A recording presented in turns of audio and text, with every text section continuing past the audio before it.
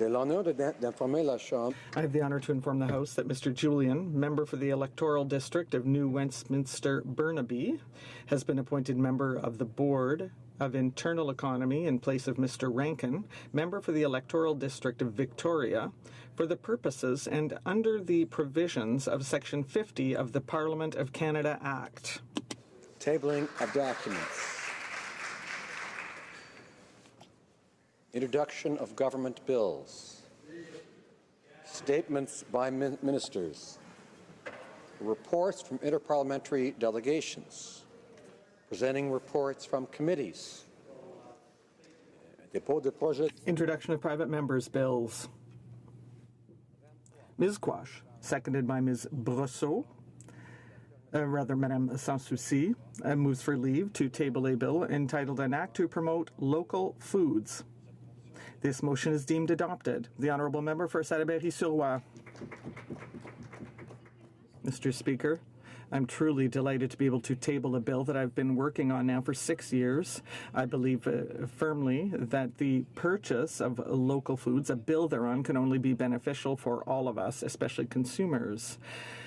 Over the past few years have been calling for the federal government to do its share and to encourage producers and farmers in order to, by putting in place a local food purchase policy. The agri-food industry represents 1 out of 8 jobs in our country, and it allows to, it helps make rural regions more attractive and more inhabited. Now, many organizations, for example, the Beauharnois Chamber of Commerce, UAP, the UPA, and citizens and the CLDs of my region.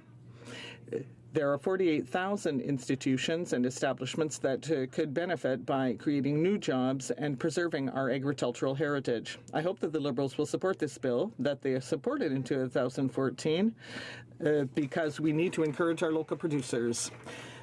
Ms. Quash, seconded by Ms. Sans Souci, moves that this bill be already first time and printed. This motion is deemed adopted. When shall this bill be read a second time? At the next sitting of the House. First reading of Senate public bills.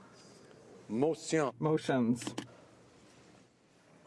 Presenting petitions. Presenting petitions. The Honourable Member for Calgary-Shepherd. Thank you, Mr. Speaker. I rise today to table a petition on behalf of 34 constituents of mine who are drawing the attention of the government to the Alberta Jobs Task Force report, an Alberta-made plan for job creation to mitigate the hardship of Albertans in the wake of the provincial job crisis that's still ongoing many years after the reduction in the price of oil. I hope that by tabling this petition, perhaps the government will listen and we'll see some good news for Albertans. Order. I want to remind members not to editorialize or engage in debate during a presentation of petitions. Honourable Member for Algoma, Manitoulin, Kapuskasing. I'm pleased to rise to table a petition to the Government of Canada concerning a pan-Canadian strategy for eating disorder.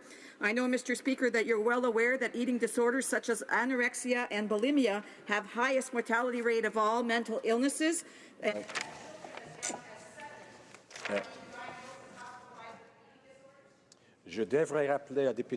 Might I remind the Honourable Member what I said yesterday and once again today, is that members are not to editorialize when they are presenting petitions.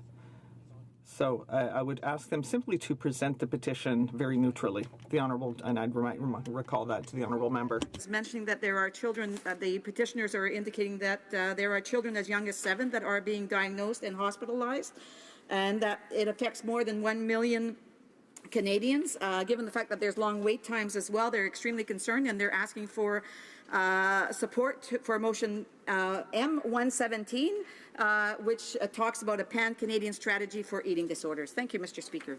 Presenting petitions. Questions in the order paper. The Honourable questions on the order paper. The Honourable Parliamentary Secretary to the Government House Leader. Yes, Mr. Speaker, I would ask that all questions be allowed to stand at this time, please. Agreed. Agreed and so ordered.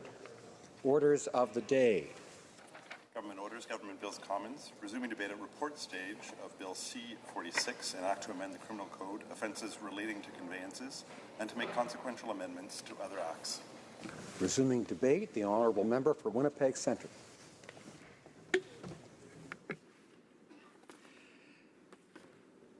Niwakoma kontek tanse, numa ayatane, awapam tikok.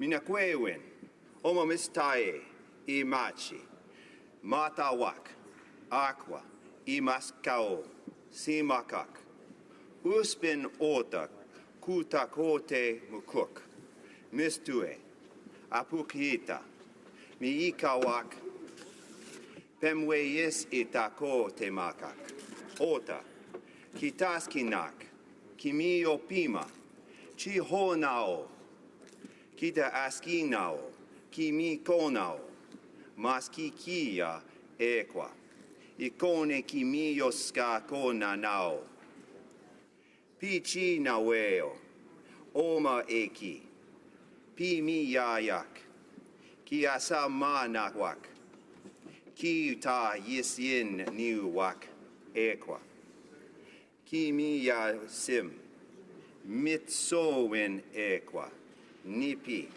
moya awiyak, ochi, notakateo. Anima, ka kisimikosi siyak, eko, ki apachi ta na nawa, nao, tapiskoch, aniki, maskikia, tapiskoch, nipi, equa, mikwanak ka ochi, nata wiot, aisi winao, ki kita makita natiwak, aisi yenowak, wichi kask equa, kiste mao, ki apazio, kakisimo niok, ki mio, wicho wanawak, kotaki, aisi yinowak, equa, kimi yao sin, kipi matso winao, tato kisikao, kinana sho manao, kota wiyinao, iyikok, kamikiwak, kaochipimat siyak, mitoni si sokoch ota, mi nika kewe win. Ka ki takote, makak, equa mesak, equa samak. Ki kita me yiko nao, wipach michet, itai si nawak, kipa pis chipo wak. Equa mistaiki, wanahi kawak.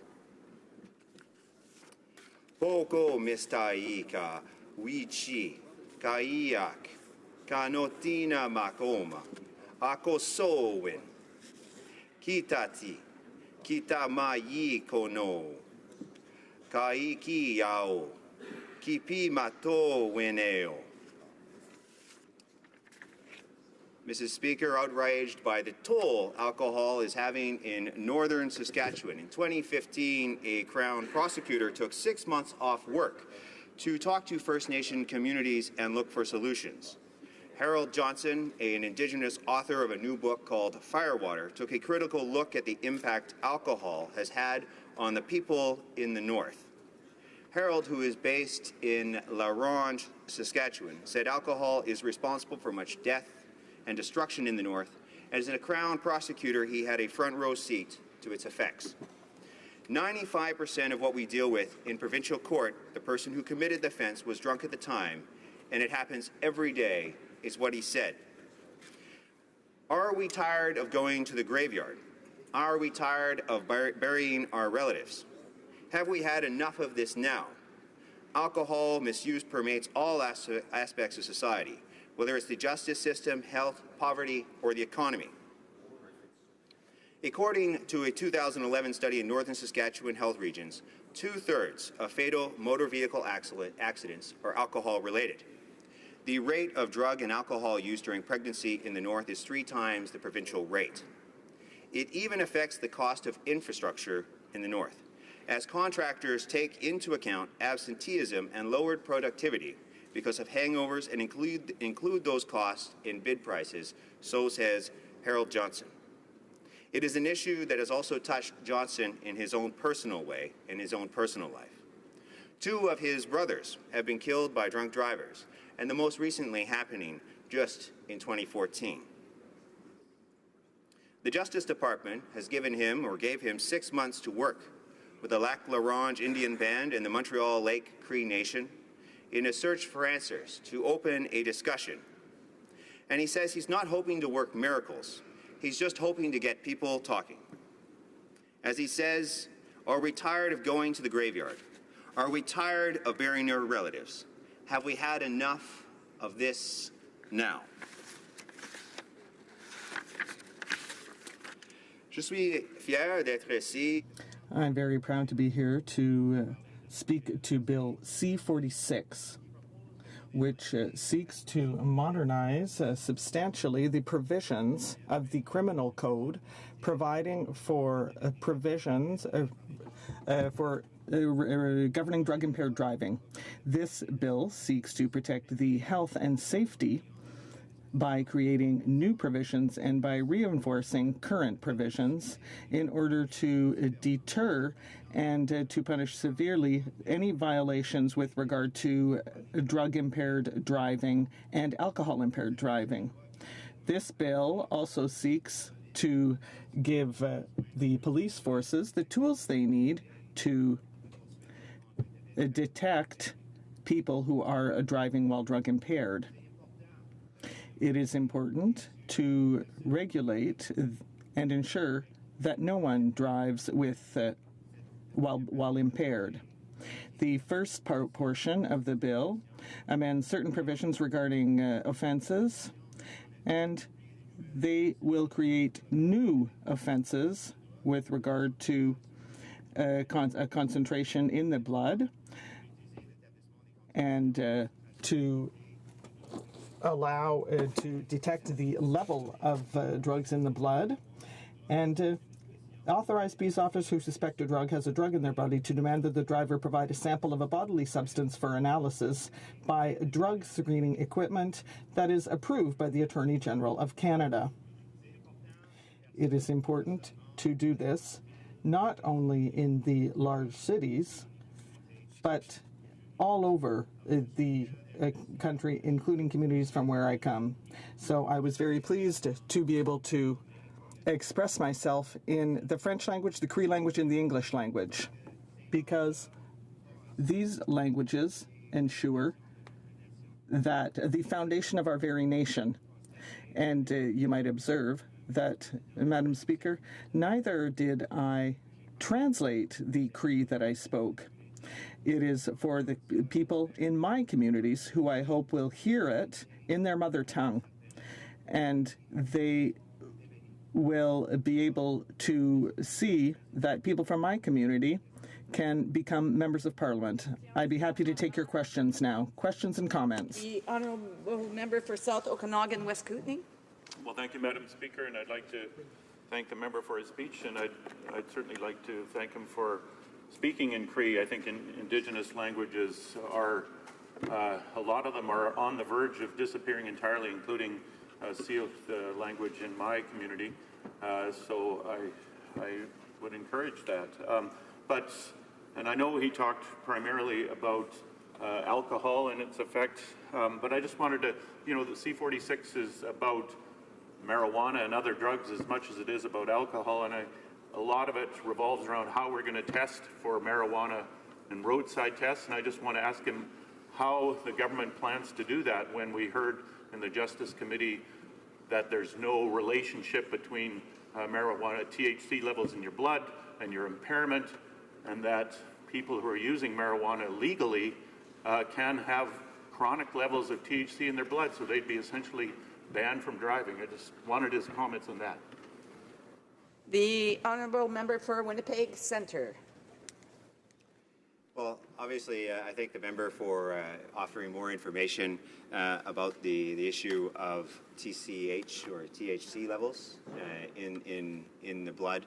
Obviously, there are people who have chronic issues. I remember in discussions with some of my comrades from the 5th Field Ambulance when I was in the Army.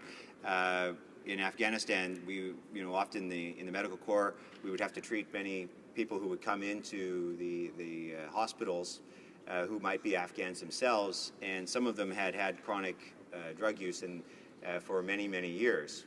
And unfortunately, you give one dose, you give a second dose, and it still hasn't had any impact. They're still feeling an awful lot of pain.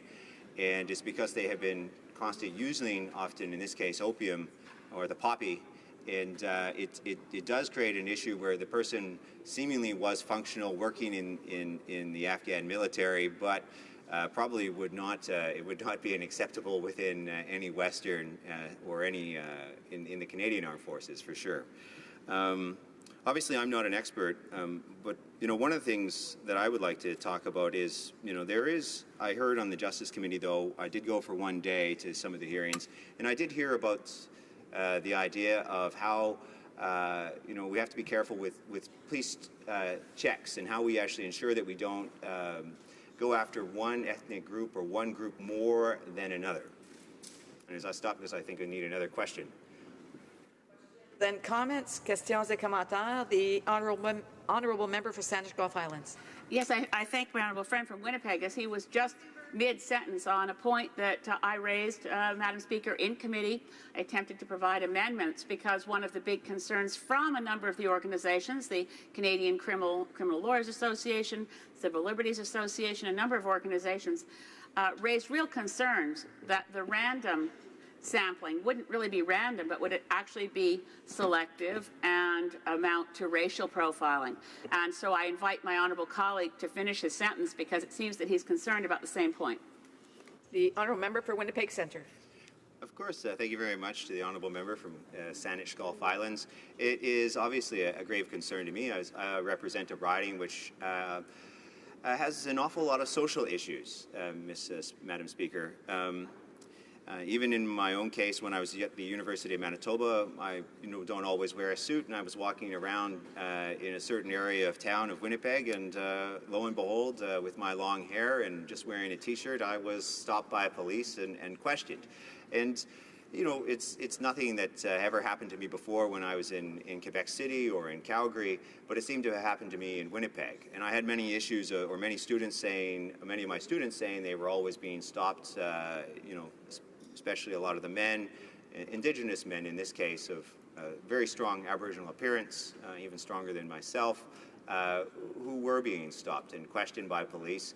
And it does create that potential. So we do have to be very careful in ensuring that, for instance, police forces receive adequate training, sensibilization over the issue to make sure that we continue to work with these communities. I know this, the City of Winnipeg, under the former Police Chief, Devin Clunas, who is a great moral man, was really attempting to build a lot of bridges, to actually get the police out of their police patrol cars and into the community, to actually speak with people, to get people working together, to actually have them have this discussion to build bridges, because often if you don't have those bridges, it becomes very easy to start seeing it as a war zone where it's us against them, and really it's about serving community. Resuming debate, reprise the débat, the honourable member for Lethbridge. Thank you, Madam Speaker.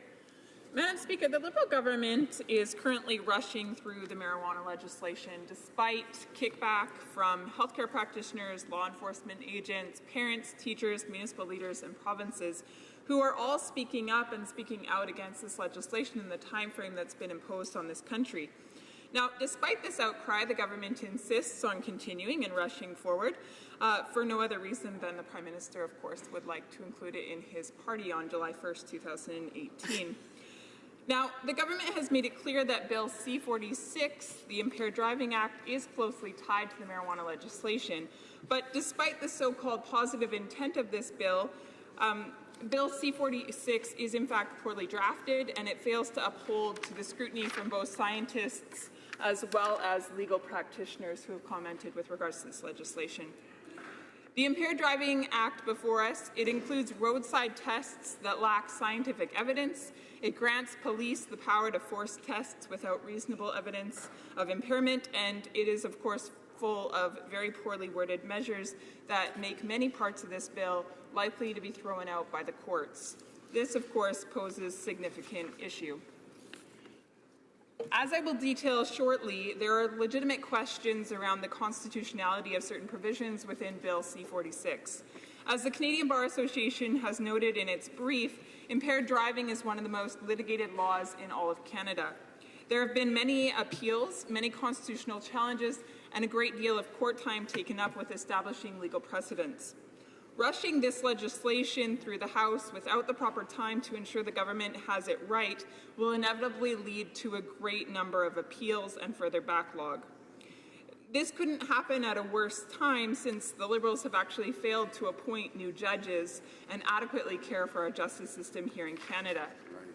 In the era of the Jordan decision, where court cases are being dismissed without a trial because of long wait times, the legislation has the potential to actually clog this up even further, thereby taking away from our justice system here in this country. This means that accused criminals could actually be set free without a trial because of this poorly crafted legislation that is before the House today. To recklessly endanger the criminal justice system in order to rush the legalization of pot is a gross mismanagement of prioritization and poor government. So permit me to discuss the constitutionality of this bill. This legislation would allow law enforcement agents to demand a saliva or a blood test from a driver if they reasonably suspect that the person has drugs in his or her body. For example, if the officer notices that the person has unusually red eyes or abnormal speech patterns, or perhaps has the scent of marijuana on them, then they could demand a drug test. The problem is that these types of drug impairment tests actually ignore science, thereby putting the Liberals' entire drug impairment driving section at risk of being unconstitutional. A first-year medical student should be able to tell you that marijuana has a main component within it called THC, and that THC dissolves in fat and not water. It's accepted science that THC disappears from the blood within a couple of hours after smoking it. However, impairment lasts much longer. Why is this important? It's important because blood is mostly water, while the brain, which is where the impairment actually takes place, is actually mostly fat. So although the THC may not be found in the blood, it may be found in the brain. But the new impairment tests that this legislation is putting forward actually only measure the THC concentration in the blood, thus rendering the new tests proposed by this government absolutely useless. So this fact draws into question the constitutionality of large parts of the bill that is before this House. If the purpose of the legislation is to demonstrate impairment, but the government's test for impairment is not scientifically viable, then it's going to be challenged by defense lawyers and tossed out by the courts. This, of course, is a significant problem. Let me continue. Although an officer will need reasonable grounds to test for drug impairment, when it comes to testing for alcohol impairment, the officer no longer needs reasonable grounds to do so. The Federal Justice Department states on its website, and I quote, "Police officers who have an approved screening device on hand would be able to test any driver they lawfully stop, even if the officer does not suspect the driver has alcohol in his or her body," end quote. In other words, in the same way that a police officer can pull one person over and demand to see a license and proof of registration, the officer would also be able to demand that a driver take a breathalyzer, even if the officer has absolutely no reason to suspect impaired driving. Although the roadside test in and of itself cannot lead to a charge, it will allow the police to open up further investigation and subject the driver to further testing and scrutiny, which of course could lead to great embarrassment, time off work, etc., with regards to this person who is accused for doing something that the officer had absolutely no reasonable grounds to accuse him or her of. Again, for these reasons, many criminal law lawyers from across Canada are raising their eyebrows, putting up a flag, and saying that this actually will be challenged and perhaps tossed out in the courts. Madam Speaker, it is clear that the current government is doing all that they can to rush the legislation through, both Bill C-46 as well as the legalization of marijuana. But the approach is altogether wrong. The timeline for legalizing marijuana is simply too short. Cities and towns have said this, First Nation chiefs and elders have said this, provinces and territories have said this, and police and first responders have said this. The government has made it clear that Bill C-46 and the legalization of marijuana go hand in hand. They are attempting to tighten the legislation around drug-impaired driving before the possession and use of marijuana is made legal in our country. However, they failed to leave enough time for law enforcement agents across the country to properly train and adopt the new screening technologies needed to enforce this bill. I've been told by several police chiefs that the only place law enforcement agents can actually receive adequate training in this regard is actually in the United States, and that the cost for this training is actually quite expensive, upwards of $20,000 per person. And to make matters worse, the wait time in order to get into this training is actually more than 12 months long, which then poses some problems because marijuana is going to be legal in Canada in about 9 months from now. And so you can see my concern here. Canada is a big country, and there are many police forces with different levels of resources. Many of the smaller centres are already having a tough time making ends meet. Many centres don't have the money to pay a team of lawyers and consultants to write new operational policies for frontline workers. And they don't have the resources to buy a huge supply of new marijuana tests. And they certainly don't have the staff training budgets to train all of their officers on how to use the new technology. And that is to say, even if they could get into the training within the time frame provided, which they can't. So what is the result? The result then is the disempowerment of police force across this nation.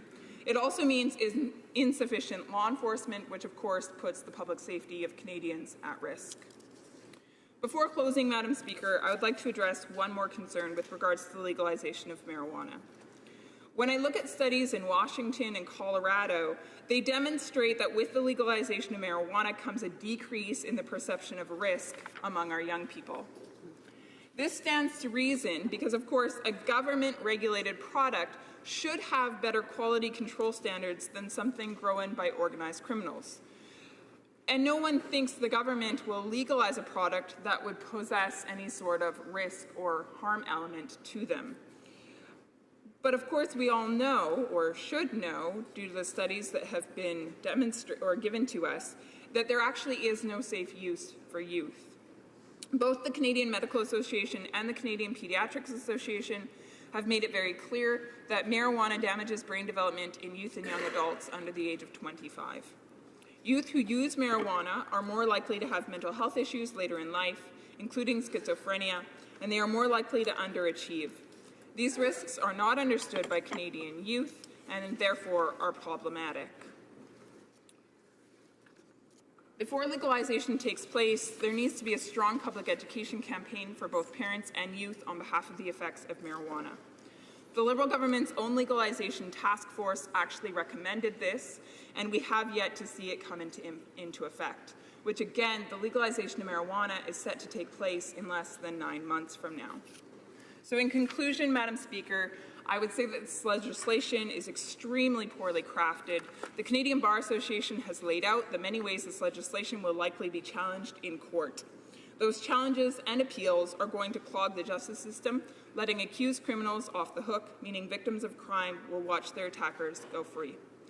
All because the Liberals made a political promise to legalize marijuana and have it done by July 1st, 2018. Madam Speaker, this is unacceptable. Madam Speaker, this is detrimental to Canadians. Questions and comments, questions et commentaires. The Honourable Parliamentary Secretary to the Minister of Justice and Attorney General. Thank you very much, Madam Speaker. I just wanted to try to clarify some of the remarks. I thank the member opposite for her speech, but she made some, quite frankly, incorrect statements with respect to training. Madam Speaker, in 2007, in the 39th Parliament, the government of the day introduced legislation which created the drug recognition experts and standardized field sobriety testing within the impaired legislation. They passed that legislation with only weeks before the date of implementation, and they put in less than $2 million for the training of police officers. I remember this very, very well, Madam Speaker, and as the member has said, the training was only available in the United States, and this made it inaccessible to many police services. We learned from the mistake of the government opposite, Madam Speaker. And in fact, when we've introduced this legislation, we've also announced $161 million, which will provide for the training of those drug recognition experts which are needed to enforce this legislation, which have not been available to law enforcement. We also made provision to pay for those oral fluid test kits so that the police services will have them available to them. Something else that the government, in the past experience, always failed to do. And so, Madam Speaker, with the provision of $161 million for the training of those officers, the provision of monies for public education and for those oral test kits, I wonder if the member opposite would like to revise her comments. The honourable member for Lethbridge. Thank you, Madam Speaker. To the honourable member, through you, of course, Madam Speaker, look, when we're talking about training for our officers, you can throw money at a problem, but if you don't provide the adequate training or access to adequate training, it doesn't really solve the issue now, does it? With regards to education, again, you can throw money at education, but if you don't actually put the campaign in at work, it doesn't really solve the problem. Now, does it? We've seen neither of these things take place from this current government. They like to talk a lot. They talk a lot. They make many promises, and then they break them. You know, I have to give them marks at least for consistency because they are very consistent on this point. But nevertheless, the point is this. They say that they want to train officers, but training isn't available.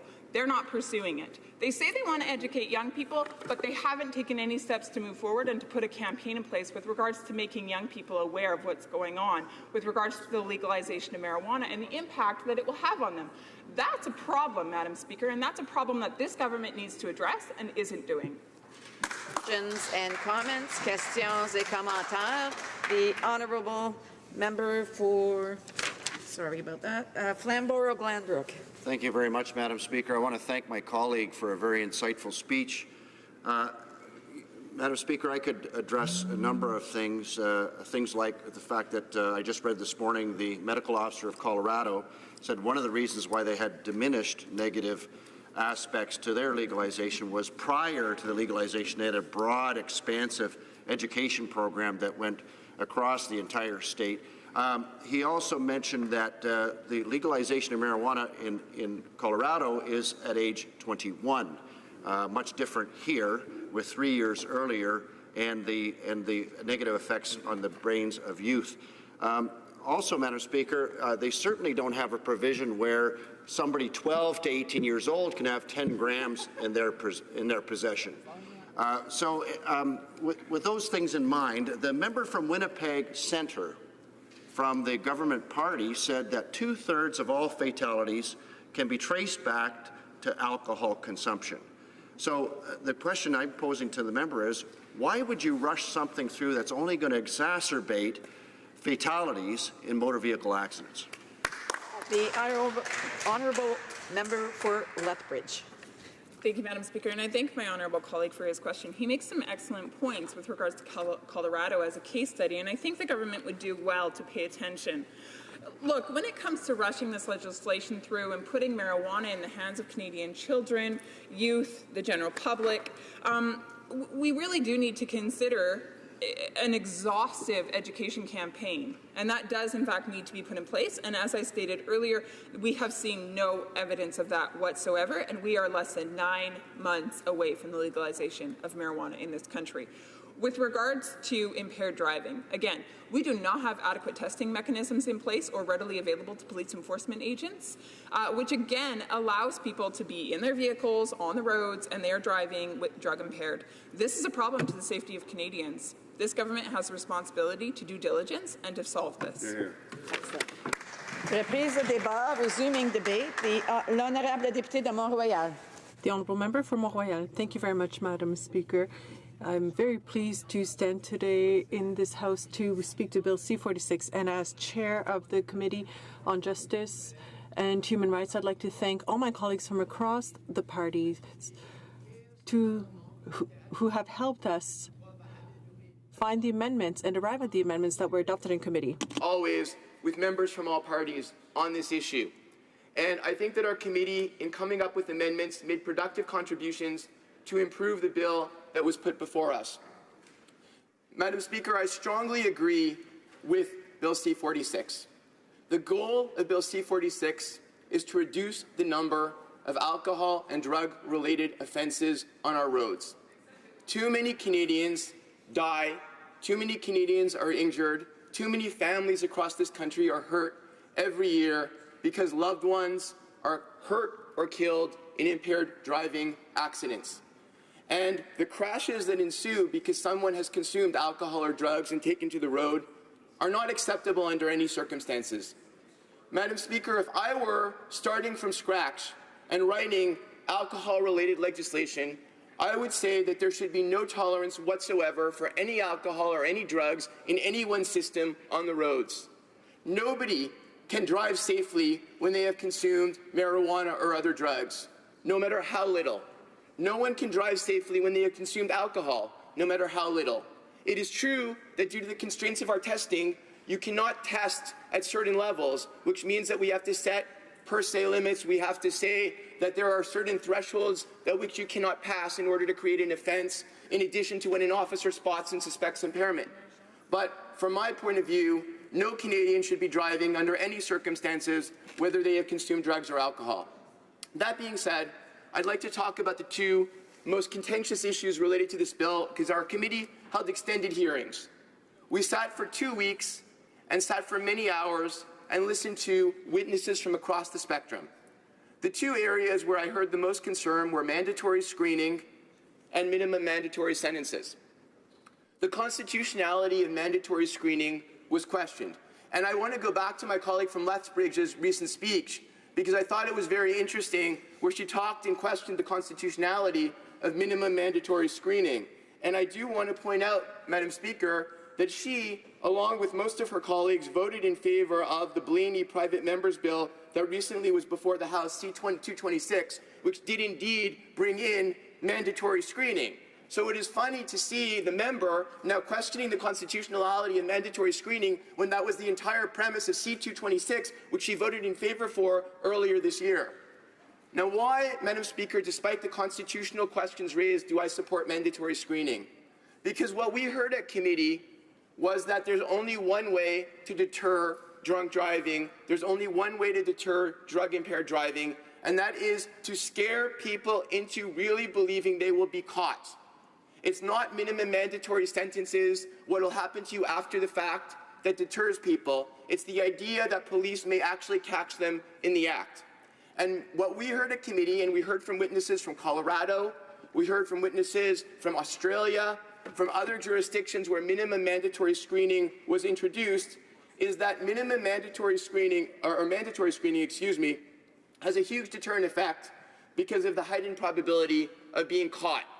And where we have seen it introduced in other countries such as Australia, Finland, Sweden, France, Ireland, we've seen an incredible reduction in the number of deaths related to alcohol. In Finland, where mandatory screening was introduced in 1977, the number of drivers impaired by alcohol decreased by 58% when the next study was undertaken.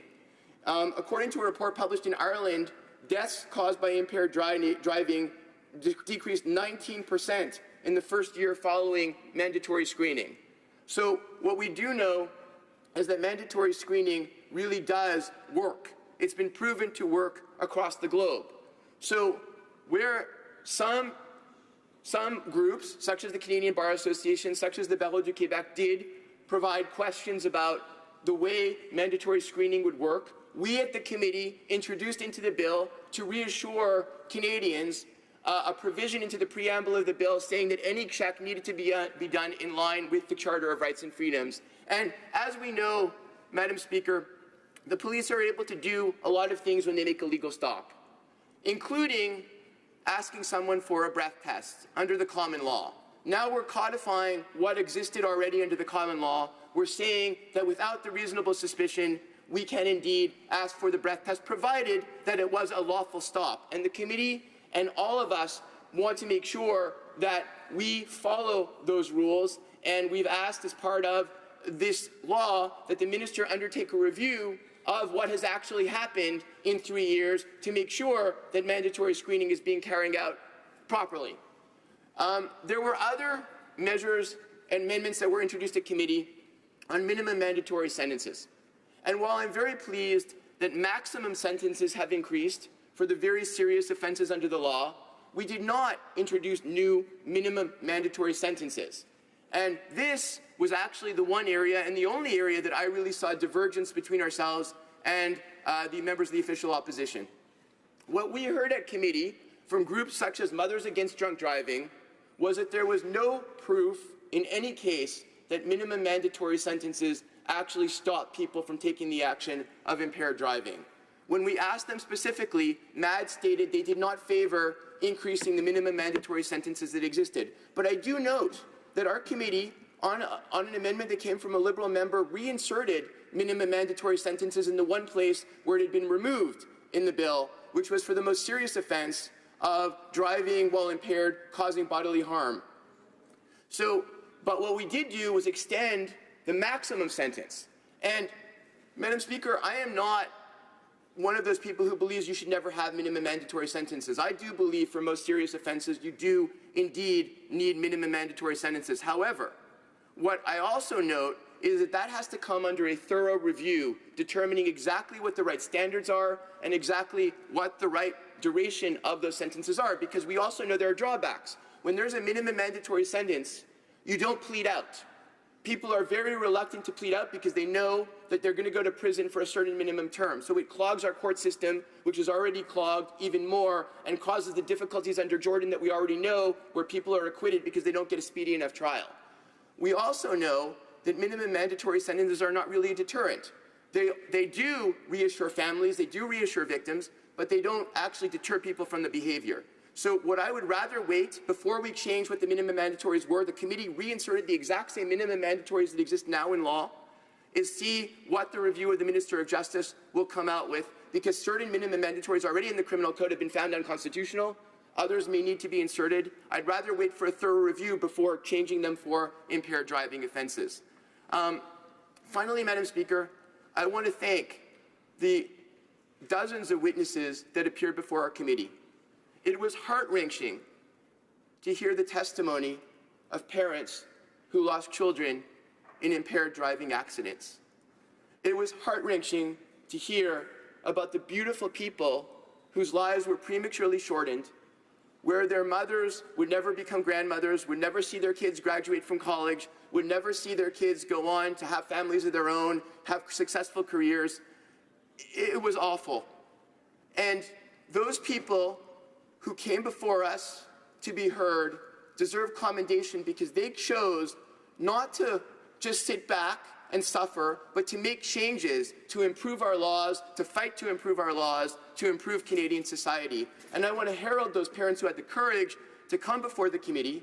And while I didn't while they supported and thrust the bill, and I don't support their call for longer minimum mandatory sentences at this time, what I do want to say, from what I heard, is that we really need to work on what we do to help victims in this country and victims' families, because that is really an issue of concern that needs to be addressed. But in thrust, this is a good bill, and I encourage all my colleagues to support it. Thank you, Madam Speaker.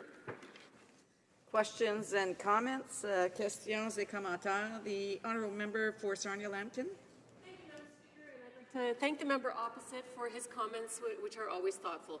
I share with him the concern for the tragedies of the parents have lost their children in accidents involving impaired driving. I'm even more concerned that with 249 days to go before the arbitrary legalization of marijuana, based on what other jurisdictions saw, there will be a doubling of these kind of fatalities due to drug-induced driving with no test in place, and clearly the police have indicated that they're not going to be ready. So I wonder if the member could comment whether he thinks it's a protection for preventing future tragic incidents like this to rush ahead with the July 1st date. The honourable member for Mount Royal. Thank you, Madam Speaker. And I think, again, there is no July 1st date. There was never any desire to put this on Canada Day, so I don't think that that's actually correct. But and we weren't studying C-45, we were studying C-46, but let me say that the police brought before our committee were asked questions. We asked multiple different police organizations whether they could be ready. Most of them said that they could be, but they needed the money and the resources for testing. The government has indeed put an amount of $161 million for training frontline officers in place to recognize signs and symptoms of drug-impaired driving. Provinces and territories will be giving another $81 million over the next 5 years for new law enforcement training. So I do believe that people can be ready. What I am concerned about is the state, because of course the honourable member for Sarnia-Lambton wasn't there. Nobody was able to tell the committee that there had been an increase in deaths or fatalities or even impairment accidents in jurisdictions where marijuana was legalized. We spoke to police from those jurisdictions and we didn't get that feedback. But again, I think we all have that concern and we all want to make sure that police are ready. Questions et commentaires, questions and comments. L'honorable député de Saint-Hyacinthe-Bagotte. The honourable member for Saint-Hyacinthe-Bagotte. Thank you, Madam Chair. I thank my colleague for his overview of the committee's work. In his capacity as chair, in his speech, he said that, in his opinion, nobody should drive impaired by either drugs or alcohol. But to get to that point, to that reality, we need a huge awareness campaign and a campaign to educate the public. Even though the member has said there is no hard date to legalize marijuana, we know that this is part of the government's platform, and we haven't seen the hint of an awareness campaign at this point. Will the member join my voice, the voice of the CAA, and many other groups who are calling on the government to implement a huge awareness and education campaign so that these terrible tragedies due to drunk driving end? I would like to thank my colleague for Saint-Hyacinthe-Bagotte for her question, and I completely agree with her. We need a huge awareness and education campaign. We have put those questions to the representatives of the Justice Department, and we were told that this campaign has already started. They said that they are already working on some pieces of legislation, and they promised that this campaign would be increased over the next few months. But I completely agree that it is an obligation on behalf of the government and all Canadians to educate, and rather all MPs to educate Canadians to make sure that these tragedies never happen. Time for a brief question. The honourable member for Souris Moose Mountain. Thank you, Madam Speaker. And the honourable member from Mount Royal mentioned about $161 million being given out to train these police officers. Well, if you do the simple math, that amounts to basically at $20,000 per officer, amounts to 8,050 officers. Now, the police force of Toronto alone has 5,400 officers.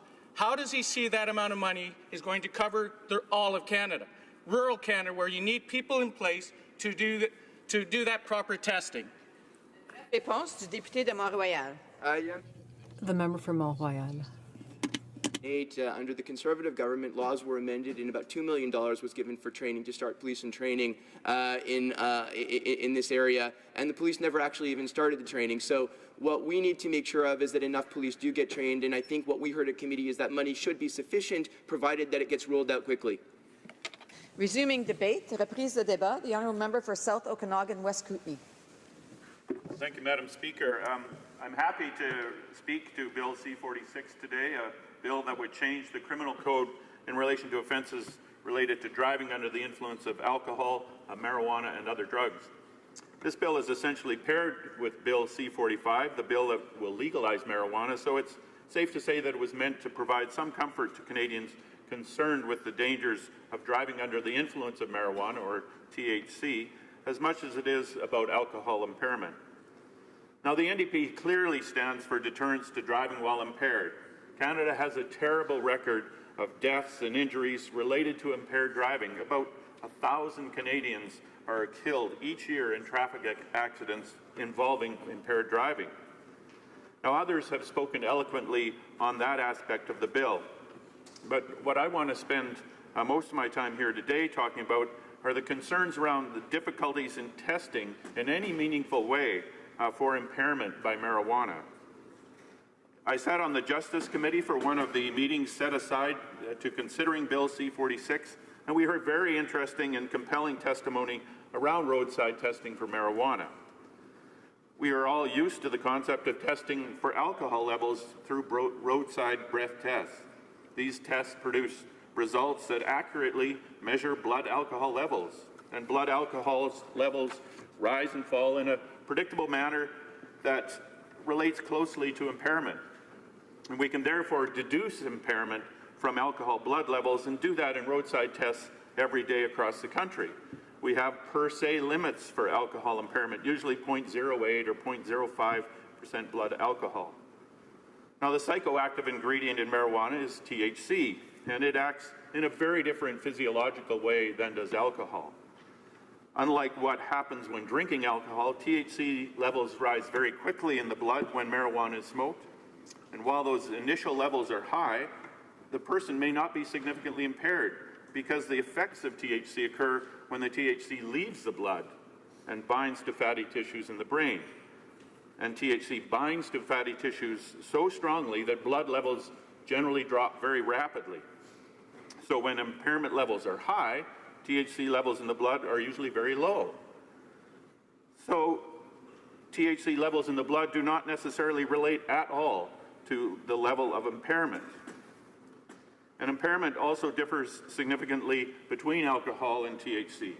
Alcohol impairment involves a loss of motor control, hence the famous tests such as walking a straight line or standing on one leg. THC impairment instead affects faculties such as reaction time rather than motor control. People impaired by THC will often report that they know they're impaired, so some are more likely to decide not to drive or they'll drive more slowly. Alcohol impairment has essentially the opposite effect, so drunks drive more recklessly. Now, I don't want to suggest that people under the influence of marijuana are safe drivers, just that we have to test for impairment in very different ways.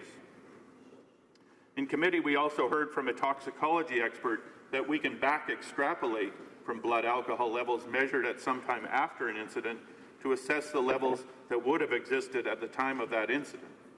We can't do that for THC. So if a driver is involved in an accident and was found to have some level of THC some hours after the fact, we can't with any scientific accuracy at all, any scientific certainty at all, know what the THC levels were at the time of the accident. And even if the levels were tested at the time of the accident, we have no way of relating those THC levels with impairment. Dr. Thomas Marcotte, an expert in testing for THC and impairment from the University of California at Davis, gave extensive testimony on these difficulties. He and his colleagues have found no way to usefully match THC levels with impairment. And he and others have found it's not only difficult to relate THC blood levels to impairment, but that regular users of marijuana will have chronic low levels of THC in their bodies, in their blood, with no impairment at all. And this is extremely problematic for the task of finding a meaningful way to test for THC impairment on the roadside. We're making it legal for Canadians to use marijuana. Indeed, it's already legal for users of medical cannabis. And if some of these law-abiding Canadians have chronic low levels of THC in their blood, we use some per se limit of THC as a surrogate for impairment, then we're essentially saying that, yes, you can legally use marijuana or medical cannabis, just don't ever drive again, or you could be charged with impaired driving despite not being impaired. And also at committee, we heard from two witnesses from the Australian police forces. Australia has used extensive roadside testing for alcohol and drugs, and others have mentioned it in this debate. Much of this testing is through what they call booze buses that process hundreds of thousands of Australians annually. They literally close off highways and test everyone for alcohol levels, while a smaller sample are screened for drugs. And Australian police also carry out so-called random testing at their own discretion, usually in neighbourhoods that they feel need scrutiny. And it's this type of testing that the NDP has great concerns about, as it clearly is open to racial profiling. My colleague from Victoria on Friday covered some of these concerns very well in his speech earlier, so I'll leave that point here, but and I'm sure you'll hear more about it from my colleagues later today. But one of the serious issues around Bill C-46 is that it undermines the present system of testing only after reasonable suspicion of impairment. The Australian police also testified about the tests they use for THC. These tests are very expensive, about $30 for the preliminary test and 10 times more for secondary tests given to those that score positive. If anyone is found with any level of THC, they're charged with impaired driving and have license suspensions. Now, this works in a jurisdiction such as Australia, where marijuana is illegal. As we've heard from the experts at committee, these people who use marijuana regularly, and there are many across Canada, including thousands who use cannabis for medical reasons, will have chronic levels of THC in their blood. If they lived in Australia, they would not be able to drive at all for fear of being charged for impaired driving, even when they're not impaired, even if they hadn't used marijuana for many hours or even days. So how do we test for marijuana impairment? As I mentioned before, THC impairment presents as a slowing of reaction times and other similar faculties, not a loss of motor control. Dr. Marcotte testified that he and others were working on developing iPad-based tests that would test for these abilities. But we hear from the government side here in this debate that they're confident that meaningful roadside mouth swab tests will somehow be developed in the next few months, despite expert testimony that any test measuring THC will be meaningless as a measure of impairment. And if we use the Australian model, we'll be criminalizing marijuana users who have chronic levels of THC in their blood, even though they haven't used marijuana that day and are in no way impaired. So we need a better solution to this problem. On July 1st next year, Canadians will be able to use marijuana legally, and many will be using and driving. We need a system that tests for impairment from marijuana, not for meaningless THC levels. Thank you. Questions and comments? The Honourable Parliamentary Secretary to the Government House Leader. Yes, thank you, Madam Speaker. And I think it's important for us to recognize that we do need to modernize legislation. All of us are very much aware of the election platform. A commitment was given with respect to cannabis. And we've had, at the very least, 3 political parties, Democrats, Greens, and Liberals, who have really wanted to move forward on this particular issue. And in order to do that, the responsible thing to do is to bring in legislation that would enable our law enforcement agencies and others to have part of the tools that are necessary to further advance the legalization of cannabis. And I'm wondering if the member across the way can just provide his thoughts specifically about how important it is that we do, in fact, bring forward and advance the legislation given the election platform and the commitment that was given by more than one political entity inside the House of Commons. The honourable member for South Okanagan, West Kootenay. Thank you, Madam Speaker, and I'd like to thank the member for his question. You know, I am very much in favor of the legalization of marijuana, but I'm also concerned, as I think all Canadians are, about the safety of Canadians on the road and impairment while driving. What I'm concerned about in this bill, and what I've heard from the other side, is that the government is prepared to go ahead using per se limits for THC levels in the blood and relate that to impairment. And what we heard in the Justice Committee is that simply can't be done. And if we do it, we'll be criminalizing people who are not impaired or posing no threat to other motorists and who are acting legally under the law, and that we've made marijuana legal, or we will have within a year. So that's my concern, is that we have to test for impairment rather than for THC levels. Thank you. Questions and comments? The honourable member for Sarnia-Lambton. Well, thank you, Madam Speaker, and I'd like to thank my honourable colleague for his pointing out that, in fact, there is no test for impairment for THC. And I think he's highlighted a couple of the concerns where people who use medical marijuana legally, you know, would be in their system, and so there would be court challenges on that. But also, I think he missed a point where secondhand smoke is also of concern. And there may be people who are exposed to others that are smoking marijuana when it's legal that could have it in their blood, and they could also be falsely tested. The government talks about how they're always fact and evidence-based. The science shows there's no test that can show impairment for THC. So could the member comment on those people that may be impacted by secondary smoke? The honourable member for South Okanagan, West Kootenay. Well, thank you, and I'd like to thank the member from Sarnia-Lambton for her comments. And yes, I mean, there's issues around secondhand smoke as well. It's not something that comes into debate when we talk about alcohol, for instance. It's a very different situation. But what I and other Canadians, I think, are concerned about with the legalization of marijuana is this issue around now we have to test for impairment. And I think the real issue is developing a test for impairment that actually does that. And it's clear that we can't do it with per se limits for THC. So we have to look at developing these other tests. As I say, people are working on it. I don't know, and I got the impression from the testimony at committee that this wouldn't and couldn't be ready in time for, within a few months. So that's something we have to consider before bringing C46 forward. Thank you. Resuming debate, reprise de débat, the honourable member for Sarnia-Lambton. Thank you, Madam Speaker. I'm pleased to rise in the House today to speak against Bill C-46, an act to amend the Criminal Code and to make consequential amendments to other acts, also known as the impaired driving legislation. This bill is the accompanying legislation to Bill C-45, the Cannabis Act, with which I'm extremely familiar.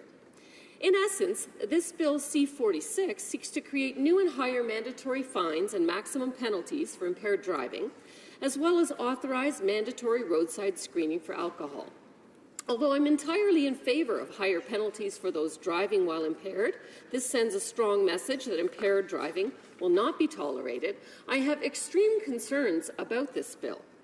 Similar to members of the Standing Committee on Justice and Human Rights, I, along with my fellow members of the Standing Committee on Health, sat through an entire week of testimony on the subject of marijuana and how the proposed legalization might affect our society.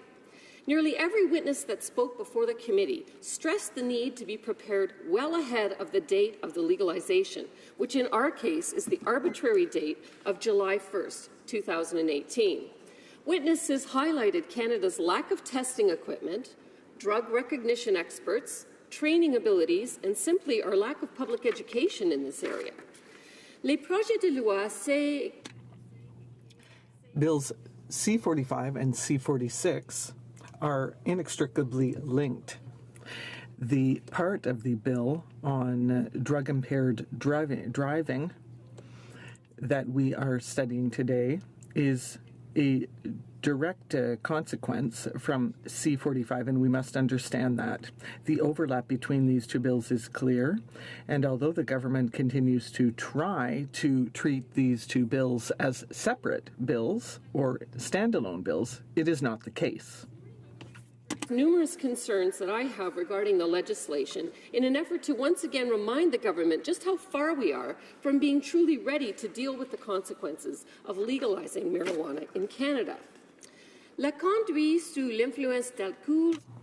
Driving under the influence of alcohol or marijuana is one of the main causes of death in Canada. For decades, we have worked tirelessly to reduce the number of drunk drivers on the roads thanks to voluntary road stops, social programs, and as well as awareness-raising campaigns. But we cannot say the same for marijuana-impaired driving. Drivers who have used marijuana are more than twice as likely as other drivers to be involved in motor vehicle crashes. Fatal crashes involving drivers who recently used marijuana doubled in Washington after the state legalized the drug. Yes, that's right, that they doubled from 8% to 17%. In Colorado, the increase in impaired drug driving due to the legalization of marijuana was 32% increase at the start. So In terms of the statistics in Canada, if we look at traffic fatalities, we already have 16% of traffic fatalities caused by alcohol-impaired driving. We've got another 24% that are caused by drug-impaired driving, and most of that is marijuana. And then there's another 18% that's a combination of the two. That's the problem that we have now, and the government is rushing in 249 days to put in place a legalization of marijuana when the police have clearly said they are not going to be ready. They are saying they need 2,000 people that are trained as drug recognition experts. We only have 600 today. It's very costly to train them, and the training takes place in the U.S. The U.S. is backlogged because they are busy legalizing in various states, and so we're not going to have the trained officers that we need. Many colleagues today have talked about the testing. There is absolutely no test for the impairment with marijuana. You can test for THC presence in the saliva, you can test for THC presence in the blood, but it says nothing about whether or not they're impaired. And this is really problematic because people that are on medical marijuana may have this residual in their system for days and days. People that were exposed to secondhand smoke may have this in their system, or people may have smoked marijuana over the weekend and be driving, 24 hours or more later and not be impaired, but still have it in their system.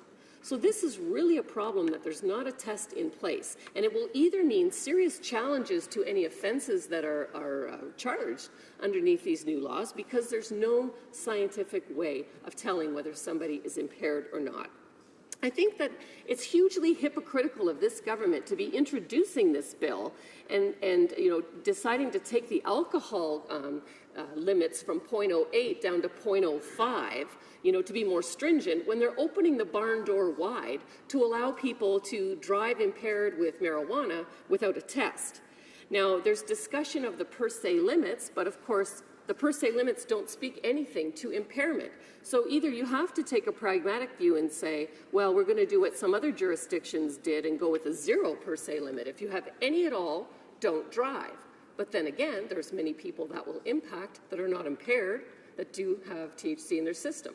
So the government needs to quit rushing this legislation and concentrate on developing the science.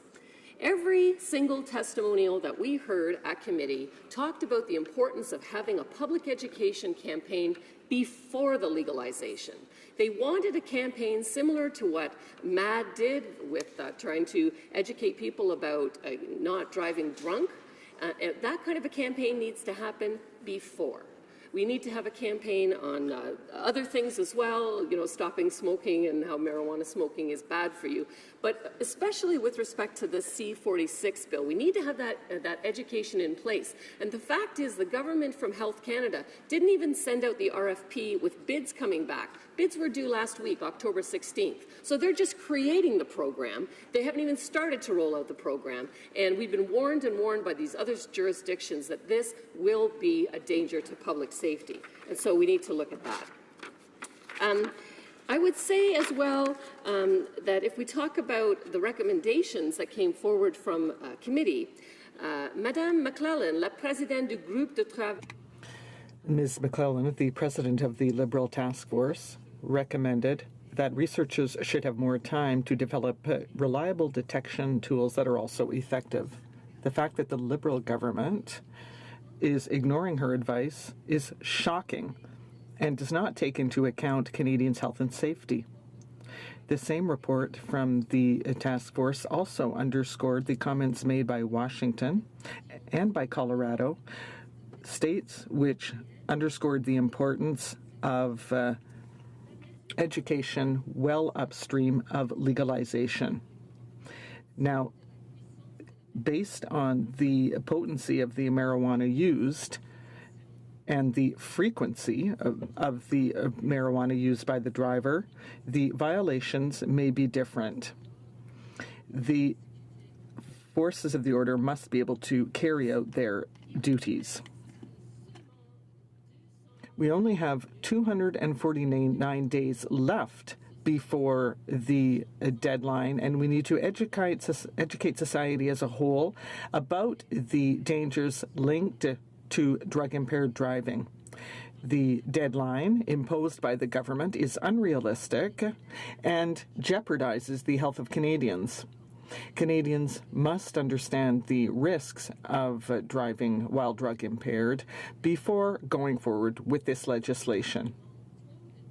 There are simply too many unanswered questions remaining, which makes me doubt the government's ability to enforce and apply this law safely or effectively. And the flawed drug-impaired driving framework proposed, I join my voice to those my colleagues are saying in calling for the Liberal government to rethink their deadline of July 1st, 2018, and to do everything in their power to ensure the health and the safety of all Canadians, especially on our roadways.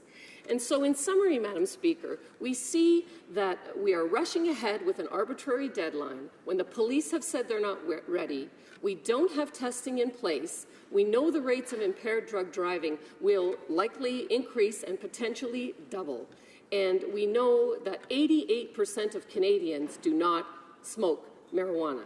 These people are the people that will have these unintended effects, these tragic effects. And so I call on the government to please reconsider and not rush towards this arbitrary date. Thank you, Madam Speaker.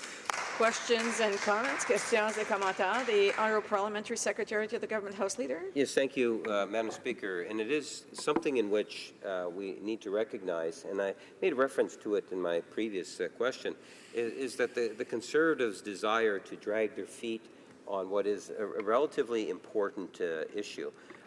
And, you know, we need to recognize, and sometimes, you know, you listen to some of the Conservative MPs speak, and you would think that there are no individuals that are smoking marijuana today behind motor vehicles and driving. There is serious issues today that still need to be dealt with. Members across the way need to realize that we have more young people with marijuana or experimenting with marijuana and than any other Western nation in the world. The past 10 years or so, it has not been a success. This whole issue, and this is just one part, dealing with some of the consequences. The whole issue has been something that's been on top of mind for Canadians for many years. And now we have a government that's moving forward on it. And my question to the member would, she not recognize, or at least acknowledge, that the legislation that we're talking about today will in fact make our communities a safer place, because we should not be assuming that there is not people that are smoking marijuana and on our streets today. I know that she believes, at least I would like to think that she believes, that in fact there are people that are doing it. We are providing more tools that will help hopefully make our streets a safer place. The Honourable Member for Sarnia-Lambton.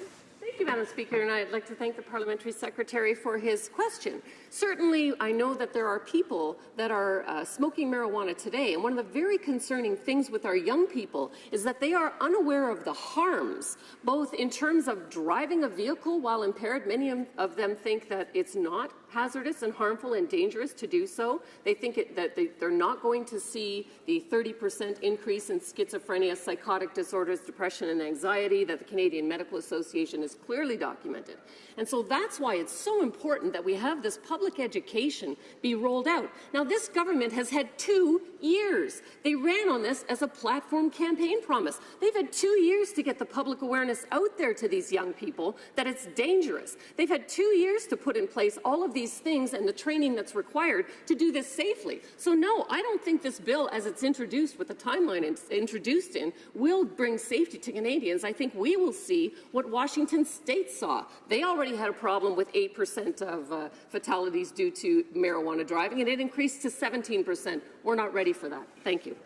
Questions and comments? The Honourable Member for Kootenay-Columbia. Thank you, Madam Speaker, and I'd like to thank the member for her speech earlier. In 2008, the Conservative government introduced tougher penalties for drunk driving. And yet in 2011, Statistics Canada noted, and I quote, "The rate of impaired driving increased for the 4th time in 5 years and was at its highest point in a decade." So longer sentences certainly didn't seem to deter drunk driving. So interested in how the member thinks we can best keep Canadians safe moving forward, given that it looks like the Liberals and the government are going to pass this and it will be legal by next July. Thank you. The honourable member for Sarnia Lambton. Well, I'd like to thank the member for his question. And certainly when it comes to enforcement, we heard about this testimony as well when we talked about the legalization of marijuana. We heard that the enforcement over the years has not been effective. But we heard what is effective is public education. That when people understand the harms to our young people, when they understand the harms of driving under the influence, and should we be able to develop any research that would explain to people exactly when they are impaired with marijuana and when they are not impaired with marijuana, which doesn't exist today, those are the kind of things that would be much more helpful in protecting the public, and in a similar fashion to when we had the big campaign of Mothers Against Drunk Drivers, we really were able to see drunk driving reduced, and that's what we need to do proactively before we legalize marijuana. Reprise de débat. Resuming. The honourable member for Calgary Confederation. Madam Speaker, today I rise to contribute to the debate on Bill C-46, which proposes a number of changes to impaired driving legislation here in Canada. More specifically, this legislation is proposing a number of changes in anticipation of the passing of Bill C-45, which seeks to legalize marijuana in Canada. I, among others here in this House, along with my colleague, the member from Sarnia Lambton, Madam Speaker, sit on the Health Committee. And we returned a week early in September from the summer recess to have a series of marathon meetings on Bill C-45. And at committee, the witnesses from across Canada and around the world presented their concerns on a number of issues related to the legalization of marijuana. Specifically, there were a number of experts who provided commentary on the aspects surrounding impaired driving. And I want to share some of that testimony with you today. But before I do so, I want to say that we all know all too well that impaired driving is a deadly activity that often claims the lives of people who are entirely innocent. Canada is now on the verge of normalizing marijuana use, which could likely see impaired driving and death rates rise. And I'm not suggesting for a second that drug-impaired driving doesn't happen now and has not claimed lives already. However, I am concerned, and many are concerned, that the normalization of marijuana use will actually make matters much worse on our roads and highways. On September 12th of this year, during Health Committee testimony, the Canadian Association of Chiefs of Police Deputy Chief Thomas Carrique stated, "What we do know is that impaired driving by way of alcohol is the #1 criminal cause of death in this country. If we are to expect that the use of cannabis may go up, that causes great concern. It puts our communities at peril." Chief Carrique goes on to say, "It is unknown what the combination is when you combine drugs and alcohol. We have heard all sorts of statistics from our neighbors south of the border that indicate that it has a great impact. There is a 28% increase in the amount of intoxication that creates a danger behind the wheel." And Madam Speaker, Deputy Chief Mark Chatterbach of the Saskatoon Police Service, and who also represents the Canadian Association of Chiefs of Police, he said, "We anticipate that, as a result of new legislation, the number of impaired drivers will only increase. This increase will be realized in a city and a province where impaired statistics are already too high. The Saskatoon Police Service has concerns about an increase in impaired driving due to drugs or a combination of alcohol and drugs. What happens when a driver already found to have a blood alcohol content of 0.07 and also has the presence of THC in his or her blood? Technically, this driver may be under the legal limit for both individual substances, but what effect does the presence of both these drugs have on impairment?" That is a very good point, Madam Speaker, and to my knowledge, the issue has not been addressed. And this Liberal government has set an artificial deadline to legalize marijuana use in Canada. As a result, they are left rushing through the other legislation, such as Bill C-45, to try to head off a huge problem. The huge problem of the Liberals, once again, is failing on their promises. Therefore, we are being asked to rush legislation for no other reason than to make Canada Day 2018 the deadline. Madam Speaker, it has been my experience, whether it be making dinner or making legislation, that rushing into it only ends in mistakes and poor results. There are aspects of this bill, Bill C-46, and also Bill C-45 for that matter, that will likely end up before the courts. A charge or conviction that will be challenged. So what happens if we pass these changes, legalize marijuana, and then parts of this law are struck down? We won't be able to turn back the clock at that point because marijuana will already be rampant. Being ready for the legalization of marijuana is a huge issue, in particular for law enforcement. There are thousands and thousands of police officers who will require specialized training on all the anticipated legal changes, but they don't have the time to complete this before Canada Day. Also before the Health Committee this year, Deputy Chief Mike Sir, speaking on behalf of the Canadian Association of Chiefs of Police, said, in order to support the successful implementation of this comprehensive legislation, the CACP urges the Government of Canada to first consider extending the July 2018 commencement day to allow police services to obtain sufficient resources and proper training, both of which are critical to the successful implementation of the proposed Cannabis Act. Madam Speaker, we need to remember that training takes both time and money, and law enforcement has clearly indicated that they do not have enough of either. Sure, there was an announcement that the government has committed funding, but it is not enough, and we only have 249 days to get it all done. In fact, departments can't even put together training manuals for the police yet, as the laws to legalize marijuana have not been made clear, and it still has to go to the other side, the red chambers. And how long could that take? And just to give you an idea of the monumental task of training thousands of police officers, Deputy Chief Mark Chatterbuck also said, the International Association of Chiefs of Police website lists the process for certification for DRE, that is Drug Recognition Expert Training, DRE training. Everyone who is involved in this program has to first take a standardized field sobriety training before they attend the DRE program. Then the program itself consists of 3 phases. The first phase is a 2-day preschool. The second phase is a 7-day classroom program with a comprehensive exam following that. Then between 60 and 90 days following phase 2, the candidates attend a program in the United States where they have to evaluate subjects who are suspected of being impaired by drugs. And my understanding is that they must participate in at least 12 evaluations successfully in order to get the certification. So, Madam Speaker, this training is going to take a long time to complete, and there is no way it is going to be done on time by Canada Day. And this brings me to my next point, one that was raised by almost every single witness in committee. In fact, there was a strong consensus on this issue amongst all the parties as well, and that is public education. It has not gone unnoticed that we are spending a great deal of time and money to legalize marijuana, but we have not embarked on a public education campaign to educate Canadians, especially our youth. We know marijuana use by youth is higher in Canada than anywhere else in the world. We know that there could be a strong likelihood of increased drug-impaired driving after legalization. We also know that early use before the age of 25 has negative impacts on human brain development. In fact, the Canadian Medical Association, the CMA, which represents 83,000 physicians, said the legalization age should ideally be 25 years of age.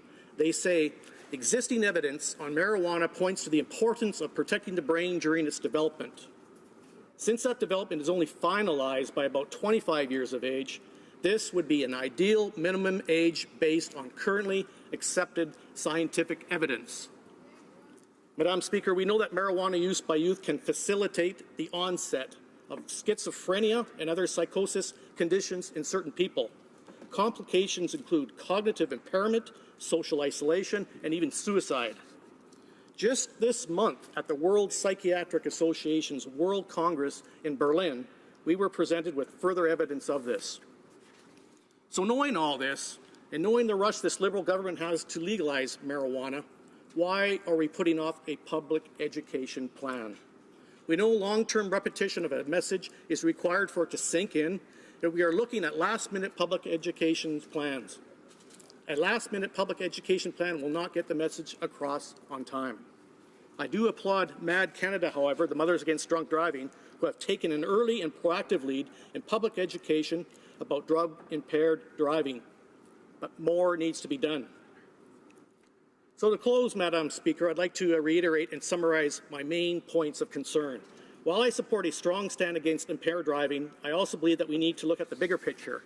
We need to recognize that we are not ready for marijuana legalization in Canada. We have not educated Canadians adequately on marijuana and its effects. We have not educated Canadians, especially our young, on drug-impaired driving. Neither have we provided our police with adequate time to prepare for all these changes. We do not have accurate drug detection equipment. We don't have enough trained frontline officers to handle drug impairment. In short, Madam Speaker, we are not... Unfortunately, the time is up. Questions and comments? Questions et commentaires. The honourable member for Toronto Danforth. Well, I would like to thank the member from across for his comments. But as a cyclist and someone who very much believes in the need for streets that are safe, we call them 880 streets for cyclists and active transportation. People can get around from the age of 8 to 80 and beyond and be safe on our streets. I would ask, through you, Madam Speaker, what his thoughts are about this legislation specifically, because he's talking about all sorts of broader issues, but what I see in this legislation are steps to make our streets safer from impaired driving by enacting new criminal offences, authorizing the establishment of prohibited blood drug concentrations, it's simplifying and modernizing offences. There seem to be specific parts of this legislation that are going specifically to targeting a lot of what I have heard as his concerns, which is impaired driving. Thank you, Madam Speaker. The honourable member for Calgary Confederation. Madam Speaker, I do invite the honourable member to come to, or actually it's too late now, all the presentations have already occurred, but to read the Hansard on what was said in committee. It clearly states that there is deep concern with regard to impaired driving by our police associations throughout Canada and by many others, including the Canadian Medical Associations. And I can go on with over 100 presentations that were presented at our committee meeting. And it clearly identified that impaired driving is a serious concern, and that we need to look at this legislation. We need to take our time on this. We are rushing it. The Liberals are rushing it too quickly. We need to look at this. We're not dragging our feet on this side, like the honourable member, the parliamentary secretary, indicated earlier that the Conservatives tend to drag their feet on this legislation. We are being concerned about Canadians and the death rates that may increase because of this legislation that will occur, apparently, on Cannabis Day. It's a shame. Thank you. Questions and comments? The honourable member for Essex. Thank you, Madam Speaker. I have to say that, the Conservatives' law and order approach of the last 10 years has not worked in Canada. And driving while impaired actually went up under the Conservative government. And despite the longer sentences that were introduced in 2008, Stats Canada noted in 2011, quote, the rate of impaired driving increased for the 4th time in 5 years and what is at its highest point in a decade. So what we're facing, Madam Speaker, are systems that have not worked to stop this level of impaired driving in Canada. And I did hear the member talk about the testing. And I have heard Conservatives in the House today talk about the fact that there is no good test out there for marijuana-impaired driving. And MAD Canada has endorsed the idea of per se limits. But I wonder if the member agrees with me when he was talking about the testing and per se limits, that they should be based on a scientific approach. The honourable member for Calgary Confederation. I'd like to thank the honourable member for that question. And yes, absolutely, we need proper testing equipment that is scientifically proven and tested that will accurately detect whether or not a driver is impaired by drugs. And right now, I believe we do not have that in place. So why are we moving ahead And in legalizing this drug, when we don't even have the proper testing equipment in place for our police officers around the country to be able to determine whether or not these individuals are impaired or not. One important thing that we need to do and realize and get on it right now is to educate the public, to educate these individuals who tend to like to drive impaired. You state that our impaired driving statistics have increased since our Conservative government has put in place harsher punishment for these individuals, and that may be the case. But I believe that we need to then educate society, educate these individuals even more so than we are now with respect to telling them that the dire consequences that will occur if you are caught as an impaired driver. So thank you. I just also want to remind the member he addressed the, some statements to the member, so it's to be addressed through the chair. Resuming debate, reprise de débat, the honourable member for Chatham-Kent-Leamington. Thank you, Madam Speaker, and it's indeed a privilege to be able to speak to the measure that we're talking about, C-46. The proposed legislation, as we've discussed at length here, introduces new and higher mandatory fines and maximum penalties for impaired driving crimes, as well as mandatory alcohol screening at the roadside. And, Madam Speaker, the Conservative Party supports measures that protect Canadians. However, we're concerned for a number of reasons, one of which is that there's just no preparation. Police, municipalities, premiers are not prepared for the legislation that is being enacted. And of course, I'm referring to C-45. Now, this legislation, as I stated before, is good legislation in so much that it increases fines and that the penalty for impaired driving will be less of something that people generally that are driving would consider. However, there are some serious complications that have ensued. And I want to take us to the very heart of this legislation, which is, again, I say, C-45, the legalization of marijuana. Now, what does that entail? Well, for starters, it means that 18-year-olds in this country will legally be able to purchase and legally be able to indulge in smoking marijuana.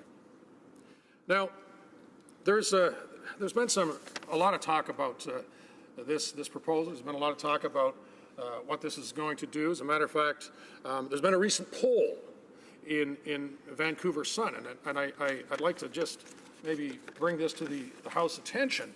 The question was, where do you think people should buy their pot?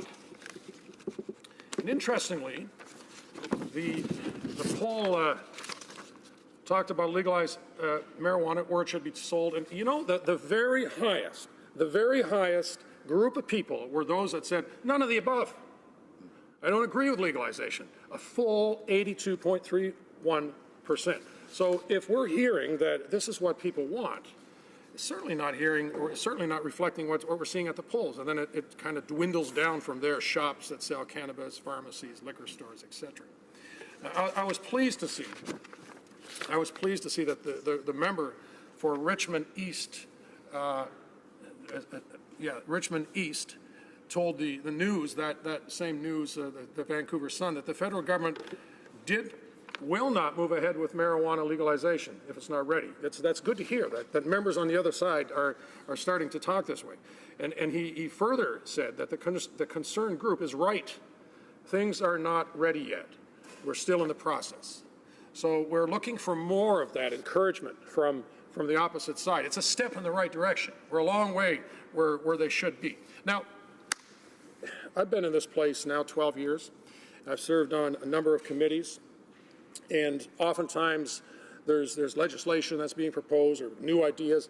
And the question that I would always ask is, are there other jurisdictions that we can point to that have had this experience, and what have they discovered and what have they learned from that enactment? Well, you know, I'm pleased to say there's a number of them. And I'm going to cite a few from a study from the legalization of marijuana in Colorado. And Colorado took it upon themselves in 2013 to legalize marijuana. There was a step that they went, and it was relaxed laws, and they continued on in that direction. But and remember this as well too, that our legalization will be for 18-year-olds. In Colorado, it's 21. And I don't have time to talk about that. Very important issue as well too. But the Colorado experience is such. They talked about impaired driving and fatalities. Marijuana-related traffic deaths when a driver was positive for marijuana more than doubled, from 55 deaths in 2013 to 123 deaths in 2016. I'm waiting for the time if this foolish legislation is passed, where we're going to see moms and dads and sisters and brothers and grandparents up here looking across and saying, you know, you enacted this legislation. Now answer to our situation, our circumstance, our pain. Marijuana-related traffic deaths increased 66% in the 4-year average since Colorado legalized recreational marijuana. There's more. In 2009, Colorado marijuana-related traffic deaths involving drivers tested positive for marijuana represented 9% of all traffic deaths. By 2016, doubled by 2060, by 20%. And then the youth marijuana use. Again, we're talking about 21-year-olds. Youth past month marijuana use increased 12% in the 3-year average from 2013 to 2015. The latest poll, 2014 to 2015, results showed that Colorado youth ranked #1 in the nation compared to #4 in 2011-12. Colorado youth past month marijuana use for 2014-2015 was 55% higher than the national average. Wow. So we know what's coming down the pipe. Well, Colorado, of course, is one jurisdiction that we can point to. But we can talk about drug usage and what other countries have experienced as well. You know, and I want to go, when we do that, I'd really like to talk about the Netherlands. Of course, I got a little bit of a tie to the Netherlands. My parents immigrated from the Netherlands, and I have family that lives there, so I've got a little bit of an understanding what goes on there. Before I want to talk about that, though, I need to tell you that although there are some different opinions and some different laws in other countries, the current UN treaty forbids countries to legalize and regulate drugs for recreational use. That is a part of which we're a signatory of. Most countries, I think maybe the only one that isn't possibly is Paraguay, because or Uruguay, pardon me, they've moved in another direction. But Holland tried something different. They tried a 2-tier system, you know, and it sounds kind of complicated. And if I were to explain it to you, I would say that, well, the Dutch have this attitude of, well, let me quote you what Prime Minister Mark Rutte said, and I know Mark, and I got to tell you, Mark's a hip guy. He's not one of these, you know, maybe some stuffy old guys like maybe some of us would be referred to. But Mark was the guy that rode his bicycle. You remember when the G7 participants came into the Netherlands and they saw President Obama coming in with those choppers and all those cars, and Mark was just driving his bike. Mark understands.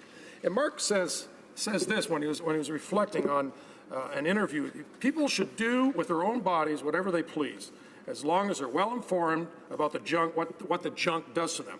Now, so they were talking about marijuana usage.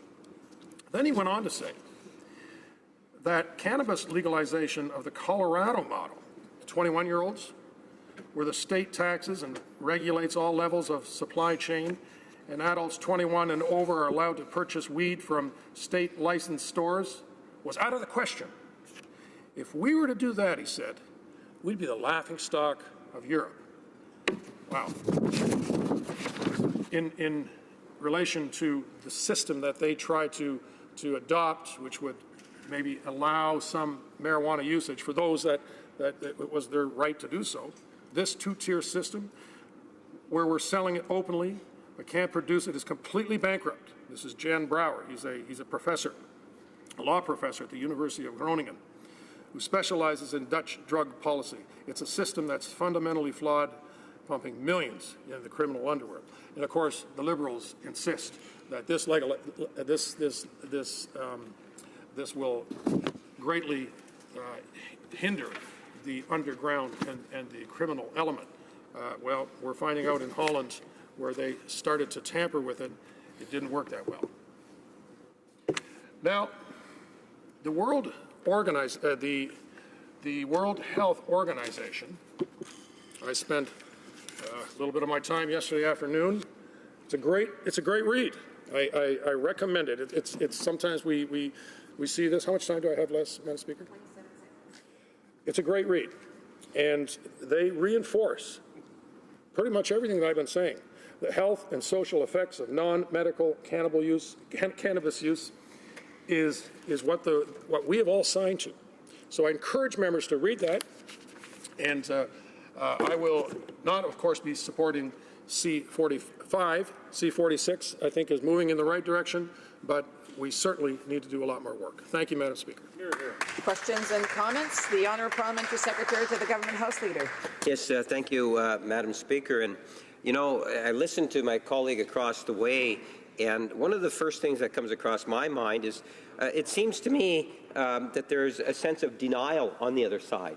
The denial that Canada already has more young people that are engaged in the usage of marijuana than many other countries around the world, including the United States. So when the member across the way talks about, well, all this young people that are in the United States, he needs to highlight the fact that there is more, on a per capita basis, young people in Canada that use marijuana than in the United States.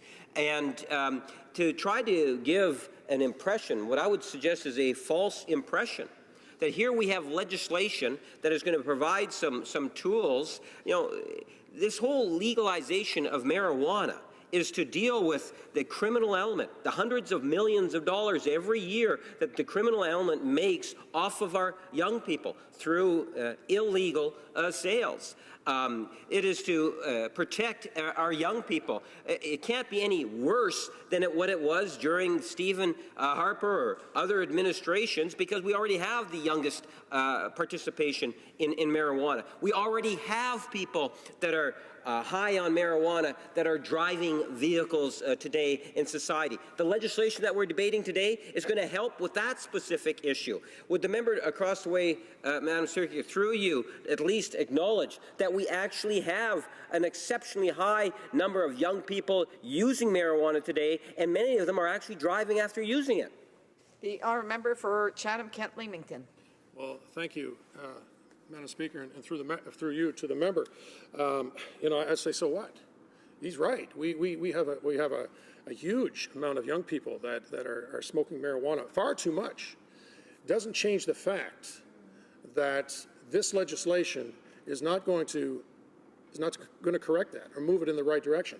And I would say to C-46, the legislation that we're dealing with right now, the laws pertaining to driving. Listen, I have 3 sons that are policemen, and they have told me, as have the police chiefs and countless others in law enforcement, this is crazy. We're not near ready for any of this. No. So that legislation in itself, let alone the fact that we will be encouraging young people to smoke marijuana. We're not talking about just the legalization. Exactly. When a government takes it upon themselves and says, this stuff's legal, go for it. What are they actually saying? So I would just encourage the member to take a good hard look at what his government is proposing, and we're hoping that by July the 1st that they do an about face. Thank you. Questions and comments? Questions et commentaires? The Honourable Parliamentary Secretary to the Government House Leader. Yes, thank you, Madam Speaker. But the question is this legislation will provide his sons and the other individuals, law enforcement agents across this country, an opportunity to do something that they were not able to do nowhere near as effectively for individuals that are driving today that are high on marijuana.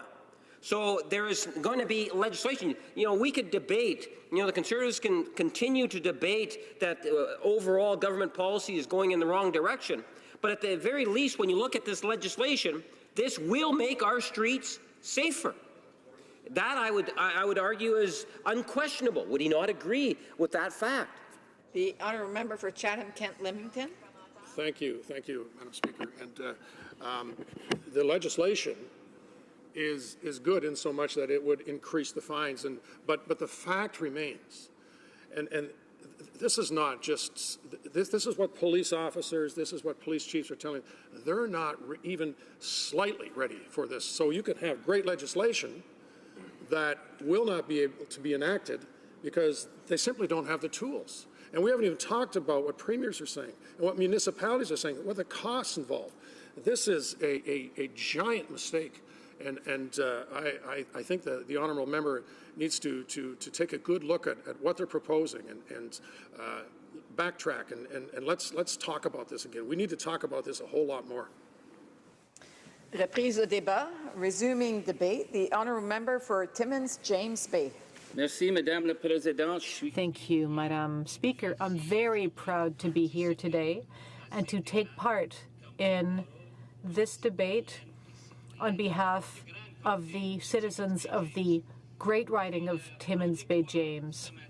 The bill this morning on changes to the criminal code, which would give more powers to the police with regard to impaired drivers or drivers impaired by drugs or alcohol. This bill was drafted in response to the Liberal government's pledge to legalize marijuana. I have many questions about this bill, Madam Speaker. First, today, there is no credible test to assess the impact of drugs on drivers. So I have a problem with that because where are the resources? Where are the tools to help the police to deal with this reality? Where are the resources for a national awareness campaign to help Canadians understand the implications of legalizing marijuana?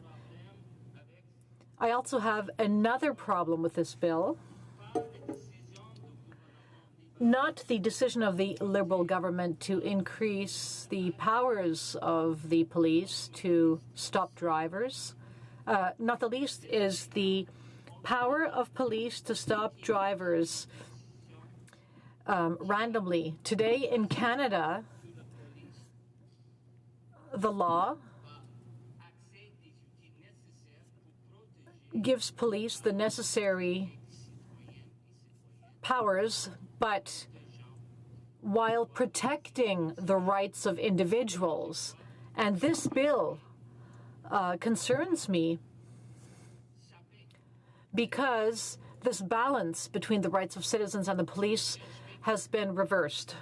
Of our response as a society to the legalization of marijuana is an important question for Parliament. Certainly, we've seen too many people's lives affected by having permanent records for having been charged for the recreational use of marijuana. And I applaud the government for moving in the direction of legalization. But I have a number of questions about the lack of preparedness from this government to offer our society the protections that are necessary to ensure that police have the resources they need to ensure a balance, and also to maintain that fundamental balance that exists right now between the rights of citizens to know that their streets are safe from drunk and drug-impaired drivers, and the right of individuals to be protected from unnecessary stop and search. So we do not have it right now in Canada a credible, simple, clear test to prove the influence of drugs. And that's a serious question. So we have to ask ourselves what resources will be in place for the police in dealing with this. That's a straightforward question, Madam Speaker.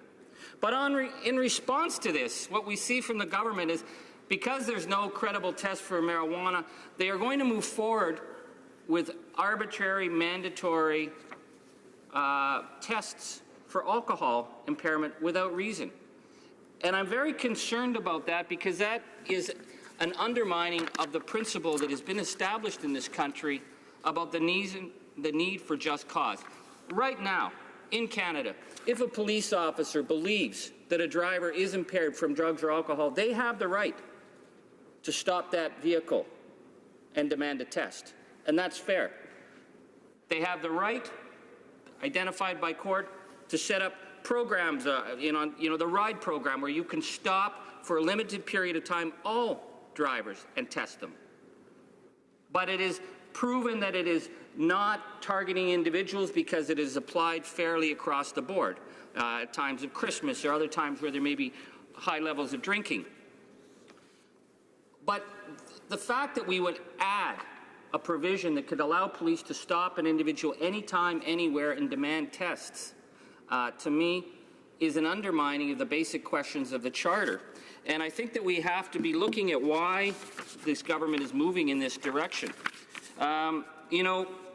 In the case of R versus Oakes, there was a simple test that the measures that adopted must be carefully designed to achieve the objective in question, which is, of course, the protection of society and the maintaining of individual rights. They must not be arbitrary, unfair, or based on irrational considerations. This means that even if rationally connected to the objective in the first place, which would be stopping drunk driving, they should impair as little as possible the right or freedom in question. And why is this so important, Madam Speaker? Well, we do know right now that if you go to court on any given day, you're never going to see upper middle class white teenagers in court for marijuana possession. Never. It's racialized. It's immigrant. It's Indigenous. The targeting of certain groups is a fact. And if you represent a rural region like I do, you want to ensure that our roads are safe, but you also want to ensure that powers are not being abused to target people just because of who they are. They talk about driving while black, driving while Indigenous. These protections have to be maintained. And this is what civil society is based on, the rule of law, that we have brought these tests to the Supreme Court. We have tested them. We've tested to ensure that we still have the powers that are necessary to go after drunk driving, while ensuring that the tools that the police have do not exceed the limits, so that they're not unfairly targeting certain individuals who, just because perhaps of their economic disposition, where they live, the color of their skin, are being identified for harassment. And so it always strikes me with the Liberals, the so-called party of the Charter, that whenever they can, they overreach on these issues. These are fundamental principles that we need to talk about. We are all invested in this, of finding that balance, because we want safe streets, but we also want to know that the rule of law, to ensure that the police do not overstep, is protected. And I'm very concerned about this, Madam Speaker, in terms of this change that's coming. So it leads us back to the fact that this is being added in on alcohol when they don't have a credible test for drugs. And we need to start a major campaign of awareness, public awareness, about the legalization of drugs and how we're going to start to apply that so that people are more aware. There was a huge campaign of public awareness over drinking and driving that had a major impact in reducing the people's decision after a Christmas party to get behind the wheel. That was a very successful campaign. It was maintained, of course, through having credible powers of police and a credible test that could be applied in court, that could be tested. And it was a clear test. But we don't have that with marijuana. So to simply say, well, we'll add more mandatory searches of people left, right, and center is not going to address that fundamental problem. And I'm surprised that the government is attempting to go in this direction. because we will see major questions in terms of the Section 1 Charter liabilities over the rights of citizens. So, Madam Speaker, when we talk about adding more rights of citizens in this country, the right to smoke marijuana legally, we have to also then say what resources we have to protect society. And then from that, the question of how to make sure that those tools that the police and authorities have do not exceed their respective authority and protects the individual rights of Canadians. And I see with this government a complete overreach that they're using the issue of the legalization of marijuana to add tools in the police toolbox that they should not have, that have been found by the courts to exceed and to undermine the rights of citizens. So there are some fundamental problems that have to be addressed, and I believe that within this Parliament we can address those issues because they are complicated. They don't necessarily have to fall down on party lines. What we have to do is find out what are the right tools to protect society and to protect the rights of individuals, and at this point this government doesn't seem like they found that balance. Thank you very much. Questions and comments? Questions et commentaires?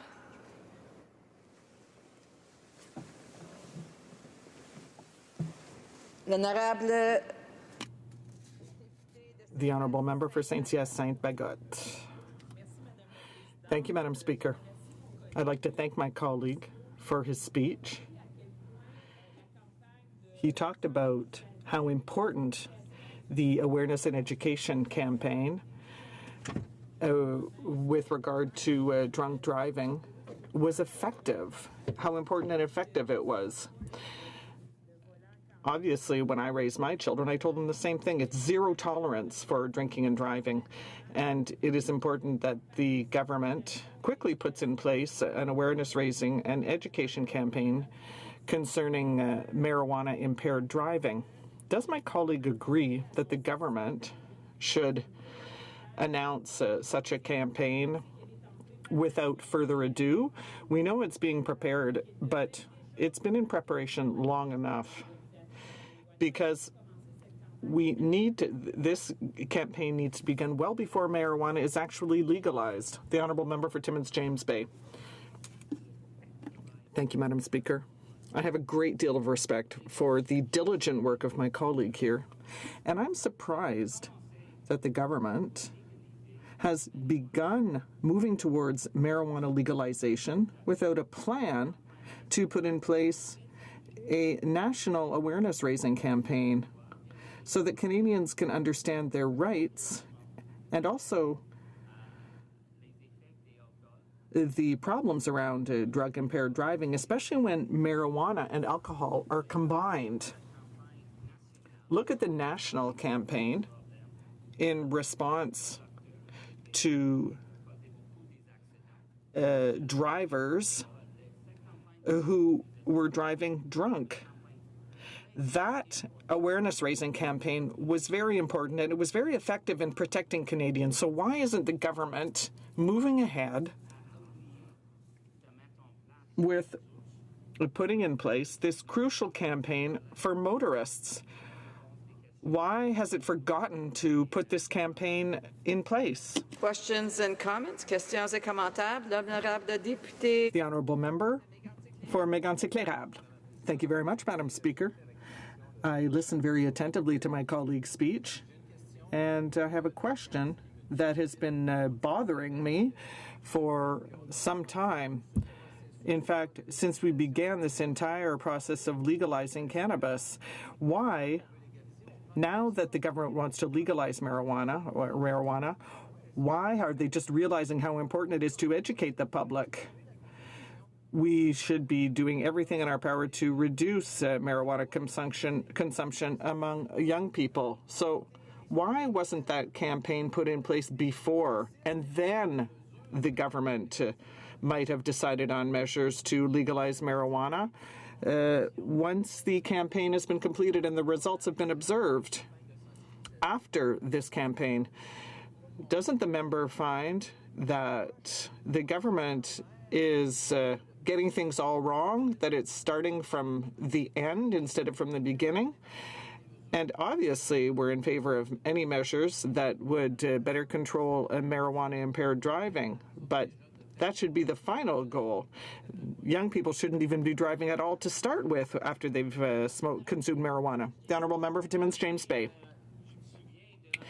Indeed, I remember during the last election campaign when the Prime Minister was the great champion of rights for young people, and I don't have a problem with that. Personally, I don't have a problem with legalizing marijuana, but I do have a problem with the government that has begun that process without any kind of plan to put in place an awareness-raising campaign for the public, particularly given the effects of drug-impaired driving.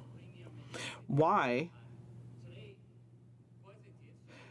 was the Prime Minister so positive and so convinced that it was important to legalize marijuana, but refused to examine the possibility of putting in a credible plan to ensure that Canadians had his trust, because they don't trust him anymore? Resuming debate, the Honourable Member for Louis Saint Laurent. Thank you very much, Madam Speaker. Thank you. Why, thank you. Well, the result is sudden transformation, so I'm not talking about transgender, but I do have to say thank you, Mr. Speaker, now. And welcome to the House. Mr. Speaker, this is a topic that is very sensitive and very serious. We're talking about the legal application in terms of drug-impaired driving. So we're talking about the legalization of marijuana, and so what measures should be taken. At the outset, Mr. Speaker, on this side of the House, we are for more serious measures when people drive and are impaired. There is no possible compromise when we talk about safety and people are driving and they are impaired in any ways. Because if people don't control the steering wheel, then they can be driving a killing machine. And so all motorists must be able to drive. So anyone who's driving while impaired, whether while alcohol or by marijuana, then that is simply wrong. And that is where C-46 comes in. This bill ensures that from now on, it's going to be easier for people to take marijuana and to drive. Now, we can't be against virtue, but we think that they are going about this in the wrong way. First, let's come back to the basic topic. The government wants to legalize marijuana, and that is why we have this bill before us. Now, that's not the right thing to do, Mr. Speaker. Whoever has who has looked at this at all knows about the effects of marijuana. We've seen studies from Colorado and Washington where they saw an increase in crime, an increase in marijuana consumption, an increase in illegal growing of marijuana, an increase in the number of accidents, and an increase in social problems, as well as an increase in deaths on the roads. Worse than that, Mr. Speaker, Bill C-46 and the Liberals' ambition to legalize marijuana will have a direct impact, that is to normalize drugs, to normalize marijuana, and that has no place in our society or in this act. They should not go forward with normalizing this drug. The government is claiming that thanks to this new approach, organized crime will no longer receive proceeds from illegal drugs. Mr. Speaker, all I have to do is quote one person, the head of the RCMP, who has said, listen, if you think that organized crime is going to lose money because of this, then you are naive. That's not me saying that. It's the head of the RCMP, the commissioner. And he is someone who knows all about this. With his officers and his assistants have been fighting organized crime for 150 years in Canada, and who has tried to ensure that organized crime does not make money from this. And this is the person telling the government that it is naive if they think that organized crime is going to stop receiving money from that.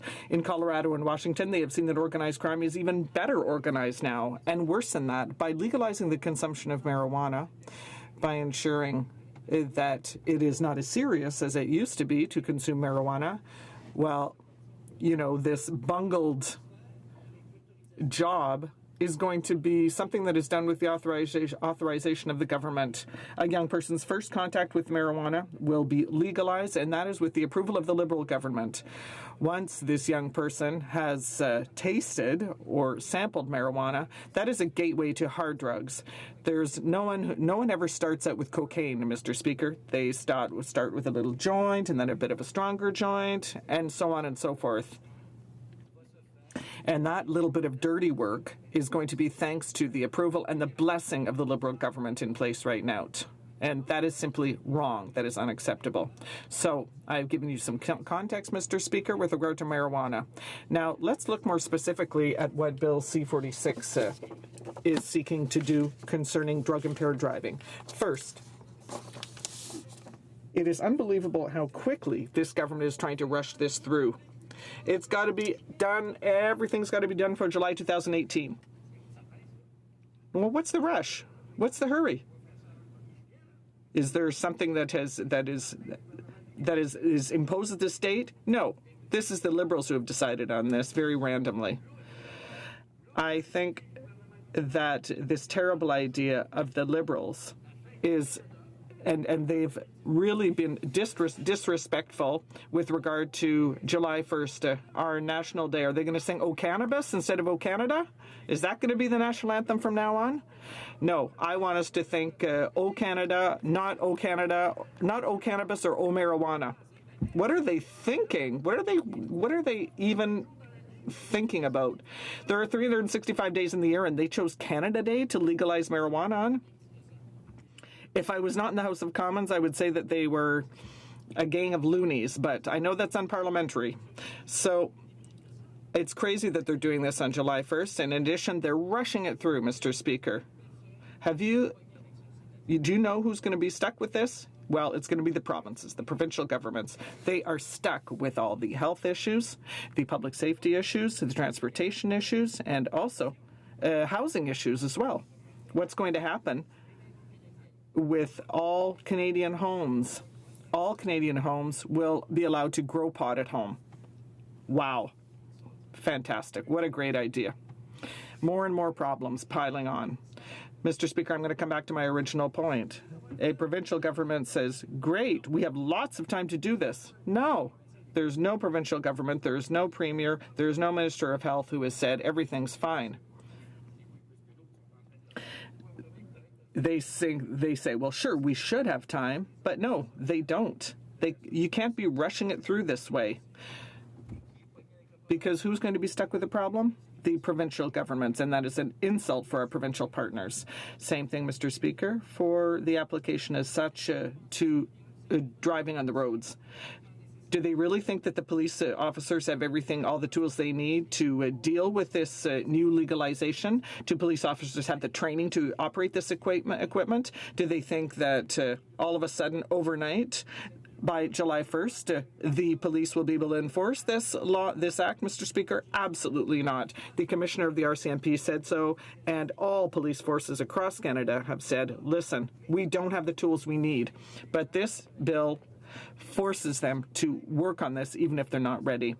And that's the problem. They're rushing this bill through. They haven't conducted the studies necessary. They haven't taken the time that we all need. Okay, let's say that, that it has to be done. But they should at least take the time they need to properly train police officers. We need to take the time to train everyone who's going to be stuck with this bill, but nope, not with this government. They just ram it through. And that's why, Mr. Speaker, even when we're talking about an awareness-raising campaign, the government says that it's going to spend millions of dollars to inform Canadians about the dangers of consuming marijuana. Well, that's already contradictory because they are legalizing something that they don't want people to take. So, great idea. So, Mr. Speaker, the sums allocated by the Liberal government to raise awareness of Canadians to the dangers of marijuana and that type of drug, well, it's a mere fraction of what the states of Washington and Colorado invested. So once again, Mr. Speaker, lots of messages, lots of lofty words, but it is completely useless in terms of serving Canadians as they should be served. There's no prevention campaigns, no training for police forces. They're rushing it through to the provinces, and they're doing so by July 1st of next year. Mr. Speaker, on its very face, legalizing marijuana means normalizing this drug and allowing our children to proceed to gateway drugs. But even worse than that, Bill C-46 is ramming through this bill, which means that our police officers won't have the training they need or the equipment they need in time, and the campaigns will not be put in place in time either. And unfortunately, the Liberal government is going far too quickly down this wrong-headed path. The Honourable Member for Marc-Aurèle-Fortin, questions and comments.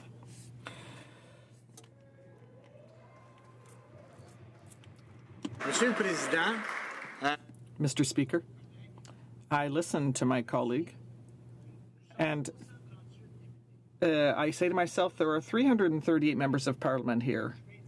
If all 338 members took a different path from this member, that is, if we were all positive and if we looked ahead, then we could say, yes, we do have time.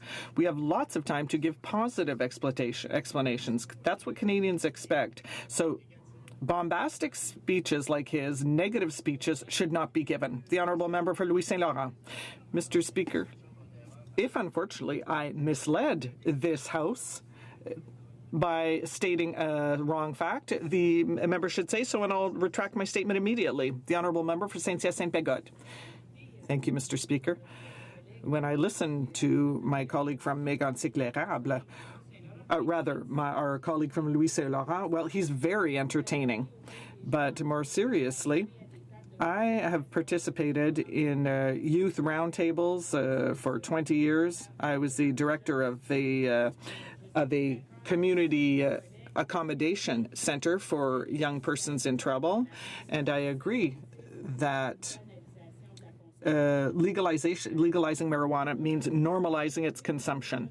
But given that I have worked with troubled youth during the years when the Conservatives were in power, I was able to observe that this approach did not result in a reduction of impaired driving.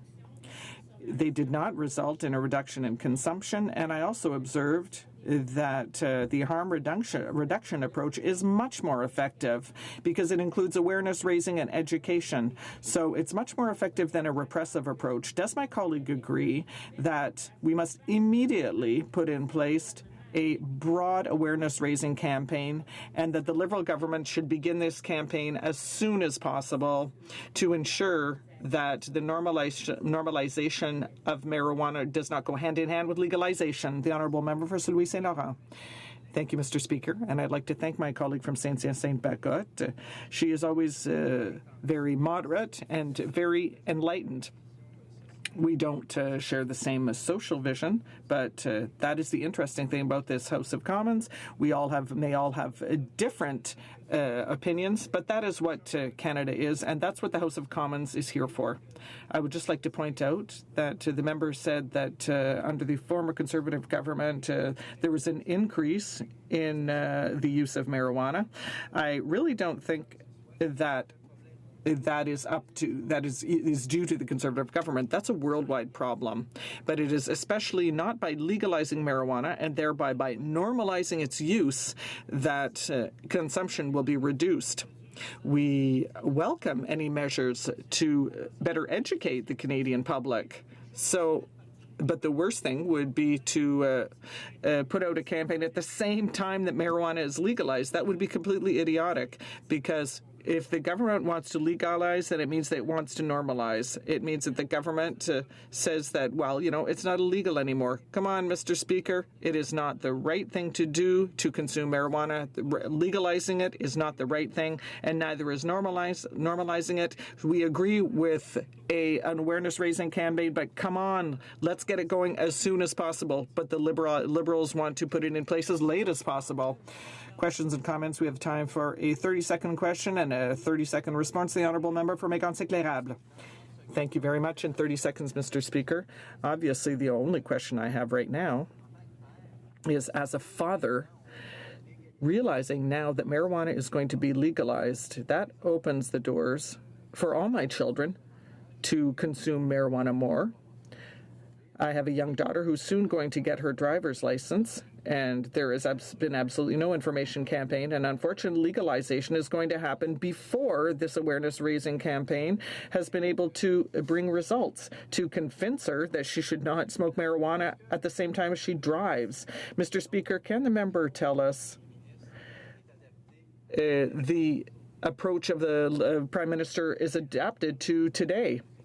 The honourable member for Louis Saint Laurent. I'd like to thank my colleague from Mégantic-L'Érable for his relevant question. Mr. Speaker, we're talking about our children here and our grandchildren. For months and months, I have met with seniors who are telling me, my children will be fine, but I am worried about my grandchildren. What's going to happen to my grandchild who's 4 years old? When she's going to say when she's a teenager, well, yeah, the Prime Minister legalized it so I can drive and take marijuana. So what we need to do is educate young people. They should not consume marijuana at all, and they need to do so vigorously and immediately. Resuming debate. Honourable member for Langley, Aldergrove. Well, thank you, Mr. Speaker. A real honor to be in the House today to speak to C-46. I want to thank the member from Louis Saint Laurent. He provided some very important points to this House, and I appreciate his passion, his hard work for his constituents, but also that he's standing up for Canadians. C-46 is evidence of another broken promise by this Liberal government, and it's actually another symbol of the top-down approach that this Prime Minister takes. He informs members of his caucus, of his party. This is what he has decided to do. This is what we will do. We're going to have marijuana legalized as of Canada Day with great celebration, and this member brought that up. And this is what we will do, and you must support this position, this plan. We saw just recently what happens when members show some independence and represent the concerns of their constituents. They are kicked off committees. They're disciplined severely because you must assimilate. You must support the position of the leader, and it's actually disappointing. This is not what Canadians were promised. They were promised transparency. They were promised that this government would be listening and consulting, truly consulting and representing the concerns of Canadians, of their constituents. And we saw a model of that actually being hammered down where one member of the Liberal caucus said, I'm going to represent my constituents, and was severely punished. Well, I'm proud to bring the voice of the constituents of my riding, of Langley Aldergrove. I love it. It's a beautiful part of Canada. And I've consulted about this. The fact is, I consulted a unique group of people, young professionals, my youth advisory board, and made up of grade 11, 12, and through university. And these are our future leaders. And so I asked them about this, about the impaired driving, about the legalizing of marijuana. And these are actually, in this government, we have a minister for youth, and that's the Prime Minister himself. He says he represents this age group. This age group is saying to this Prime Minister, to these Liberal members, slow the process down. You're rushing it. You're not going to get it right. And I think of the old adage, haste makes waste. There's real truth into that, and we're seeing that played out by this Liberal government, where they're hastily moving forward, regardless of what they're hearing from Canadians, regardless of what they're hearing from the provinces and police chiefs. Overwhelmingly, they're being told as a government, slow the process down. You're moving too fast. Canada is not ready for this.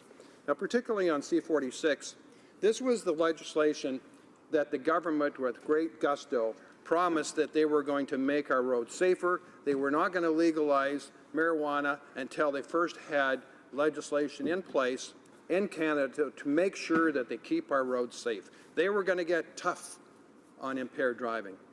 Well, that's anything but the truth, Mr. Speaker. They are not. What they're proposing will make our streets much less safe.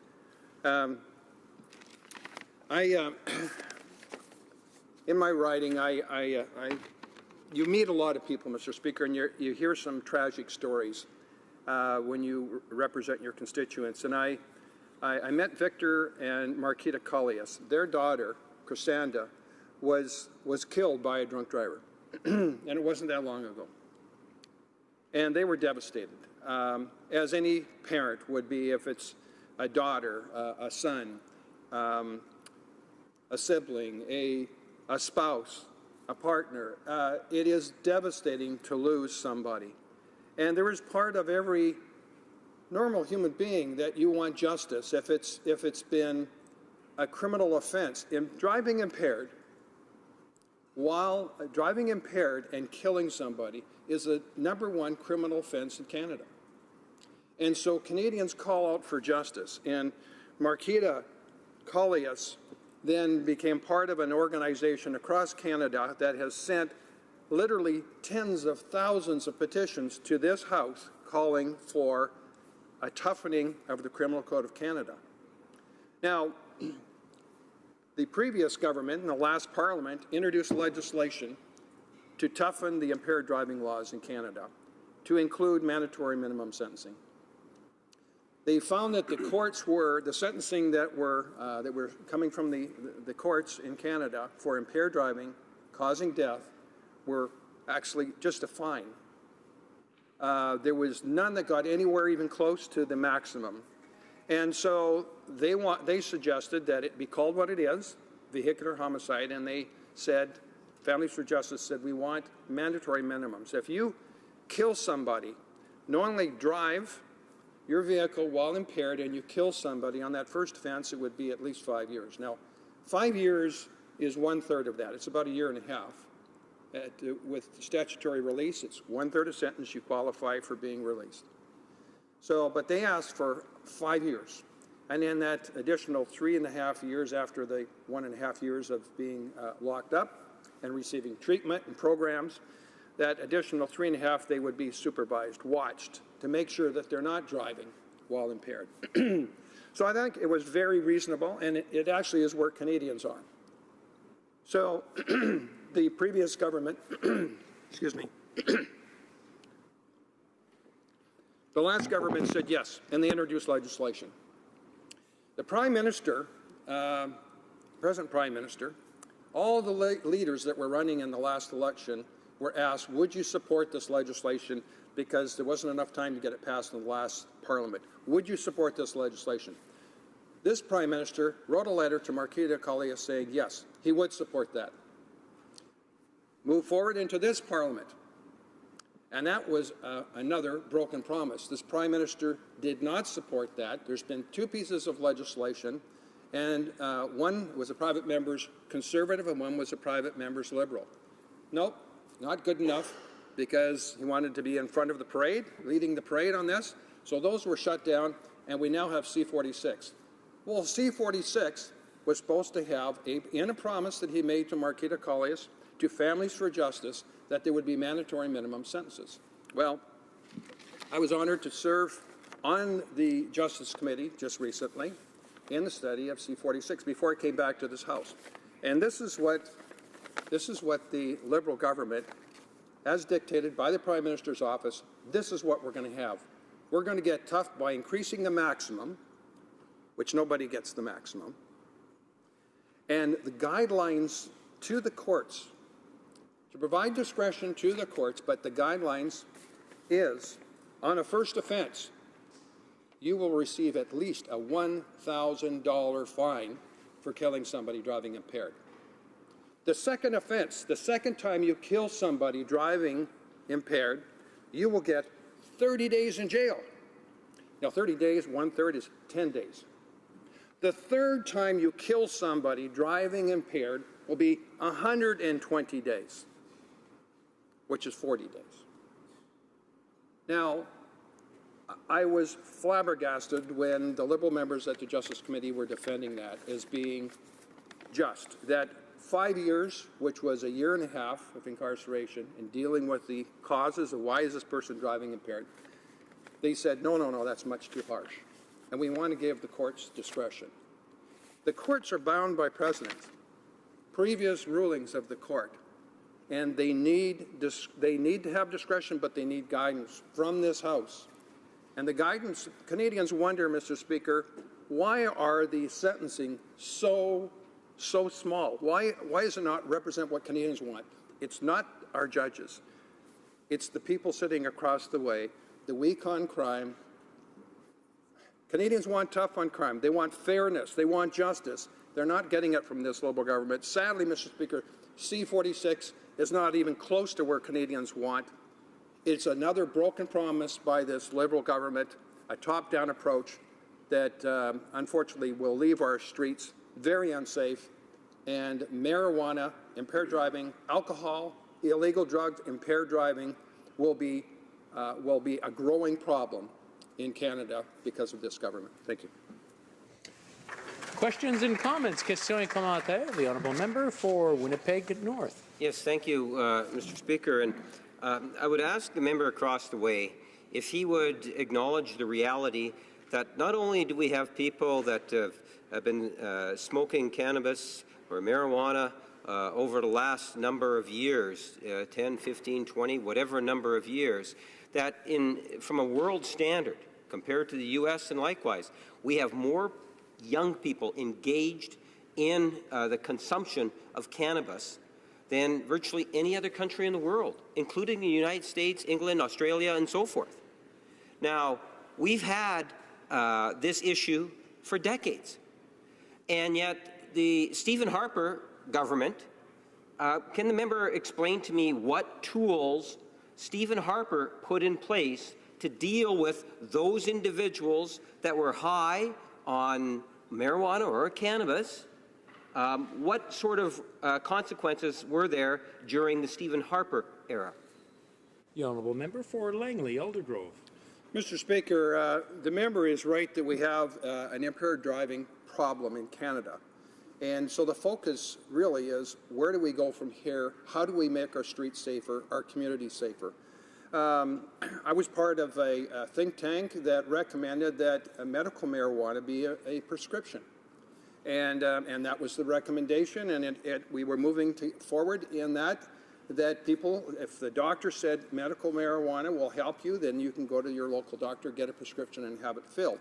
Rather than having it filled at your local drugstore, it would be mailed to you in secure mail. And that was the direction that the government was heading. And considering how we can keep our streets safer, we were faced with the challenge that you can test for impairment on alcohol, but you cannot test for impairment scientifically. A tool for the police, yet you have drug recognition experts in the different police departments being trained to recognize impairment, and then they would go back to the detachment to determine what type of drug that person had in their bodies. But we need more DREs, drug recognition experts. We need them to be trained and distributed throughout so that they can properly enforce. But none of that is happening. This is all being downloaded by the Liberal government with this artificial date of July 1st of next year. And so the message to the government from Canadians is slow the process down, Mr. Speaker. They're rushing because they want to have this in place by Canada Day of next year. And it's irresponsible, it'll hurt Canada, and it breaks the promise. Questions and comments. Questions et commentaires. L'honorable député. The honourable member for Sherbrooke. Thank you, Mr. Speaker. I'm pleased to be able to ask a question of my Conservative colleague. My question is regarding the logic that he and his party are using to object to legalization. My question is quite simple. Should we expect my colleague then at the next elections, actually not just him but the Conservatives, will they ban alcohol if they use the same logic as they're using for marijuana, that's what we can understand.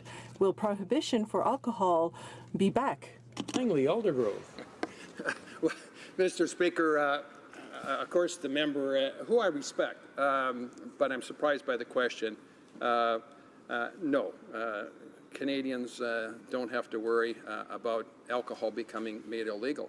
But what the government is proposing with their legislation is that alcohol, if somebody is found driving a vehicle and there's an open bottle of alcohol, it can be confiscated by the police. What's being proposed by the Liberals is no, they could have 60 joints sitting in that car. They could be smoking away, and each of the people in the car could have a bag of 60 joints in the car, and they're all happy. And you know what? No, the police cannot confiscate the marijuana. Now, so what is being proposed by the government is bizarre. Alcohol will remain legal, but if you're not to be driving impaired. C-46 is about impaired driving. We're not talking about the legalization of marijuana. We're talking about keeping our streets safe, and C-46 doesn't do that. It doesn't have mandatory minimums. A fine of $1,000 for killing somebody is not realistic, it's not just, it's not fair, it's not where Canadians are. Resuming debate, reprise du débat, l'honorable député, the honorable.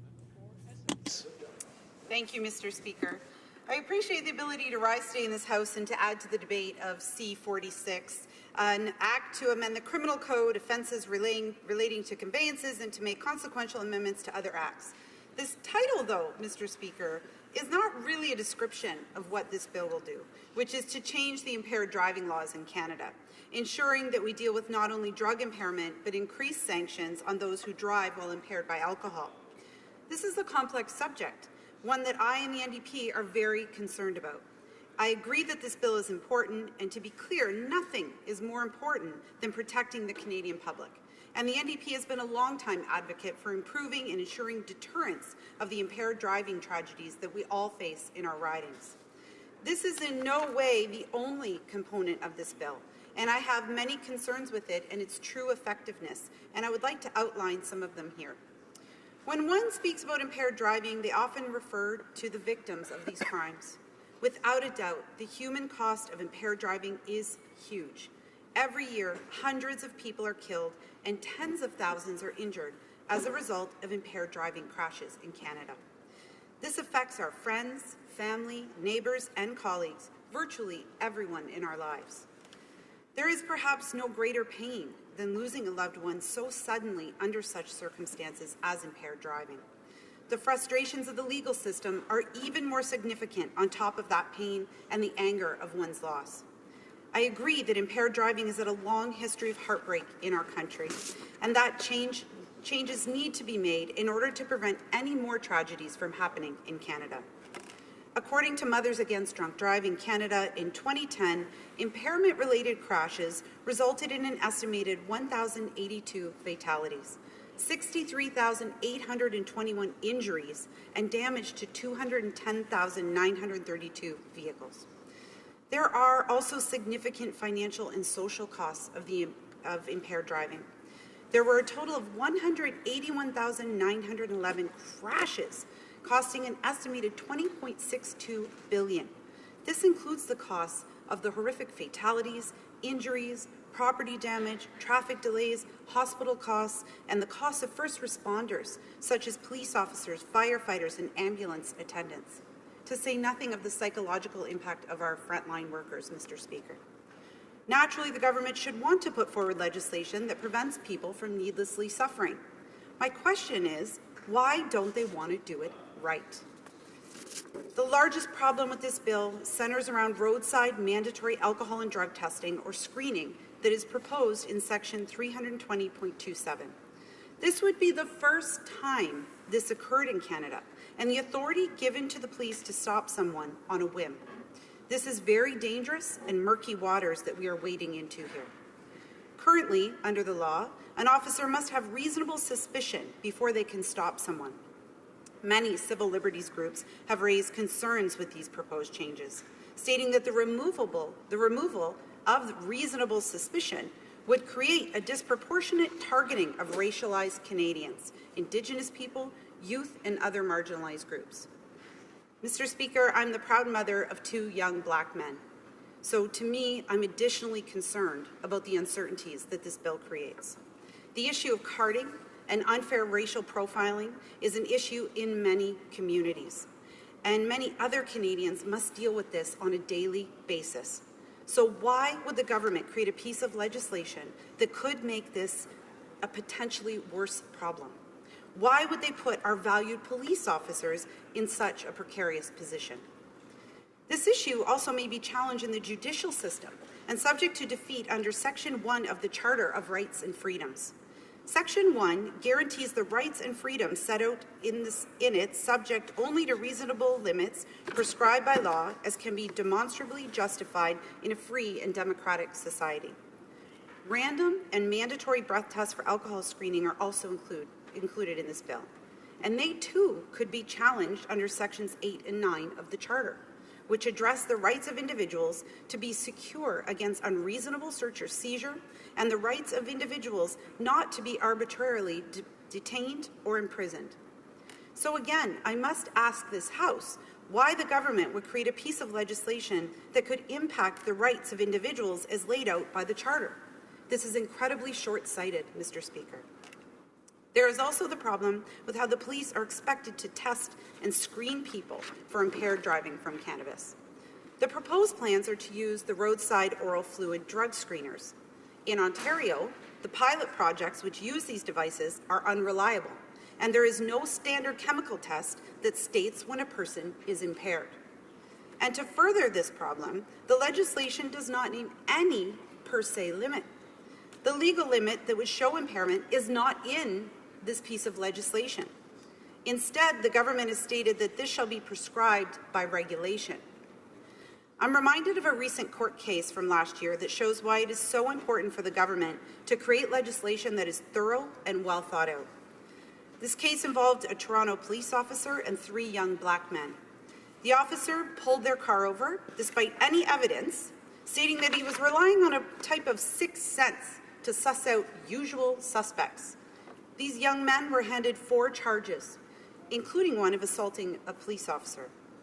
The judge threw out these charges, stating that upon seeing this older vehicle being driven by 3 young Black males, the constable's immediate conclusion, despite any lack of evidence, was that they were up to something. It was more probable than not that there were no articulable case for the stop, but that the real reason for the stop was racial profiling. As legislators, it's imperative that we find solutions to problems. We shouldn't be creating more. By not creating clear and well-thought-out laws, we leave those who must enforce those laws and those who must abide by them literally stranded. The NDP is asking for a more effective piece of legislation, one that deals with the problem of impaired driving holistically. We need a robust public awareness campaign that educates the public and police about the dangers of driving while impaired, either with alcohol or drugs. Through education, you could effectively teach and deter people, thereby avoiding the problem in the first place. This was a major recommendation from the Task Force on Cannabis legalization, and regulation. They stated quite accurately, develop a national, comprehensive public education strategy to send a clear message to Canadians that cannabis causes impairment and the best way to avoid driving impaired is not to consume it. The Canadian Automobile Association helped fund a study by the Ottawa-based Traffic Injury Research Foundation that suggests legalization will pose incredible challenges for managing pot-impaired drivers. The CAA also commissioned a poll that found that almost 2/3 of respondents are worried our roads will become more dangerous after legalization. Now, Mr. Speaker, there are a lot of misconceptions that are out there about marijuana usage in our country, and we certainly have heard a great deal of those in this House today. In the poll that took place, some people even believe that taking pot makes them a better driver. And suffice to say, there's a great deal of research that challenge and support these perceptions. It is the responsibility of the government to study this issue in more detail, educate the public on the best information available, ensure that they put forward legislation that effectively and fairly addresses this problem. New Democrats want a smart bill that truly works to protect Canadians. Repeatedly, experts and their research show us that education and prevention are truly bigger deterrents than sentences. This is why we believe that the bill must focus more heavily on these issues. Yes, impaired driving is the #1 cause of criminal death in Canada. There are lives at stake, and I believe that as legislators, we must include effective provisions to stop people from ever making the choice to drive impaired. I have to say, Mr. Speaker, that it's disappointing that the Liberals on the committee defeated 5 out of 6 NDP motion amendments and the majority of the opposition members' amendments as well, supporting, of course, all of the government's amendments that were brought forward. I think there was an opportunity at the committee to get this bill right, and it's disappointing that now it's come to the House without that having taken place. This issue is too important to put Band-Aid solutions on. We must do this correctly, and we must do this intelligently in order to end the long, heartbreaking history of impaired driving in Canada. Nothing is more devastating than the loss of a loved one, and we must do everything we can to prevent the tragedies that occur on our roads. Thank you, Mr. Speaker. Questions and comments? The honourable member for Scarborough Southwest. Thank you very much, Mr. Speaker. I just wanted to bring to the member, first of all, thank you for her remarks and her very thoughtful remarks on a number of aspects of this legislation. She mentioned her concern, Mr. Speaker, about police officers pulling people over on a whim. And I just wanted to bring to her attention that the legislation actually deals with this issue. And if she just referred to Section 320.27, subsection 2, in which, concerning mandatory alcohol screening, and it provides within the legislation a requirement that a police officer must be in the course of a lawful exercise of powers under an act of Parliament, an act of the provincial legislature, or arising from common law. There is a requirement in the legislation that the police must be in the exercise of a lawful authority. And quite frankly, Mr. Speaker, if a police officer was to pull over someone, not in the exercise of a lawful authority, but based on bias, or in particular, the insidious practice of racial profiling, this would render the stop unlawful. It's unlawful under Provincial Police Services Act, it's unlawful under provincial human rights legislation, it's unlawful under the Canadian human rights legislation, and therefore such a stop would be unlawful, and any test that would be administered would be rendered inadmissible. And so I just wanted to bring to the member's attention, the legislation very clearly requires that a police officer be acting in the lawful performance of a duty as prescribed in law before being able to make the demand for a mandatory alcohol screening test. And that protection, I would submit to the member opposite, and I'd like her comment on it, if I may, that with that requirement, if she believes that that would be sufficient to address her concerns. Thank you, Mr. Speaker. For Essex. Mr. Speaker, I think that the member opposite is disregarding the vast amount of evidence that exists under this current type of law in our country that sees racial profiling, that sees carding, that sees driving while black, driving while Indigenous, people being randomly stopped. This is an epidemic in our country that needs to be addressed. So to say that the current laws that we have prevent that is patently false. There is so much evidence to counter that, and certainly from the member's own riding, I believe, and region of Toronto, that there is incredible evidence showing that this carding is happening, that people are being randomly pulled over unlawfully, without any reason, just on a whim. So I don't know how the member believes that the system is working well for people of color in our country right now, because I can tell you, Mr. Speaker, that those very people do not feel that the system is being put in the way that it should be, that police officers are using their authority in order to stop people randomly. And I would like to say that I'm very pleased that our new leader, Jagmeet Singh, has handled this issue provincially very well and has called for a federal ban on carding. And that's exactly the direction that we need to go in. And opening up in this particular Bill C-46 the ability for police officers or frontline people to continue to just randomly stop people without any just cause will result disproportionately in people of color being impacted in our country. And that's a fact. So I'm not confident in this bill stopping that from happening in any way because it continues to be an epidemic in our country. Questions and comments? Questions et commentaires? The honourable member for Kootenay, Columbia. I always get the two of you mixed up. My apologies. Thank you, Mr. Speaker. And I'd like to thank my colleague for her great speech. Many Canadians, of course, don't tune in to committee proceedings, and I'm wondering if she'd like to share with us some of the more important elements that the Liberal members of the committee voted down that would have made a great deal of sense to have included in the bill. The honourable member for Essex, in 45 seconds or less, please. Mr. Speaker, I'm happy to. And the one amendment that we were able to bring forward out of the 6 says that within 3 years we will have the Auditor General do a report. I do know that another one of our amendments really tried to have everyone stopped at designated checkpoints so that we would avoid this kind of random stopping of individuals. So if we did support to have that checkpoint where everyone would be stopped, so there wouldn't ever be the impression or the impact that people of color within our country would be disproportionately represented. And unfortunately, Mr. Speaker, the Liberal members of the committee voted that down. So it's disappointing that we wouldn't see this applied in a way that would be just blanket to every individual that we're capturing within that space versus allowing police officers still within our country to card and to target and racially profile. Resuming debate, de la prise de débat, the honourable member for Elgin, Middlesex, London. And thank you, Mr. Speaker. I'm honoured to rise today to speak on Bill C-46, an act to amend the Criminal Code and to make consequential amendments to other acts. I would also like to thank the member from Essex for her very kind words and thoughts, because as a mother, I too am right on the same page with this. So thank you very much for sharing that. Mr. Speaker, today we're speaking about safe roads for Canadians and their families.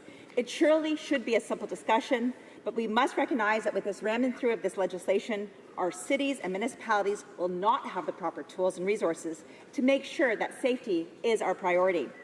During this summer, I met with many people to discuss Bill C-45, but many individuals brought forward their concerns of impaired driving due to cannabis that we see here with Bill C-46. The task force put together many recommendations for this government to review.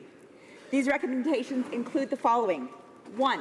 The chair of the committee indicated that the best solution is to give researchers time to develop proper detection tools. Number 2, for many users, specifically youth, the potency and impact is greatly unknown and underestimated.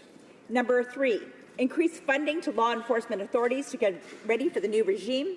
And number 4, and one of the key points that I find extremely important, is both recommended by the task force and the states of Washington and Colorado, who both have legalized marijuana, stressed the importance of extensive and impaired driving campaigns before the legislation.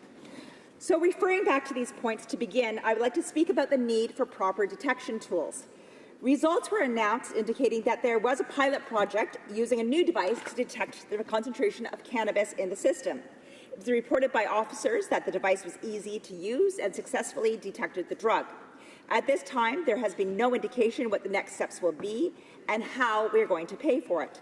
Secondly, is it the best test, and will it detect the impairment that is needed? We have heard other members of Parliament speak today about these tests and about the equipment that is necessary, and we do not have the silver bullet when it comes to detection devices.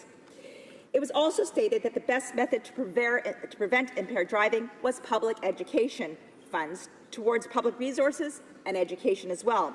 This is definitely a word that you're going to hear more and more throughout my speech, the word education.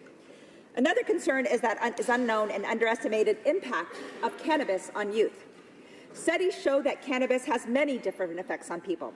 Specifically, the skills that are extremely important when driving include the loss of motor coordination, problem solving and thinking, and distorted perception. I believe we all agree that these are important skills that should not be at risk when driving. Now, keeping this in mind, take into account a few other factors. Statistics posted by the Canadian Centre for Substance Abuse and Addiction state the following. According to the 2012 Canadian Alcohol and Drug Use Monitoring Survey, 5% of youth aged 15 to 24 reported driving after using marijuana during the past year, compared to 9.4% after consuming alcohol. Data from the National Fatality Database revealed that between 2000 and 2010, marijuana was the most common illicit drug present among fatally injured drivers aged 15 to 24 in Canada. The 2011 Canadian Alcohol and Drug Use Monitoring Survey revealed that individuals ages 15 to 24 were more likely to be passengers of an individual who had consumed alcohol or other drugs, rather than to drive impaired themselves. Riding with a driver who has used drugs or alcohol can lead to consequences just as tragic as driving while impaired. Addressing impaired driving must be done amongst our youth. CCSA has conducted a series of reviews examining effective approaches to preventing drug driving among youth. Key findings from this include factual messaging created by youth ensures that information is believable and easily understood by youth. Empowering youth to plan and create their own prevention initiatives can increase the effectiveness and reach of the message. Parents, teachers, coaches, and so on should talk to youth about impaired driving and discuss implications to encourage youth to think critically before making decisions. Overall, what we're talking about is awareness campaigns that center on youth and are needed to deter them from driving while impaired, especially under the influence of marijuana. But once again, my focus is on education. The most common drug used first by Canadian youth is marijuana. And we are the second highest use of marijuana throughout the world in our youth population. But where is the education regarding use and potential effects, as well as the conversation of driving while impaired? Next, what is available for resources and financial support? Currently, the federal and provincial territorial governments have been speaking, but there are no decisions, and there is still one main player missing at the table: the cities and municipalities that will be in charge of keeping our roads safe and who have not been provided this tool. They have been left from these conversations, and we still have to talk to them. We still need to see what we can do. We need to talk about education. We need to talk about potential detection devices. But currently, all we're doing is reasonable suspicion. How many officers in Canada are currently qualified? With the legalization preceding the increased use, will more officers need to be trained? Where the training is, and what are the current waiting times in training? These are things that I've had in my own riding discussions on. I've spoken to the Chief of Police from the City of St. Thomas, where we talked a lot about the drug recognition officers. What is the cost? What is the delay? We've heard many reports indicating that there are too few officers available, that the education is not available, and that right now, because of us going forward with this, as well as other provinces or other states, that there is a huge delay in getting this done. According to an article that was published by the Ottawa Citizen on February 4th of 2017, here are the numbers. 2.6% is the proportion of drivers in Canada who admitted to driving within 2 hours of using cannabis in the past year, according to Health Canada's 2012 Canadian Alcohol and Drug Use Survey. 632,576 people. That is how much this represents. 10.4 million is how many trips this represents. 2.04 million is how many Canadian drivers admitted to driving after consuming 2 or more drinks in the previous hour. 13.3 million, how many trips this represents. 3 times is the likelihood of males to drive after using cannabis compared to females. 5.5% is the proportion of drivers who tested positive for cannabis use, according to a 2013 study in British Columbia. And 16.6% is the proportion of fatally injured drivers who tested positive for cannabis, according to an examination done between 2000 and 2010. Therefore, there is an issue that we must address, and we need to be able to provide the proper resources for our police forces to deal with this. And this is regarding the drug recognition experts. There are currently 578 drug recognition experts in Canada, and 160 to 200 new DREs are certified every year. But some existing Canadians with DREs do not recertify, or they are promoted out of their role. It's hard enough to maintain the current number of DREs, much less increase their numbers, said one of the people working in the departments. At the same time, training is expensive, and some of it currently has to be done in the U.S. Opportunities to get field training in the U.S. are getting squeezed as demand to train officers increases there. There is a clear challenge that needs to be addressed. According to the 2017 budget, and I quote, Health Canada will support marijuana public education program and surveillance activities in advance of the government's plan to legalize cannabis by directing $9.6 million over 5 years, with $1 million per year ongoing. But Health Canada has just issued a public tender to find a contractor to develop a national marketing plan targeting youth that will focus on education and awareness of health and safety risks with cannabis. This campaign is going to be targeted at Canadian youth aged 13 to 18. An important point to note, though, is that this program is going to start running after December of 2017. So we're talking about putting a program in less than 6 months before the legalization of the marijuana. So there is no exact date when these ads are going to start. And just after December 2017 is not good enough. So one question to this government is, why are they rushing on this issue?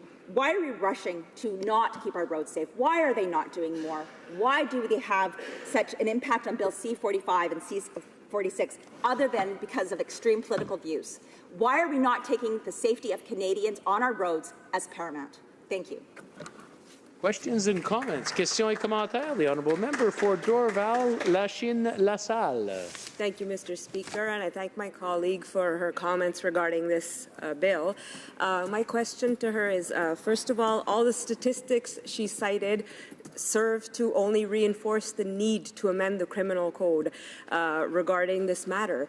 And especially, she said that marijuana is the most used drug, especially by the youth. Could she please tell us what her comments are regarding her insights regarding Mothers Against Drunk Driving and such organizations? Thank you.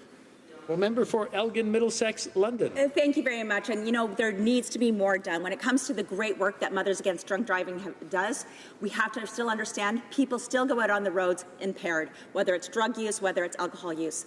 My biggest fear here is that we are giving us 6 months for public education. That is not enough. 6 months to create a program. That is not enough. So although I see that there's criminal code changes, and I know many people that are talking from the justice side, I will let them look at that. As a mother, I look at the fact that we are not giving us enough time. We're not giving parents enough time, educators enough time, coaches, and more importantly, our youth who are at risk in this bill. We need greater than just 6 months to throw everybody to get this work done. Thank you. Questions and comments. The honourable member for South Okanagan, West Kootenay. Well, thank you, Mr. Speaker, and I'd like to thank my colleague for her speech. And I just wanted to, through you, ask her if she might expand on this problem we have, despite the great need for going after impaired drivers. We have such an epidemic of impaired driving deaths and injuries across Canada.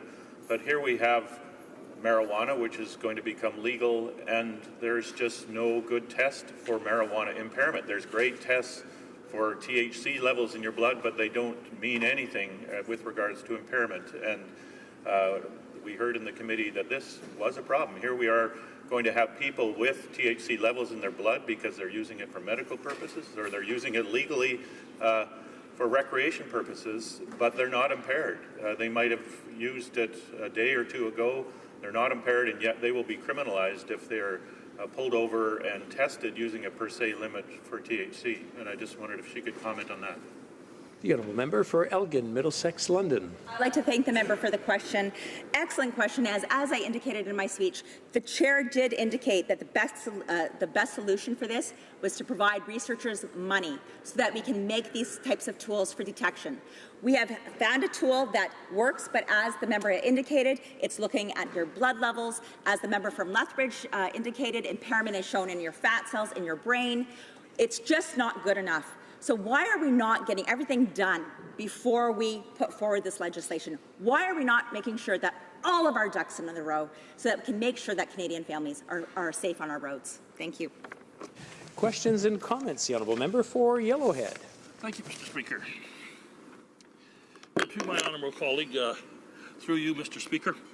You know, recent statistics done by the state of Colorado in looking at their marijuana sales that they have been putting through their vendor agencies were approximately $14 million in January alone of 2015.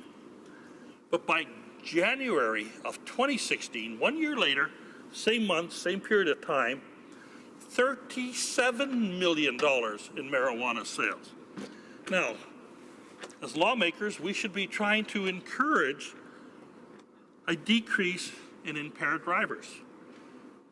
And I'd like to ask through you, does my honorable friend think that doubling the amount of marijuana 1 year is going to lower the number of impaired drivers? The honourable member for Elgin, Middlesex, London. Well, thank you very much for the question. You know, absolutely not the case. We recognize that I've spoken to many colleagues who have never smoked cannabis before, many individuals and friends who have never partaken. But the fact is, come the time of legislation, some people do have interest. And so there will be more people trying it because it's legalized. We've had this discussion. I've had this discussion with my staff as well. The moment that you legalize something, it makes it acceptable. So we're going to find that more people are going to just try it. They may not enjoy it, but they'll at least try it. We have to be worried about these impairments.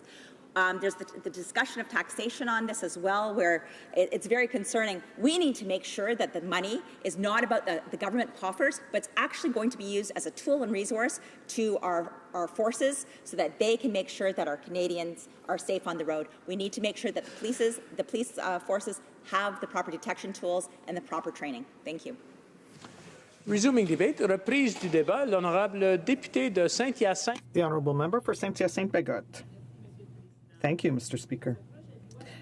This bill seeks to clearly establish the offences and violations related to drug-impaired driving and to update the provisions with regard to alcohol-impaired driving.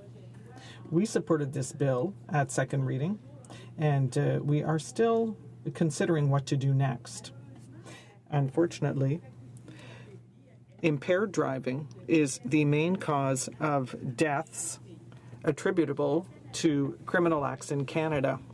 Canada has one of the worst records in terms of impaired driving of all OECD countries.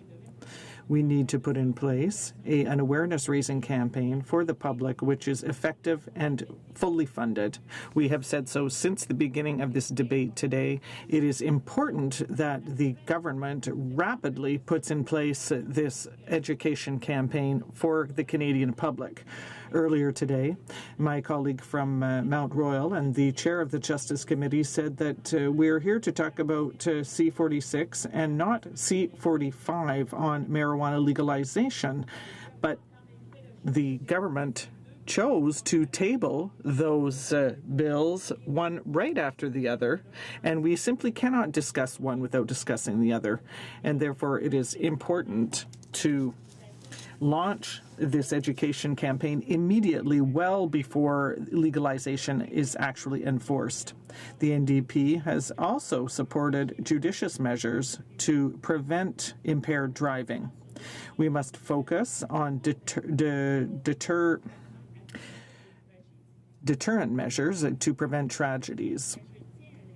I want to repeat that this awareness-raising campaign must be launched before marijuana is actually legalized.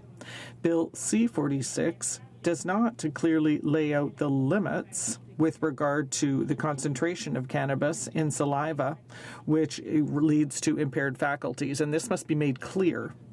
We need a strategy that is based on science so that people are not pulled over arbitrarily. Under this bill, police officers will no longer have to have a reasonable suspicion of people in order to take a breath sample. Civil liberties associations and the legal world have expressed their concerns with regard to the constitutional nature of the measures proposed, and my colleague earlier from Essex said that this could be problematic with regard to arrests being made. These civil liberties associations also worry that marginalized groups will be targeted. That is why, further to our reflection, it is important that we bring forward expert testimony before committee to ensure that civil liberties of Canadians are respected and protected. In this regard, when he sat in the Legislative Ontario of Ontario, Jagmeet Singh, our leader, openly criticized the police force's ability to stop people solely based on their race, whether they be Black, Indigenous, or other visible minorities. Discriminatory police practices with regard to checking people's ID was part of the Legislative Assembly of Ontario's work. Mr. Singh said that he will put in place a federal ban on racial profiling once he is Prime Minister.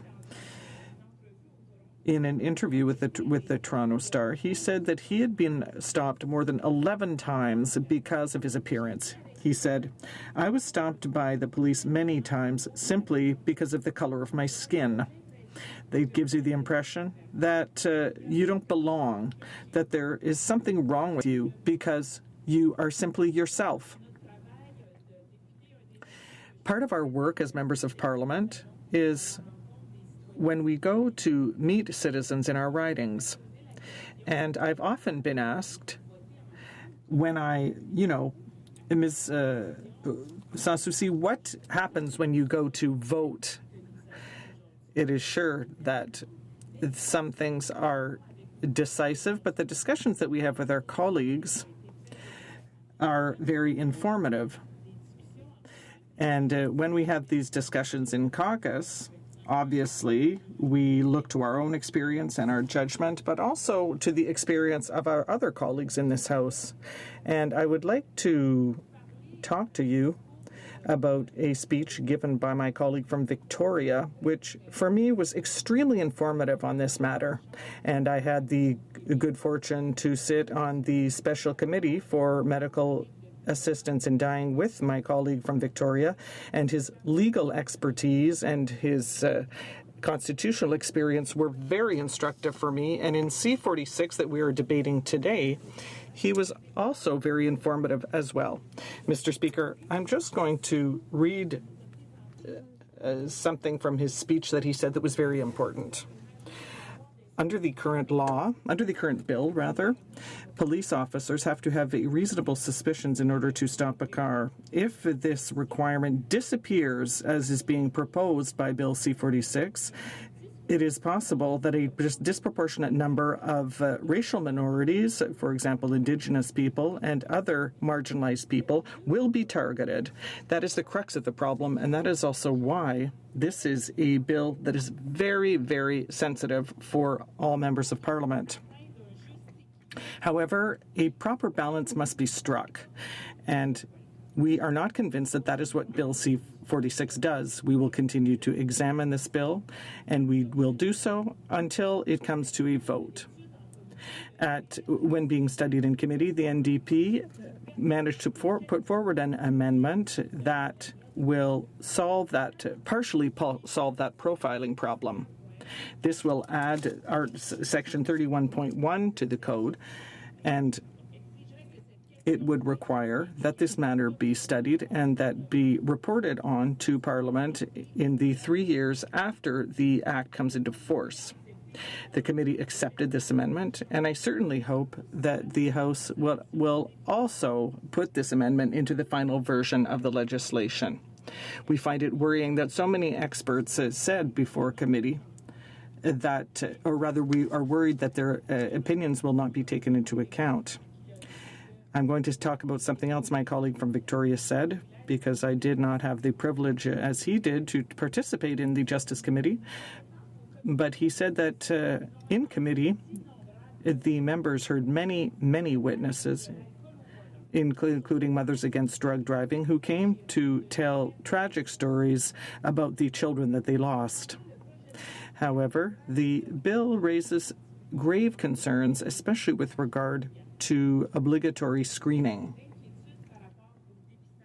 What are these concerns about screening? The new powers conferred upon police officers by this bill would eliminate the current criterion that is enforced under the Criminal Code, whereby peace officers must have a reasonable suspicion in order to inspect people when they stop cars.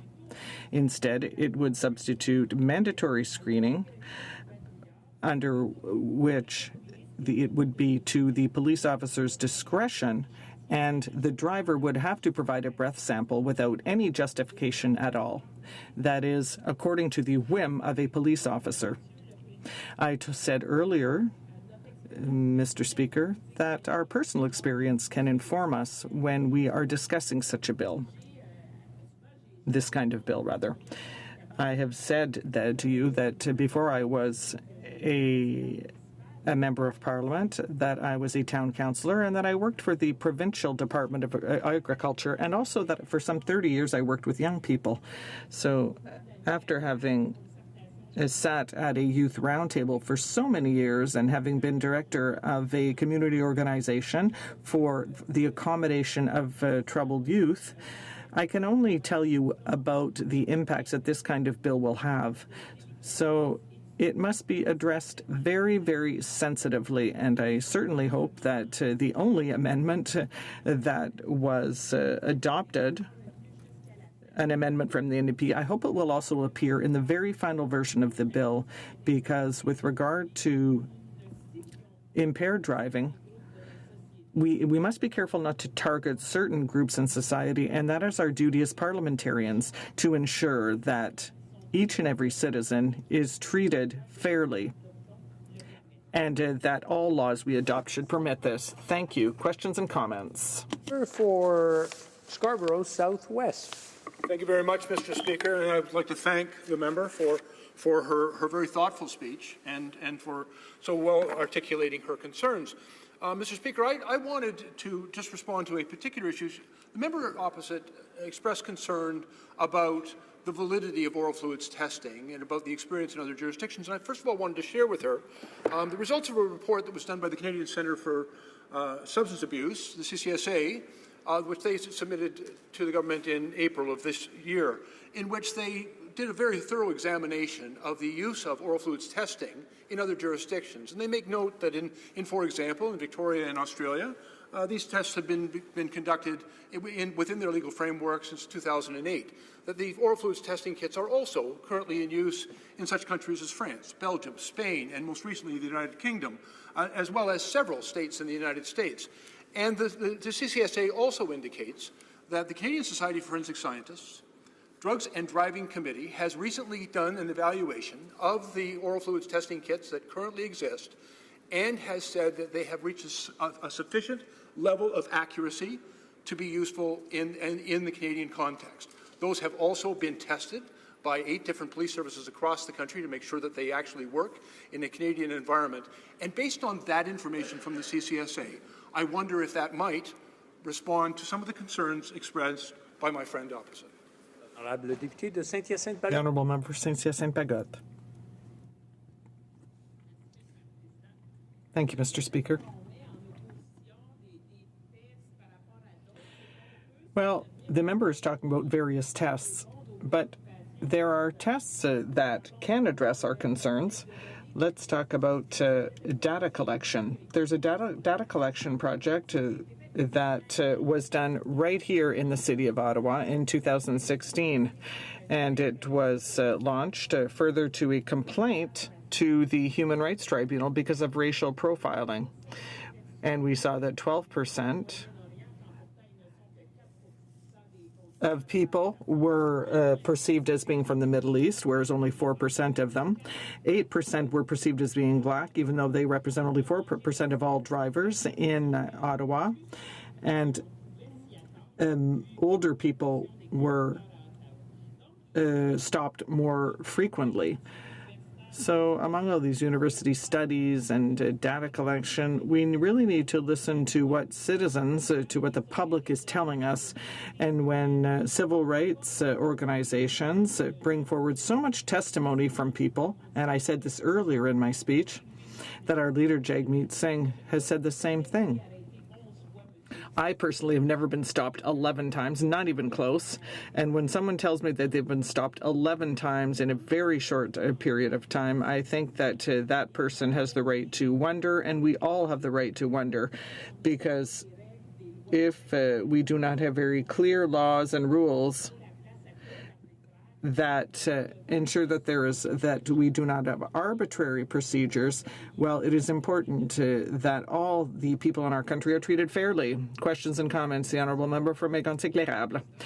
Thank you, Mr. Speaker, and I'd like to underscore the excellent work done by my colleague for Saint-Hyacinthe Bagot.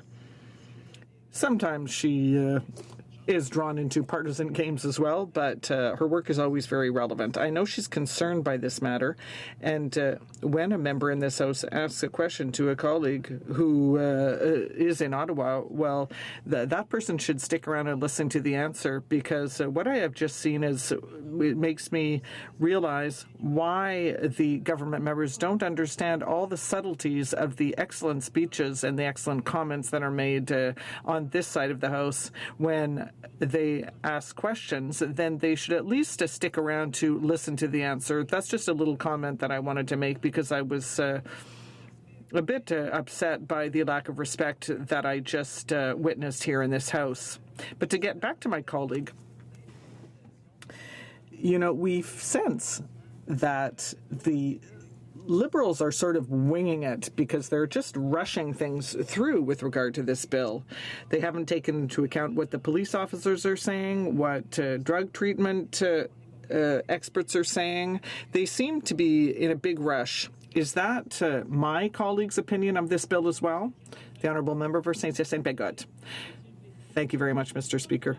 Yes, I'm not going to comment on the first part, because we're not supposed to talk about the absence or presence in the House. But indeed, the hastiness that we are witnessing will have consequences in our society. They can talk about the $161 million all they want to help police officers carry out their duties, but we heard from the Saskatchewan Police Association, who said they hadn't had enough training to enforce this law. I've seen young people have to wait years to go into detox. When young people see that they have consumption problems and when they have to wait a whole year to get into detox. So we need major resources to be invested in this kind of thing before going forward with legalization. And we see that the Liberals are acting very hastily on this matter. The Honourable Member for Yellowhead. Thank you, Mr. Speaker. Yeah, I think I better put the right way.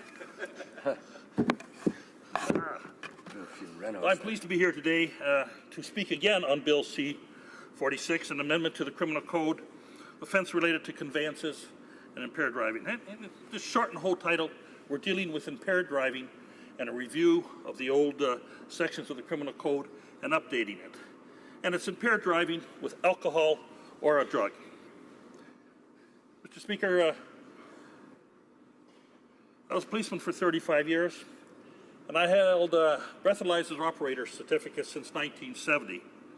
And I think I've probably done well over in excess of 1,000 impaired driving cases, alcohol, and drugs. I think my first year I was just about 100 as a rookie. And in those days, Mr. Speaker, I could do an impaired driving case, arrest the guy, bring him into the office, do up all the paperwork, and get back on the road between an hour and a half. Except once. I remember a case, and I just want to say this because this is how bad impaired drivers can be. I once remember a case where I arrested a guy for impaired driving, brought him back to the office, because the policy of the AG and the province was not to hold or detain or remove the vehicle from the road. So I brought him in, he blew .26. We had to release him. I released him. 15 minutes later, I see him driving down the road. I pick him up, bring him back to the office, process him, giving him appearance notice because I cannot hold him, and we let him go. 20 minutes later, lo and behold, he drives by me again. This time I brought him in and arrested him. So impaired drivers have always been a very serious part of our society. Is impaired driving going down, whether it's with drugs or alcohol? it's debatable. We have to thank the work of groups like MAD, but I don't believe it's going down. And I'll tell you two specific reasons, Mr. Speaker. One, the time to process a simple impaired driving case takes anywhere from 3 to 4 hours and closer to 4. So the police officer is off the road for 4 hours to do the paperwork, to bring in it. And why does it take that long? Because of all the different legislation out there, all the different wording out there. He has to cross all his T's and dot all his I's to get that conviction there. And then I'm going to go the second one. And all we're doing right now, Mr. Speaker, is bringing in more legislation, more work for the lawyers to look at, and it's just going to complicate it that much more. The second thing is a deterrent. You know, back in 1950, I had the good fortune one time to find a court book from 1950 from Vancouver Island. And impaired drivers were being fined anywhere between $100 and $300 for an impaired driver in 1950. Now, the average salaries in 1950 were about $1,700. In 1970, the fines were still $100 to $300, but people were earning about $5,700. And today, the fine minimum is $1,000, and people are earning, average they say is $50,000, but I think it's a little bit higher than that. So there is no deterrent out there. People will think about driving and drinking. And you know, I have to comment on my honorable friend from St. Albert, Edmonton. I mean, he brought up at the committee that we needed to strengthen some of the legislation. An example, I have a 5-year mandatory sentence for someone who drives a vehicle while impaired and kills a person. Yet the Liberal government said no, voted against it. Right now, minimum fine under summary conviction is $1,000. Go up to the more serious one, which causes injury or death, it's $500 more. That is ridiculous. It was more effective many years ago than it is today. Impaired driving, here's some simple statistics for those in the room. 1 shot of whiskey is equal to 12 ounces of beer or a glass of wine. And a person, an average person, 140-pound woman, can handle 3 ounces in an hour, and she'd probably have a reading of 0.11, which would bring her 0.03 over the limit. A 140-pound man, and here's one place where I can say we might be just a little bit better than women. A 140-pound man having 3 ounces in an hour would have a 0.09 reading. And that's just because our dissipation system seems to be a little bit better. And we'll leave it at that, Mr. Speaker. Science gives us the ability to calculate the effects of alcohol, and I could sit down here with any person in this room, and if they told me what they had to drink, I could probably break it down and tell them what their reading is going to be. Section 245.01 of the Criminal Code, the new one we're talking about, states that the Attorney General may approve a device that is designed to ascertain the presence of alcohol in a person's blood, equipment that is designed to ascertain the presence of drug in a person's body, an instrument that is designed to receive and make an analysis of sample of a person's breath to determine the blood alcohol concentration. Well, we've already had A and C in existence since the 60s. B, we're told, well, some countries have some form of testing that they believe is correct. We are looking at that. We are testing it right now, but it's not definite for sure. I do not believe we had enough scientific evidence out there. But we are going to go ahead with this law, and we're going to make marijuana legal. Still not scientifically proven that. Now, impaired driving under the Act, under 245, states any conveyance. So we're going to be able to go after anybody riding an electric bike, to an electric wheelchair, to an ATV, to a lawnmower, all the way up to a transport truck. All these people will be subject to the new rules and regulations that we're imposing, and some of them are going to be able to use legalized marijuana because of medical purposes, and others will use legalized marijuana because of recreational use. We all know that marijuana goes into the lungs, into your bloodstream, and then into the body, gets stored into the fat cells of your body. The sad part about it, different than alcohol dissipates about 1 ounce to an average person per hour. So it's gone. If you have 3 drinks in an hour, probably 3 to 4 hours later, your body's clear of that alcohol. Not the marijuana. It stays in your brain tissue and in your fat system and can come up anytime you agitate the body or get excited. So what does marijuana do? Well, of course, it knocks the heck out of our senses, our sense of time, our moods, movements, thinking, ability to problem solve, and our memories. And if we overindulge in the use of marijuana, then we can go into hallucinations, delusions, and psychosis. But most people will just be the former part, which is a form of impairment. You know, the University of Duke University in New Zealand did a number of tests in the last few years with young people. And I'm just saying this, thank you. I'm just saying this because what they've proven is that those kids using marijuana on a regular basis had an IQ 8 points less than their counterparts that did not use it. That's already a form of impairment right there. According to Colorado State University, the tests that they've done over the last few years show that the THC levels of marijuana has increased over 30% in the past 20 years. It's much stronger than it used to be. Another form of impairment. My concerns is the marijuana stays in your body for 3 to 10 days immediately, and it takes up to 3 months for it to completely dissipate. The shocking facts, Mr. Speaker, is that Colorado sold $14.6 million worth of marijuana in January of 2015, the month of January, and in the month of January 2016, they sold $36.4 million. So that's more than double, and to me, you double the amount of impaired driving. This means we need to double the amount of money that we're going to spend on education. Now, this government has told us that they're going to spend a certain amount. Well, we know that as soon as this comes out and becomes legal, the increased use of marijuana is going to at least double. You know, Mr. Speaker, the legislation in Bill C-46 has some good intentions, and I don't disagree with it. But it needs to be reviewed with more scrutiny. It needs to be looked at.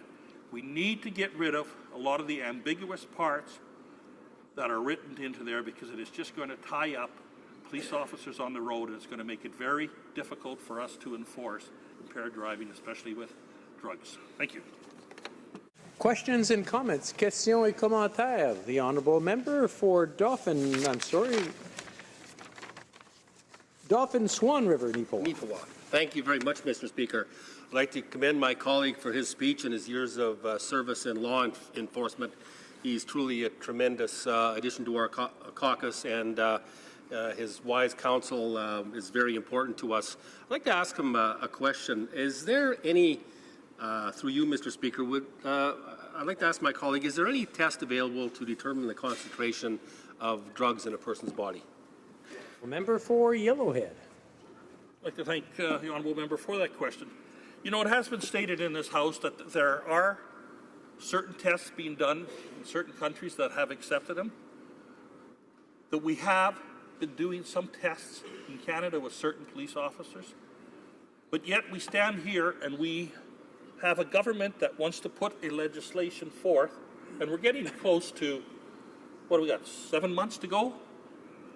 And yet we do not have an approved test in this country that is approved scientifically, that is going to guarantee us that the results that is given on that roadside screening test is right. So we need to have that done prior to putting the legislation out there and prior to setting people up in Canada for criminal convictions. Thank you. Questions and comments. The honourable member for Winnipeg North.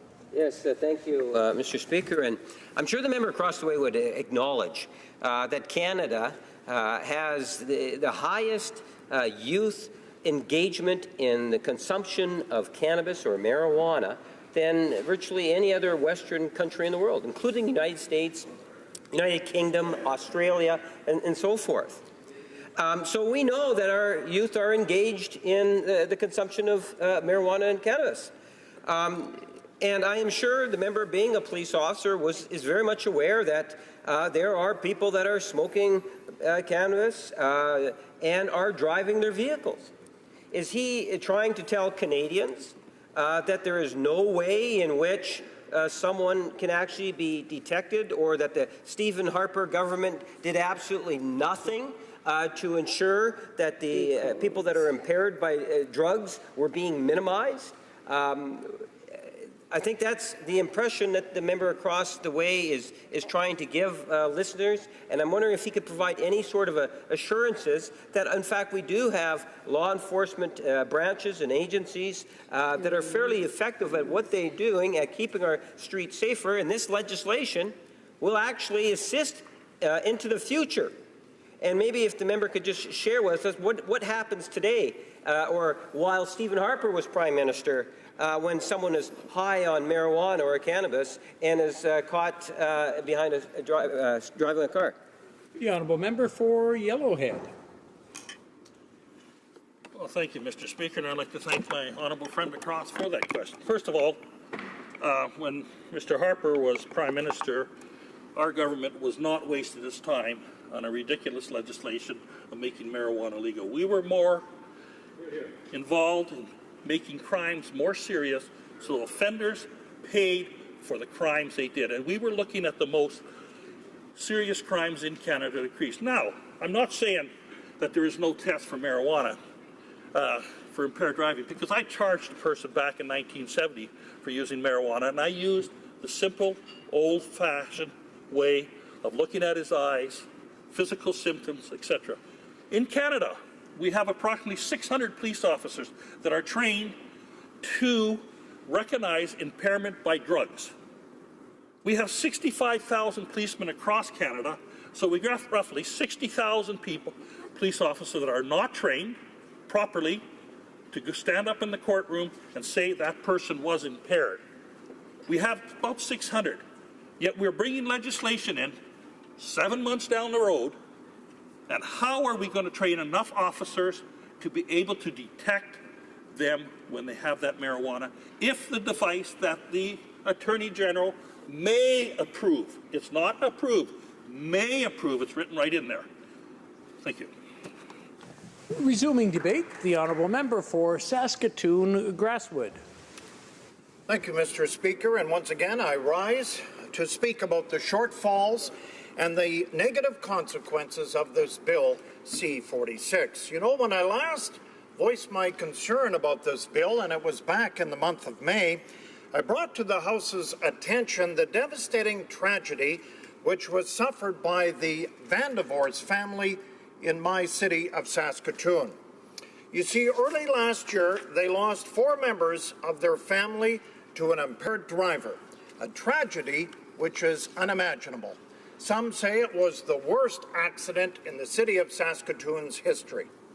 Linda and Lou Vandevors lost their son. They lost their daughter-in-law. And they lost their 2 grandchildren when an impaired driver blew through the intersection of Wanuskewin Road and Highway 11. 4 members of their family were wiped out on that January night. 2 months ago, the first official roadside memorial sign with the names of the Vandevors family was put up at this intersection as a reminder. I'm sure all of us have driven through an intersection where we spot flowers, a white cross, teddy bears from time to time. But this is the first sign with actual names in my province of Saskatchewan. The names of Jordan, Shanda, Cameron, and Maguire Vandevors. So I ask you, will Linda and Lou Vandevors be able to drive that road again, or will they look for an extra grid road so they don't have to pass through that sign? That's a good question. Did I mention the impaired driver was 3 times over the legal limit? The sentence then for killing all 4 innocent people was a mere 10 years. 10 years for killing 4 people. I have another story of Melanie and Alan Kirpin.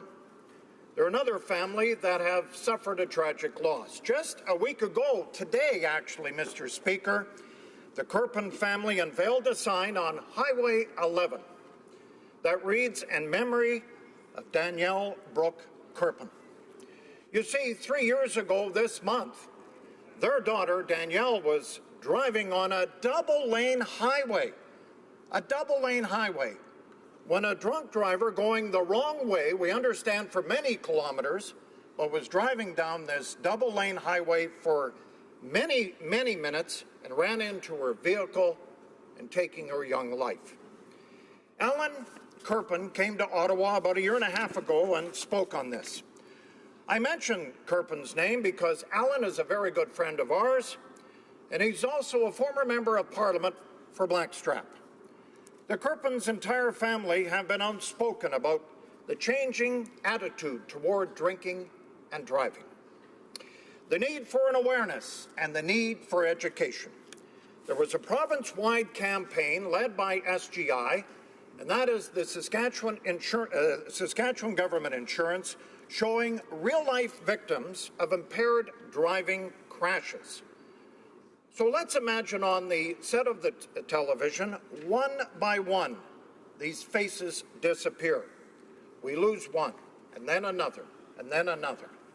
A 30-second spot on Saskatchewan television. Again, I ask, every time Melanie and Alan Kirpin leave their family farm in Kenniston to go south on Highway 11, as they approach Bladworth, where this accident occurred, they will all be reminded now of this tragedy because of this sign. So unfortunately, my province of Saskatchewan has one of the highest, if not the highest, rates of impaired driving in this country. StatsCan from 2015. And families may suffer as a result. I've just talked about two of many families in my province. In 2016 alone, there were 6,377 incidents of impaired driving in our province of Saskatchewan. Let's say that number once again, 6,377. In my city of Saskatoon, with a population of under 300,000, we had 649 incidents of impaired driving just in the city itself. This is an unacceptable statistic which represents serious harm to the lives and the well-beings of people, not only in my constituency, but in our province and certainly our country. We are left here with Bill C-46, a bill concerning driving under the influence of drugs, notably marijuana, a bill with substantial flaws which this Liberal government refuses to address. The motivating force for Bill C-46 actually would be C-45, is the claim that the legislation will keep marijuana out of the hands of children and drive criminals out of the business of profiting from the sale of marijuana is simply ridiculous. I have stated well before in this House, this is simply not true. It's fake news, if you want me to say that. A legal age for consuming alcohol has not stopped underage children and teenagers from consuming alcohol if they want it.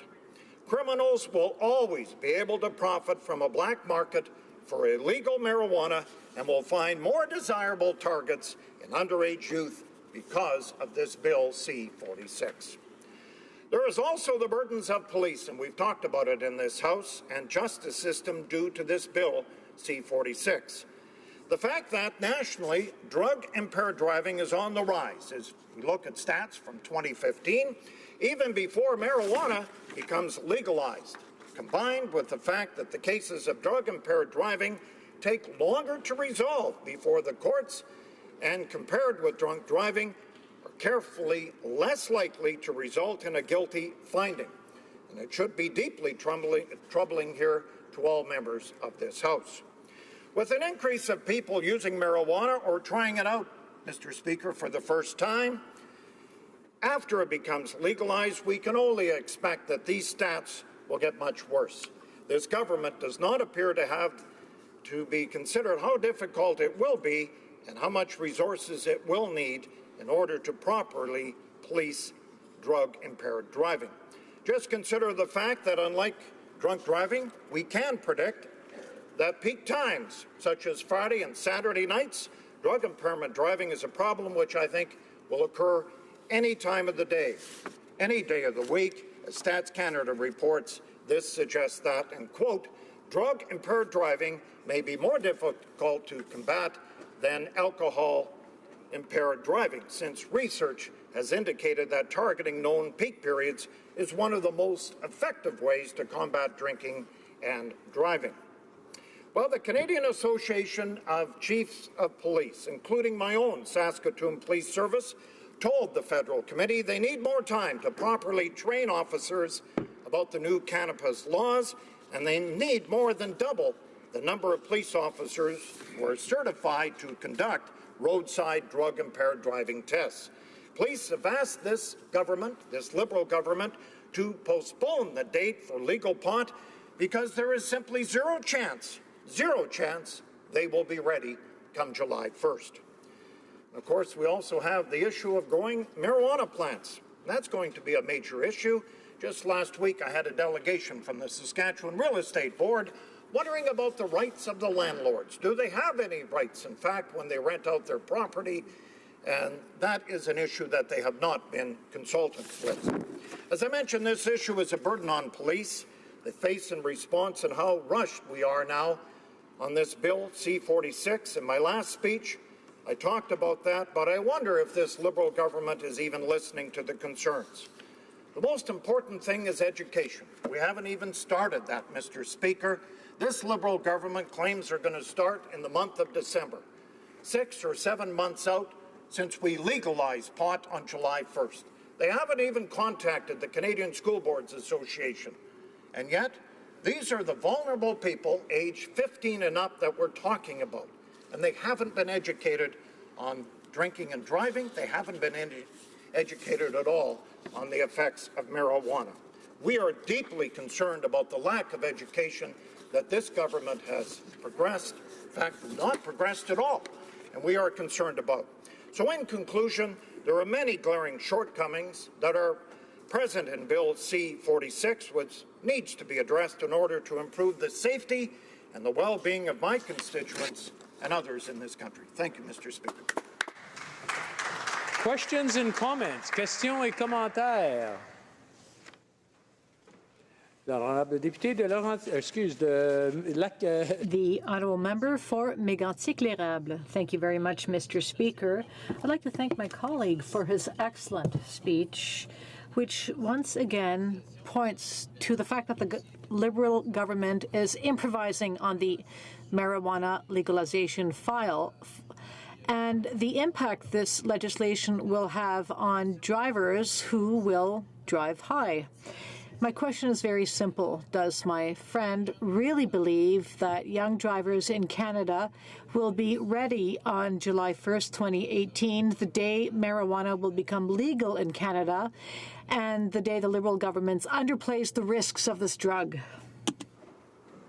I want to thank my colleague for that question. Of course, they're not going to be ready when July 1st, 2018 hits. I talked about the lack of education that this current government has done. They have not consulted the premiers. They haven't talked to the provinces. I have the Attorney General of Saskatchewan in my riding, and he is scared to death about July 1st, 2018.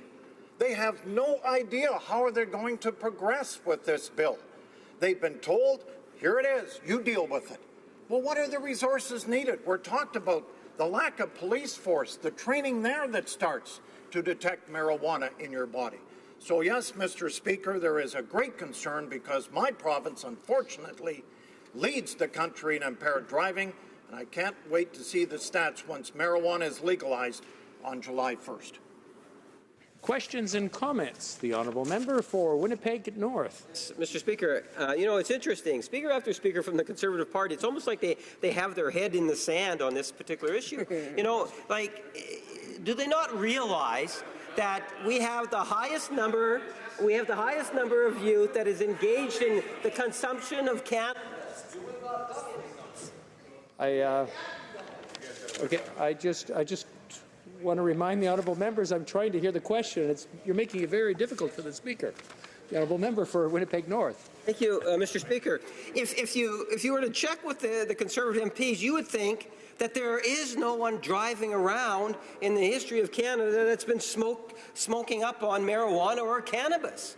You know, it's almost as if you would think that the Harper government had gotten rid of marijuana and cannabis, Madam Speaker. Have I got a news flash of reality for the Conservative caucus? Cannabis and marijuana is something that is very real, it's tangible, it's happening today in our society. In fact, we have more youth engaged in cannabis consumption than any other country virtually in the world, including the USA and elsewhere. We finally have a government, unlike the Harper government, that says that we need to have legislation in place that's going to help make our communities and roads safer. How does the member justify voting against legislation that is in fact going to make our road system safer when in fact you had the previous government that ignored the issue and we had people that were high driving on the roads? The honourable member for Saskatoon Grasswood.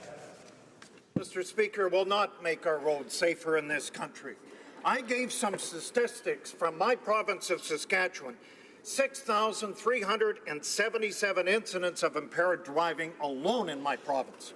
You're bringing in marijuana, we could double those numbers. We have no police protection right now. There is no training on this side. We have heard from the Saskatoon Police Commission, who came to Ottawa to testify. They are not ready for this. What more do they have to be told?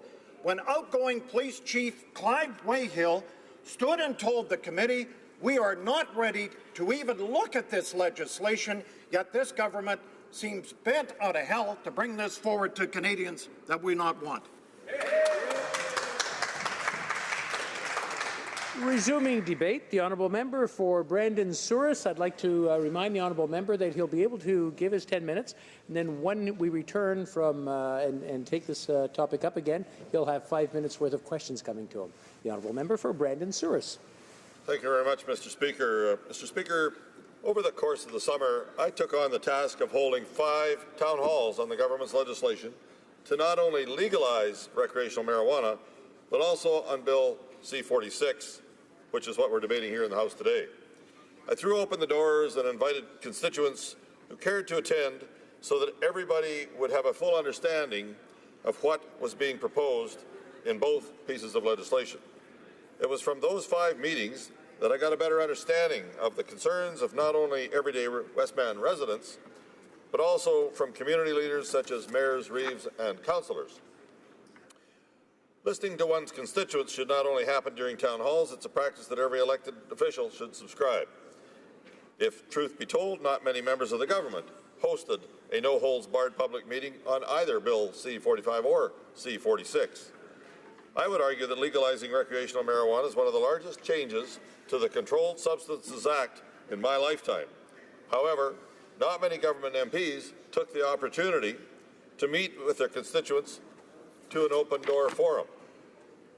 Now, if they did, they would have quickly become aware that not only is the Liberal government's political deadline of July 1st, 2018, to implement legal recreational marijuana usage untenable, it will unnecessarily raise the risk of bodily harm and injury on our roads and highways. At a recent Council of the Federation meeting, Manitoba Premier Brian Pallister requested an extension of the Liberal government's deadline on July 1st, 2018 for marijuana legalization. In response to the Premier Pallister's request, the Premier's established an official working group on marijuana, co-chaired by Manitoba Justice Minister Heather Stephenson. Since then, I know they are closely following the debate here in the House and the committee meetings that were held on this legislation. As was stated by many expert witnesses at committee or quoted in the news, it is simply unfathomable to expect that police departments and the RCMP will be prepared for the July 1st deadline as currently set out. I'd like to quote Director Mario Harrell, the President of the Canadian Association of Chiefs of Police, who stated at committee on Wednesday, September 20th, quote, The question many in policing have is what level of readiness the government and, more importantly, our communities expect law enforcement to deliver. We can be ready at some level by July 2018, but are we delivering on the public safety objectives Canadians would expect of us? Now, Mr. Speaker, that question gets to the very heart of the concerns that many members of Parliament, including backbench Liberal MPs, have publicly voiced. We know the science surrounding the impairment of one's ability to drive after consuming cannabis varies widely from one individual to another. We know that one's level of impairment can be impacted by how long an individual has either legally or illegally consumed cannabis.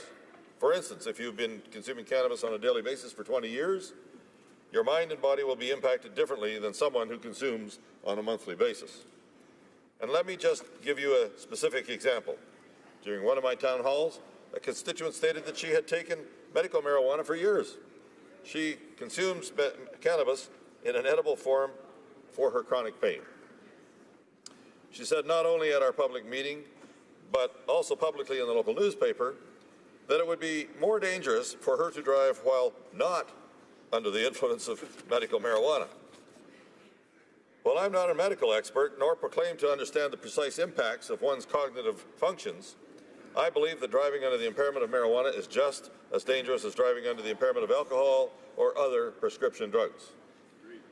While this is my belief, it was quite a shock to hear that some individuals who have consumed marijuana for years, if not in some cases for decades, push back on this premise.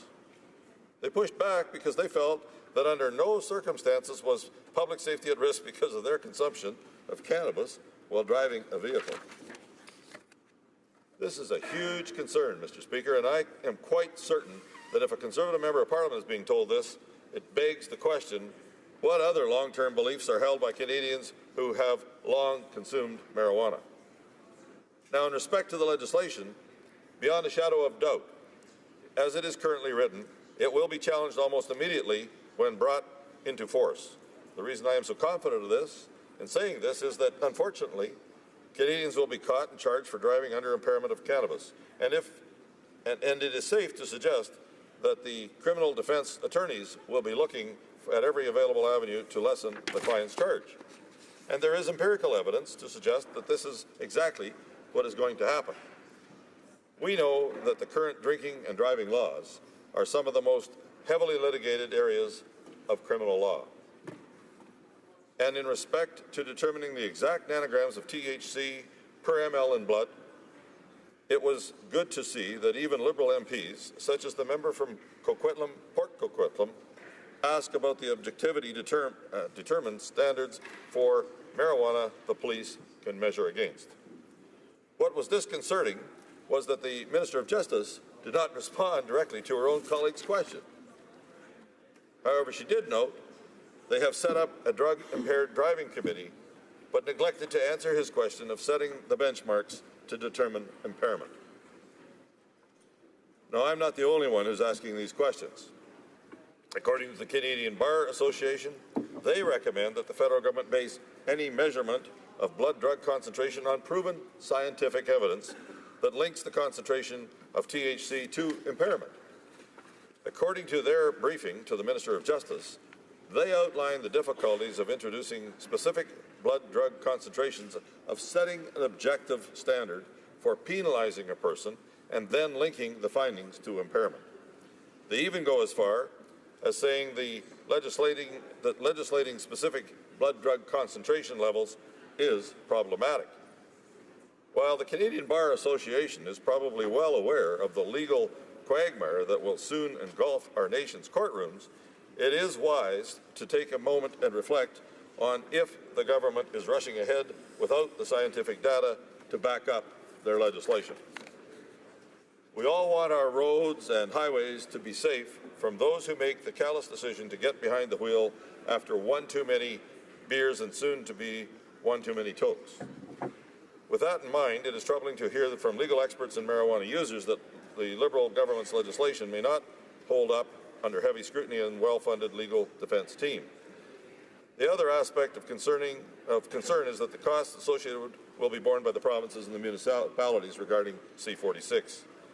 This was one of the most concerning matters raised by other levels of government. Earlier this summer, I wrote the Parliamentary Budget Officer requesting a costing analysis for implementing the Liberal government's legislation to legalize marijuana. I received a response from the PBO last month describing both a lack of transparency by the Liberal government and an intention to offload costs onto provinces. According to the PBO's letter, Justice Canada responded to its request for information by stating that the estimated costs of marijuana legalization are a cabinet confidence. Similar responses were provided to the PBO by Public Safety Canada and Health Canada.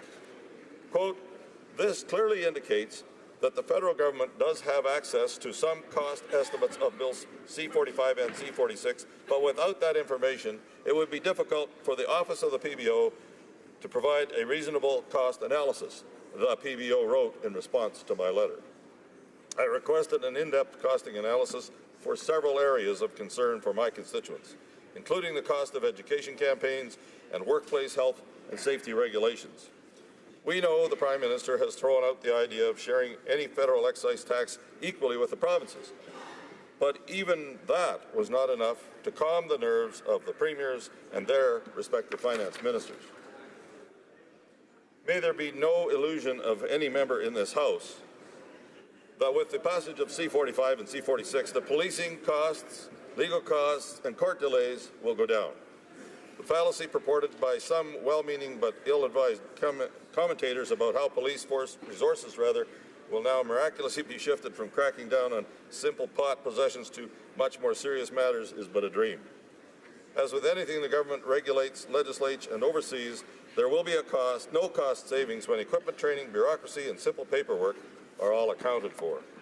And secondly, as the provinces have announced, they are going to make the purchase of legal recreational marijuana so restrictive, your neighborhood pot dealer just gave a loud round of applause as his business will prevail in the near future. The issue of legalizing marijuana for recreational purposes, while also updating the criminal code so that the police have a necessary tools and legal framework to keep our streets and highways safe, are not necessarily bound by one another.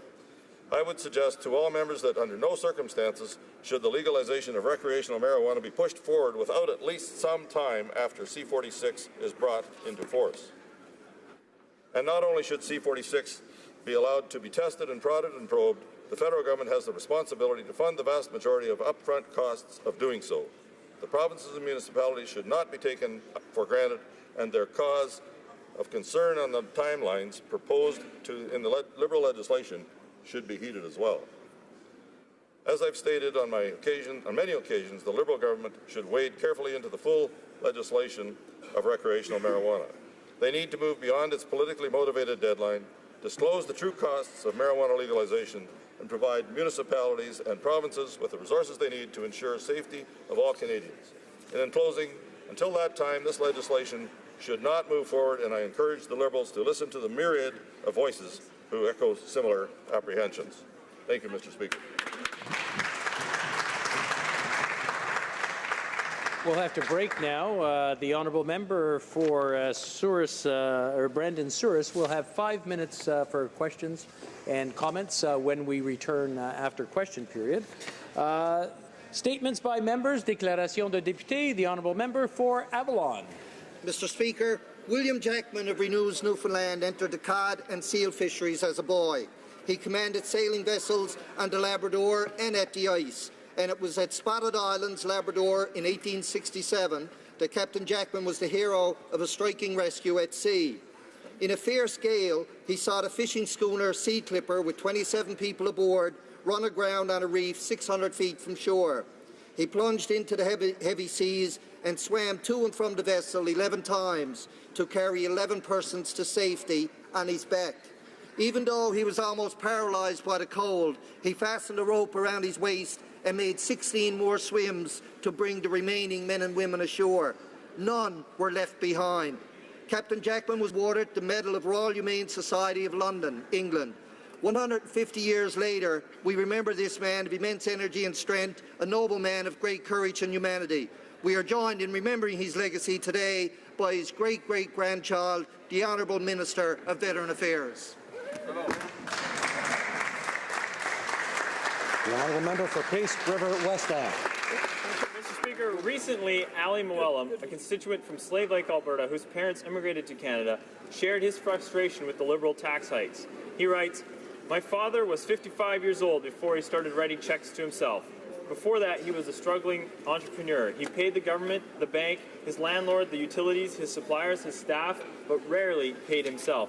When there wasn't enough money left at the end of the month to pay his staff, he and my mother picked up more shifts. My parents sacrificed everything in their life, their family, their money, their time, their health, their house, their relationships, all for a better future.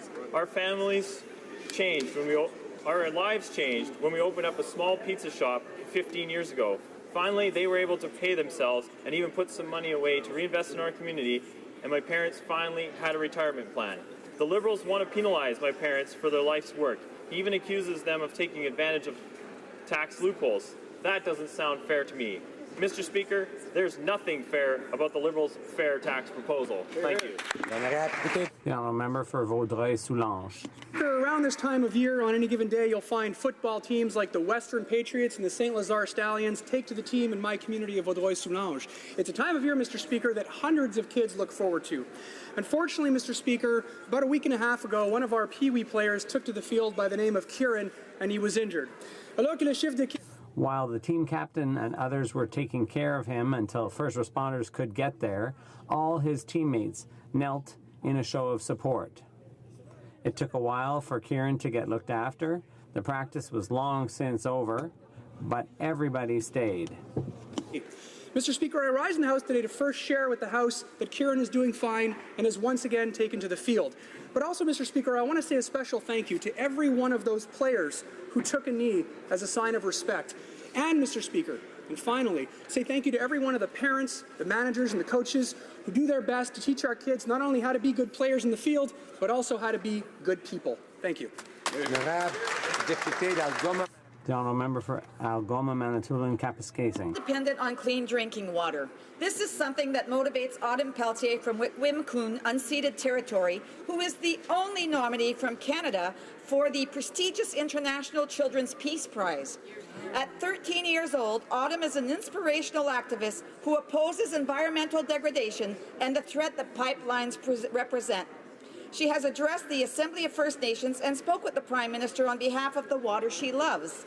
Autumn says she speaks for water because water doesn't have a voice. She wants her advocacy to inspire people to come together and to try to purify the water, which she says is alive, has a spirit, and hurts every day because of what people are doing. Just like any other young person, Autumn has hopes and dreams for her future. What she doesn't want to imagine is a future where we don't have clean drinking water anywhere. I hope all members will join me in congratulating Autumn and support her efforts by doing all we can to protect our sacred waters. Good luck, Autumn. The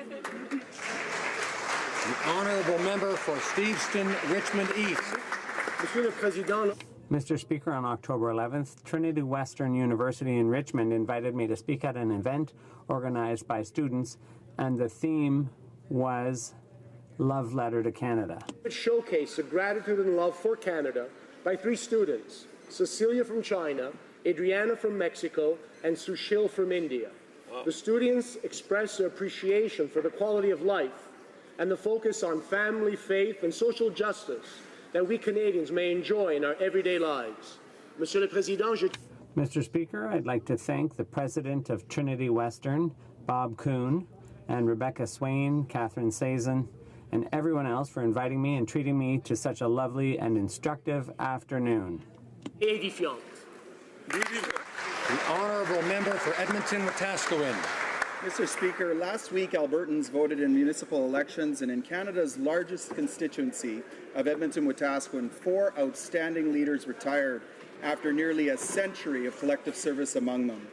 Today I rise on behalf of our shared constituents to offer heartfelt appreciation to Mayor Greg Krischke from Leduc, Mayor Camille Berube from Beaumont, Mayor Bill Elliott from Wetaskiwin, and Mayor John Whaley from Leduc County. These men have been exceptional leaders, impassioned champions for their communities. Along with their council colleagues, they translated that passion into meaningful action, and the lives of the people they served were made better and will continue to be better because of their work in office. All the while, Mr. Speaker, each of these mayors conducted their business with the utmost grace, compassion, and genuine goodness. Greg, Camille, Bill, and John, it has been an honor to serve alongside you. God bless you and your families as you embark on your next adventures. The honourable member for South Shore St. Margaret's. Mr. Speaker, in 1977, I was 14 years old, and I remember telling my dad that I wanted to be Prime Minister one day. He told me that while I might be good at it, it wasn't likely to happen because women weren't elected to federal government. Mr. Speaker, he wasn't far off. Women received the right to run as candidates in 1920, and the first woman elected federally in Nova Scotia was Colleen Campbell in 1974. Sadly, there have only been 3 women elected in Nova Scotia in the 21st century. In the last 97 years, only 9 women have been elected from my home province, Mr. Speaker, on average less than 1 every 10 years. As the only woman sitting in this House representing my home province, I would like to send a huge thank you to the women who came before me: Colleen Campbell, Roseanne Skoke, Diane Brichette, Mary Clancy, Michelle Dockrell, Wendy Lill, Alexa McDonough, and Megan Leslie. To all the women who come after me, claim your place. You belong in this House. Thank you, Mr. Speaker. The honourable member for Yukon. Mr. Speaker, it is with heavy heart that I rise to recognizing the passing of Chief Mike Smith. Chief Smith was a visionary who cared deeply about the well-being of Yukon First Nations. A residential school survivor, he devoted much of his life to serving his people. As a lawyer, as a 3-term chief of the Kwandun First Nation, as the past chair of the Council of Yukon First Indians, and as Yukon's regional chief for the Assembly of First Nations. It was a pleasure to work closely with Chief Smith over the years. I remember how proud he was the day he signed the Kwandun Land Claim and Self-Government Agreement, the first such urban agreement in Canada, giving the Kwandun people control over their own destiny. While Chief Smith's leadership will be missed, his legacy will live on through his work, his family, and the generations of leaders that he mentored. Goodness cheese, Masicho. The honourable member for Selkirk Interlake Eastman. Mr. Speaker, I'm proud to announce that the Justice for Victims of Corrupt Foreign Officials Act was unanimously adopted by Parliament and is now law in Canada. Known as the Sergei Magnitsky Law, this legislation provides Canada with the tools to target foreign officials responsible for gross human rights violations and corruption. While these sanctions are applicable to corrupt individuals from any nation, only one country has taken exception to Canada joining the global Magnitsky Campaign for Human Rights. Vladimir Putin and his Kremlin kleptocrats are threatened by Canada's crackdown on corruption. In response to the Sergei Magnitsky Law receiving royal assent, President Putin placed Bill Browder on Interpol's wanted list for the 5th time. Mr. Browder has been working tirelessly since the murder of Sergei Magnitsky in 2009 in the pursuit of international justice. Putin's petty move is an attempt to prevent Mr. Browder from traveling to Ottawa to celebrate the passage of the Sergei Magnitsky Law. I call on the government to ensure that Mr. Browder is able to travel freely to Canada so that together we can all celebrate this historic milestone. The honourable member for Halifax. Mr. Speaker, in Nova Scotia and in Halifax, the October 23rd is HMCS Kootenay Day. The HMCS Kootenay was a Restigouche-class destroyer in the Royal Canadian Navy, and 48 years ago, in 1969, the Kootenay was passing through the English Channel, headed home to Canada after exercises in the United Kingdom. At 8:10 in the morning, the Kootenay was ordered to perform a routine full-power exercise. The trial ended in tragedy. At 8:21 a.m., a mechanical failure suddenly caused an explosion and fire in the starboard gearbox. The resulting fire and smoke claimed the lives of 9 crew and seriously injured 53 others. The tragic incident remains the worst peacetime incident in the history of the Royal Canadian Navy. Mr. Speaker, I invite all members of this House to join me in expressing our deepest gratitude to the crew of the HMCS Kootenay and their loved ones. And may we never forget that today we enjoy all the privileges of being Canadian because of their courage and service. Thank you.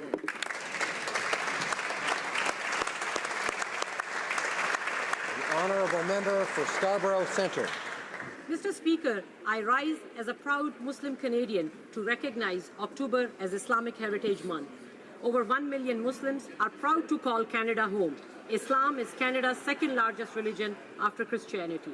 We are your doctors and lawyers, your shopkeepers and teachers, your elected representatives, your neighbors and your friends. As we celebrate Islamic Heritage Month, I invite all Canadians to come learn more about your Muslim Canadian neighbors. Visit your local mosque. We would be happy to welcome you.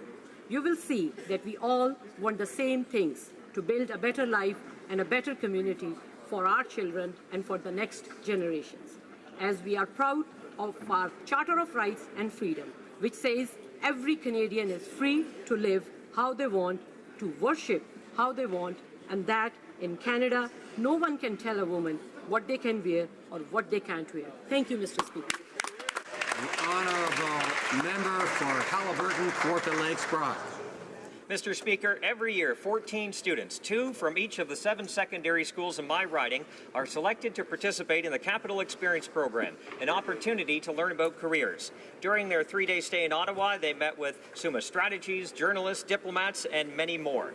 In Ottawa today are Vaibhavi Merite and Arden Harrop from Haliburton Highlands, Tyler West and Megan Muscott from Brock, Tyler Saltern and Beth McConkey from Crestwood, Chloe South and Grace Lunenberger from Fenland Falls, Samantha Willock and Landon Bowen from LCVI, Catherine Cadigan and Lauren Good from IE Weldon, Georgia Keenan and Jacob Peck from St. Thomas Aquinas. I'd like to thank all the sponsors, the Lions, the Rotary Clubs, local legions, small businesses for their generosity.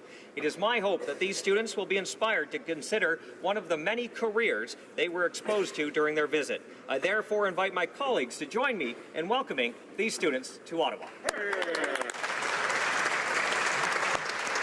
The honourable member for Cloverdale, Langley City. Mr. Speaker, today on October 24th, I stand to recognize World Polio Day. Canada has been a global leader in the fight against polio from the very beginning, and we're committed to seeing it through to the end. In June, our government announced that Canada will contribute $100 million over 3 years to the Global Polio Eradication Initiative's Endgame Strategic Plan, which seeks to wipe out polio once and for all to protect children all over the world.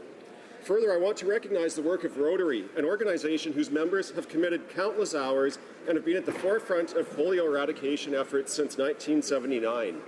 Rotary's efforts to fight this disease are truly commendable, and I applaud their inspiring achievements in fundraising and advocacy, and for mobilizing others to fight for this important issue.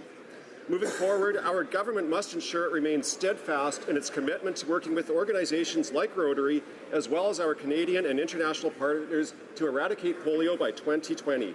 Thank you, Mr. Speaker. The honourable member for Esquimalt, Saanich Sooke. In 2016, the United Nations Human Rights Council created the position of UN Independent Expert on Sexual Orientation and Gender Identity. Unfortunately, distinguished international law professor Vidit Mutarborn completed only 1 year of his 3-year mandate before having to step down for reasons of health. Yet his reports demonstrate the critical importance of this work. Not only did he investigate and document far too many incidents of arrests, torture, and killings, but he also began to lay out a plan for international efforts to eradicate this kind of violence and discrimination. Given the current epidemic of anti-LGBTQ arrests and violence, which has spread from Chechnya to Azerbaijan and now to Tajikistan, it is crucial that this work continue. While I salute the Canadian NGO Rainbow Railroad for helping individuals under threat find a safe haven, and I acknowledge the quiet cooperation of our Canadian government in those efforts, today I'm asking for more than rescue missions. I'm calling on the Minister of Foreign Affairs to make sure that the position of UN Independent Expert on Sexual Orientation and Gender Identity is filled without delay so that the international community can act to end this violence and discrimination. The honourable member for St. Albert, Edmonton. Speaker, the sky is blue in Alberta after nearly 80% of voters in Sturgeon River Parkland voted Conservative, and a strong message has been sent to this Liberal government, a government that has made life more difficult for everyday Albertans. Albertans know that there is only one party that consistently has their back, and it is the Conservative Party of Canada. And I want to congratulate Dane Lloyd, our new Conservative MP, on his massive victory. Dane's win is especially meaningful to me as he ably served as my parliamentary assistant prior to the by-election. I know that Dane will be a strong voice for Sturgeon River Parkland and a strong voice to take on this out-of-touch Liberal government. Congratulations, Dane. The Honourable Member for Avignon-La-Métis, Matane-Matapédia. Mr. Speaker, another big election night last night, and I'd like to congratulate the two newly elected colleagues, one from Lac-Saint-Jean,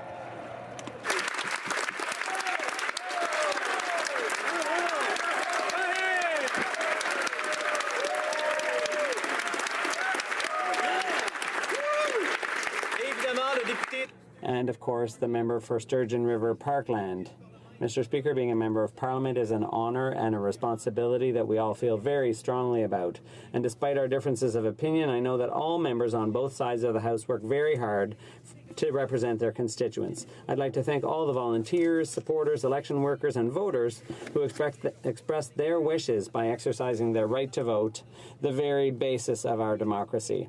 Not to mention the unflagging support of families whose significant sacrifices allow us all to come to Ottawa to champion our constituents' causes. Dream big, work hard, exercise, stay focused, and surround yourself with good people.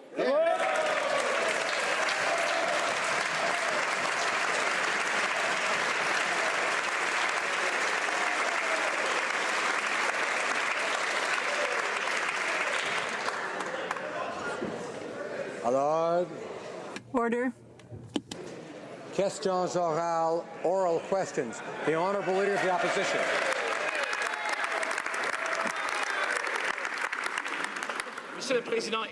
Mr. Speaker, it is now clear that the ability of the Minister of Finance to find new sources of revenue is out of control. Last weekend, we learned that in May 2017, the Liberals refused tax credits to diabetics, running counter to their doctors' recommendations. How can they explain these actions on the backs of diabetics? The Right Honourable the Prime Minister. Mr. Speaker, we committed to guaranteeing Canadians access to the tax credits they are entitled to. We understand the concerns of these groups. Many people suffer from diabetes. The Bureau of the Minister will be leading with groups this week. We are hiring nurses to assess these claims at the first step of the process, and the Minister has asked the agency to improve data collection to better inform the decision-making process. The Leader of the Opposition. This credit provides important tax relief for many vulnerable Canadian diabetics, and it's pretty simple how it works. The government determines the qualifying criteria, and the patient's doctor certifies whether the patient meets those criteria. But the Prime Minister decided that his tax collectors in Ottawa have a better understanding of diabetic patients than their own doctors. This is truly the worst of big Liberal government. So the question of the Prime Minister is simple. Who is better placed to determine the needs of diabetics, tax collectors in Ottawa or doctors on the ground? The Right Honourable Prime Minister. Mr. Speaker, we are committed to ensuring that all Canadians have access to the credits and benefits to which they are entitled. We understand the concerns expressed because many Canadians are touched by diabetes. The Minister's office and the agency are meeting with the concerned groups to continue our work.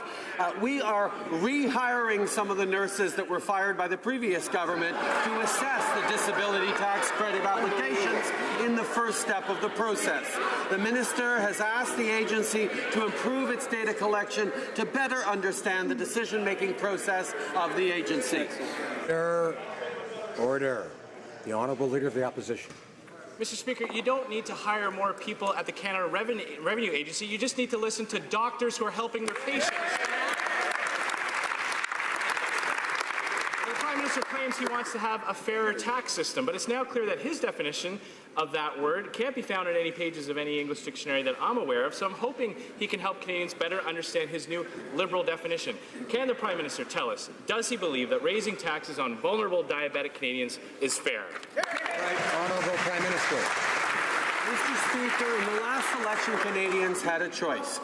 Go for the Conservative Party that had continued to not grow the economy very quickly and to give opportunity for wealthy people to have more benefits, or to go with the Liberal government that committed to invest in Canadians, to grow the economy by putting more money in the pockets of the middle class. That's exactly what we promised to do. That's exactly what we did. And a little later today, Mr. Speaker, everyone's going to see the results of that plan we put in place that is delivering for all Canadians.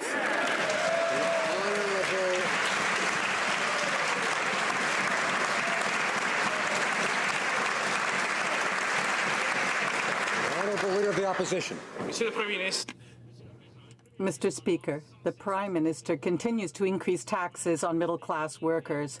Families are paying more for their bus passes, children's sports, piano classes, tuition, school books. Local businesses will also be paying more taxes.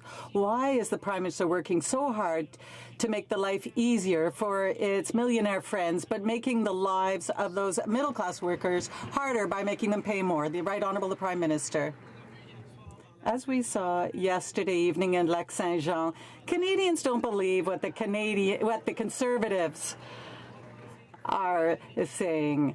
We've brought forward tax credits. The Conservatives didn't help families that way. We're helping children through the Canada Child Benefit that is giving more money to 9 families out of 10, and that is lifting more than 300,000 children out of poverty. We are going to continue to deliver in order to create economic growth and growth for these families. That's what Canadians expect, and that's what we're doing.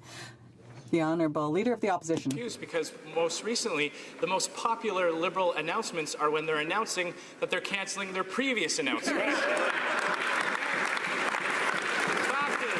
This government, Canadians will pay more taxes, and they know that this government will always protect their own personal interests and those of their Liberal friends. The Prime Minister has spent weeks defending the Finance Minister's attack on local businesses, while that same minister used loopholes to protect his own personal fortune.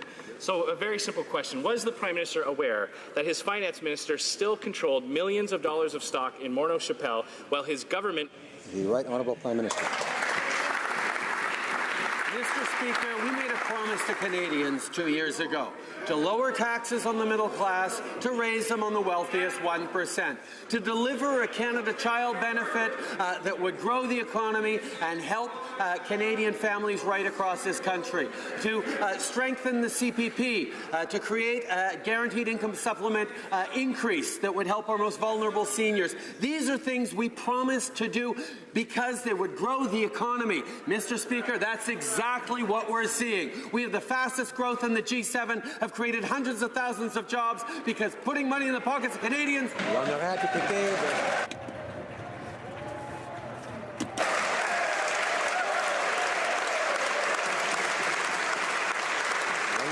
The Honourable Member for Rimouski-Nejet-Témiscouata-Les Basques. For 2 weeks now, the Minister of Finance has been hiding behind the Ethics Commissioner to refuse to take responsibility for his own actions. And yet this same Ethics Commissioner had written to him that if his official position provides him with an opportunity to improve his own private interests or those of his parents or friends, he is in a conflict of interest. That's exactly what happened with Bill C-27 that he himself introduced. Mr. Speaker, why is the Minister refusing to take responsibility for his own actions? Premier Minister. Right Honourable the Prime Minister. Mr. Speaker, what the opposition is implying is false. There is no conflict of interest. The minister followed all the advice from the Ethics Commissioner, including an ethics screen that, according to the Commissioner, is the most effective step. The minister followed all the rules and is even willing to go above and beyond what the Ethics Commissioner recommended. That's what is expected of this government. That is what is expected of all members in this House. The member for Rimouski-Nejet-Témiscouata-Les Basques. For 2 years, he led people to believe that his assets were in a blind... The Defense Minister was found in 2002 to have given a $36,000 contract to a company owned by an ex-girlfriend. He was asked to resign from cabinet.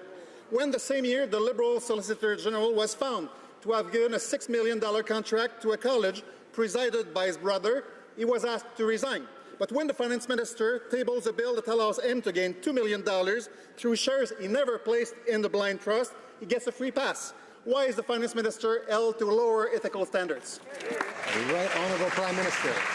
Mr. Speaker, the opposition is torquing up insinuations with no basis. The minister followed all the guidance of the commissioner, including setting up a screen that was determined to be the best measure of compliance by the commissioner. The minister has followed the rules and is willing to go above and beyond. But I understand why the opposition wants to talk about these things and not about what matters to Canadians, growing the economy, because there is such good news coming, Mr. Speaker, for Canadians. We have the fastest growth in the G7. We've created hundreds of thousands of jobs, and we're continuing to invest and putting money in the pockets of the middle class and those working hard to join it. The Honourable Member for Rosemont, La Petite Patrie. Well, the finance minister is desperate to change the channel by performing some magic tricks. Canadians understand that he has used public policy for his own advantage. C-27 is not only a bad legislation and an attack against good pension plans, it's also a very good news for some people. For example, Morneau Chappelle. Yeah. The finance minister was supposed to put his assets in a blind trust. He didn't do it. The Liberals were supposed to tackle the tax loophole of the CEOs. They didn't do it. When the Liberals will stop working for their friends of Bay Street and work for the common good? Yeah. Right Honourable Prime Minister. Mr. Speaker, last night we got an opportunity to hear from Quebecers and people across this country about how we were doing as a country and how we were doing in terms of growing the economy. And the priorities that Canadians showed actually demonstrated that we're on the right track. We are moving forward and continuing to put money in the pockets of the middle class and growing the economy in ways that works for everyone. We will stay focused on Canadians while the opposition stays focused on Liberals. The Honourable Member for Rosemont, La Petite Patrie. Les libéraux ont devancé. The Liberals moved up the fiscal update because they are desperately trying to extricate themselves from a scandal. But people aren't fools. The Minister of Finance tabled a bill that directly profits his company, a company that should have been put in a blind trust, just like he didn't deal with the schemes of big CEOs. Rather than attack people who take the bus, who get employee discounts, rather than attack people suffering from diabetes, perhaps the Liberals could go after their friends on Bay Street. Honourable the Prime Minister. The Liberals did go and see the people in Lac-Saint-Jean, Mr. Speaker. We had conversations on how things were going in their area, what kind of assistance they needed, what we can do to help them, and what more we can do. And the people of Lac-Saint-Jean told me that things were going well. They thanked us for our work, and they put their trust in us in sending Richard Hébert to sit here in the House of Commons to be the next member of Parliament for Lac-Saint-Jean. That's exactly what we wanted to do. That's what we'll be announcing again this afternoon. We are delivering a plan that works for Canadians. The Honourable Member for Richmond Athabasca. Mr. Speaker, here is what is clear. On February 20th, 2013, 2 years before he took on his current position, the Minister of Finance advocated for legislation enabling target benefit plans. Then on October 19, 2016, 3 years later, the minister brought in Bill C-27, whose purpose, coincidentally, is to do just that. When will the Minister of Finance admit that he failed in his mandate and admit that he is in a total conflict of interest, which the $2 million in profit that he has made since becoming minister only serves to prove? Honourable Parliamentary Secretary. Thank you, Mr. Speaker. Here are the facts. As soon as he started his mandate, the minister met the Ethics Commissioner in order to make sure he complied with all the rules. He followed all her recommendations, and last week he announced that he was going even further. But if he wants more facts, 2 years ago, we were wondering, where are we heading into a recession? Well, after 2 years of this Minister of Finance's work, it's clear that Canada is not in a recession. It is in an enviable position in terms of its economic growth. The Honourable Member for Richmond Athabasca. Mr. Speaker, people aren't fools. In this House, the minister tabled a bill that would benefit his own company while he was still receiving dividends. We're talking about more than $65,000 a month. This is clearly a conflict of interest. If this government is claiming to have so much integrity and to be so transparent, then it should prove that today and have the minister give us a clear answer. Did he, yes or no, tell the Ethics Commissioner that he was in a clear conflict of interest? The Honourable Parliamentary Secretary. Mr. Speaker, there is no conflict of interest. Why? Because at the very beginning of his mandate, the minister met the Ethics Commissioner in order to ensure that he was complying with all the rules and her recommendations, including an ethics screen. That was done from the very outset. And last week, the minister went even further by announcing that he would divest himself of his Morneau Shepell assets and that all those assets would be put in a blind trust so that he could continue to do the important work that he is doing for all Canadians, making sure that our economy is growing, making sure that there's prosperity for all. Thank you. Milton. Mr. Speaker, these are the facts as we know it. As Executive Chair of Morneau Shepell, the minister lobbied on behalf of targeted pension plans. When he became the minister, he actually brought legislation in to make these law. He also collected dividends from the company because he still had shares. Now, the honourable member mentioned an ethics screen, and that may very well be in place, but I want to know something specific. Given all of these conflicts around this issue, did the minister recuse himself on any of the discussions around C-27?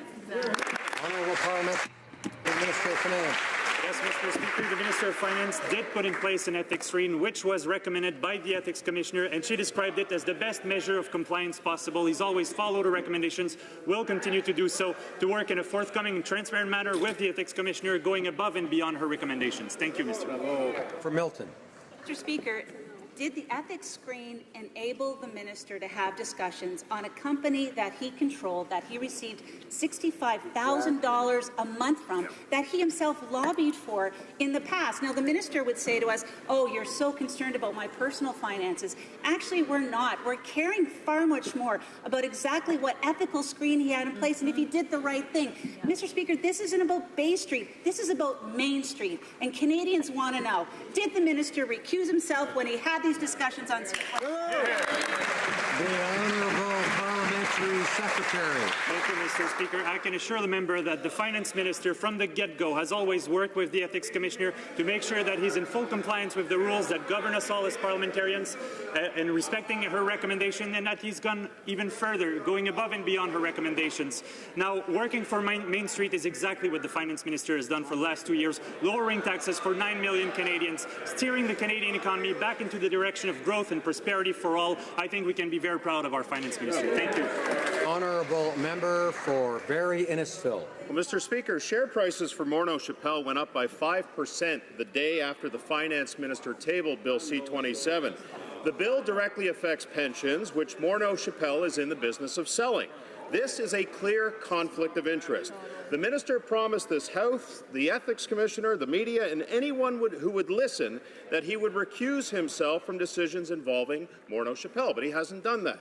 Did the minister receive written approval from the Ethics Commissioner to introduce pension legislation that turned out to be a windfall for the minister and for Morneau Shepell? Honourable Parliamentary Secretary to Minister of Finance. Thank you, Mr. Speaker. I can assure my colleague that the Minister of Finance has always worked with the Ethics Commissioner and will continue to do so in order to ensure that he is in compliance with the rules. Last week, he announced that he was going even further to avoid any distraction away from the important work he's doing for Canadians. What's that work? 400,000 jobs, most of them being full-time, created over the past few years. The highest economic growth in the G7. And that's something that they cannot claim they did after 10 years. Well, Mr. Speaker, the facts are clear. The minister introduced legislation that directly benefits the company he owns millions of shares in. In fact, his shares have increased by a whopping 33% since the minister was sworn in. While in charge of Morneau Shepell, he lobbied for the exact legislation that he now proposes in C-27. The minister is right about one thing. His conflicts of interest are, in fact, serious distractions. Does the minister actually believe that it was ethical of him to table C-27, knowing it would further feather his own nest? The Honourable Parliamentary Secretary. Thank you, Mr. Speaker. The Ethics Commissioner is there to ensure that integrity of this institution remains unaffected. We believe the Ethics Commissioner, we believe in her recommendations, and the Minister of Finance has always followed those recommendations to ensure that it's in full compliance. Last week he said he'd go even further to continue his important work. And I would invite all members at 4 o'clock to come here and listen to how well the economy is going for all Canadians. The Honourable Member for Jonquière. Yesterday, several stakeholders gathered before the Legislative Assembly of Quebec over the NAFTA negotiations. The Quebec Premier and these socioeconomic stakeholders were all clear that they will not back down on supply management and cultural exemptions. The Premier of Quebec even said that the asks of the American administration were radical and frankly unacceptable. When will the Minister of Foreign Affairs stand up to Donald Trump and tell him that supply management and cultural exemptions are not negotiable? Honourable Minister. Mr. Speaker, I'd like to thank my colleague for her question, and I would like to assure her and assure all my colleagues and assure all Canadians and Quebecers that cultural exemption is a priority for our government, as is supply management. It is a priority for our government. And I also want to underscore the fact that these are difficult negotiations. This is a very protectionist administration, but we are working very hard, and we will continue to work very hard to defend the national interests of Canada. Mr. Speaker, the Liberals have yet to stand up to the bullying tactics by the Trump administration. U.S. Trade Representative Lighthizer said it's unreasonable to expect that the United States will continue to guarantee U.S. companies to invest in Canada primarily for export to the United States in NAFTA. This is a serious swipe at our manufacturing supply chains in Canada and our jobs. Enough is enough. Even the Liberal member from Kenora agrees that being charming and polite isn't working. We need a stronger approach. When will the minister stand up against these blatant and extremely aggressive U.S. threats? The Honourable Minister. Mr. Speaker, let me assure the member opposite and all Canadians that at the negotiating table, I absolutely stand up for the Canadian national interest. Now, I believe that it's right to be polite, and when we say no with a smile. But I want to say to Canadians, we will always stand up for our national interest, and we will stand up for Canadian values. The Honourable Member for Beauce. Mr. Speaker, the Minister of Finance has been profiting from his family business, Morneau Shepell.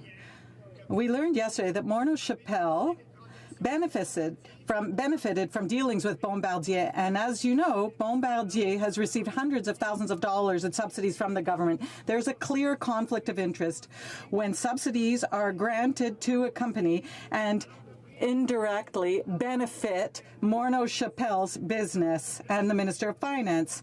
Can the minister tell us that he recused himself from all discussions involving Bombardier? The Honourable Parliamentary Secretary.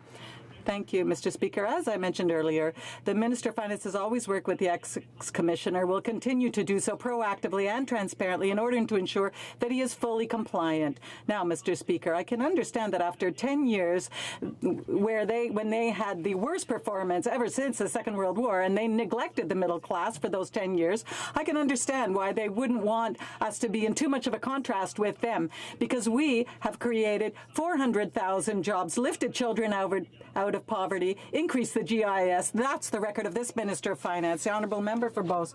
Mr. Speaker, what the government doesn't realize is that we're talking about the Minister of Finance's conflict of interest. He doesn't appreciate that, does he?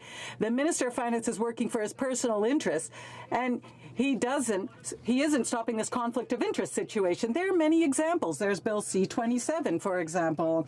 Then there are the dealings with Bombardier. And then there's the most blatant example, the fact that the minister said that he was going to put his assets in a blind trust and didn't end up doing so for 2 years. So he misled the House on that, Mr. Speaker.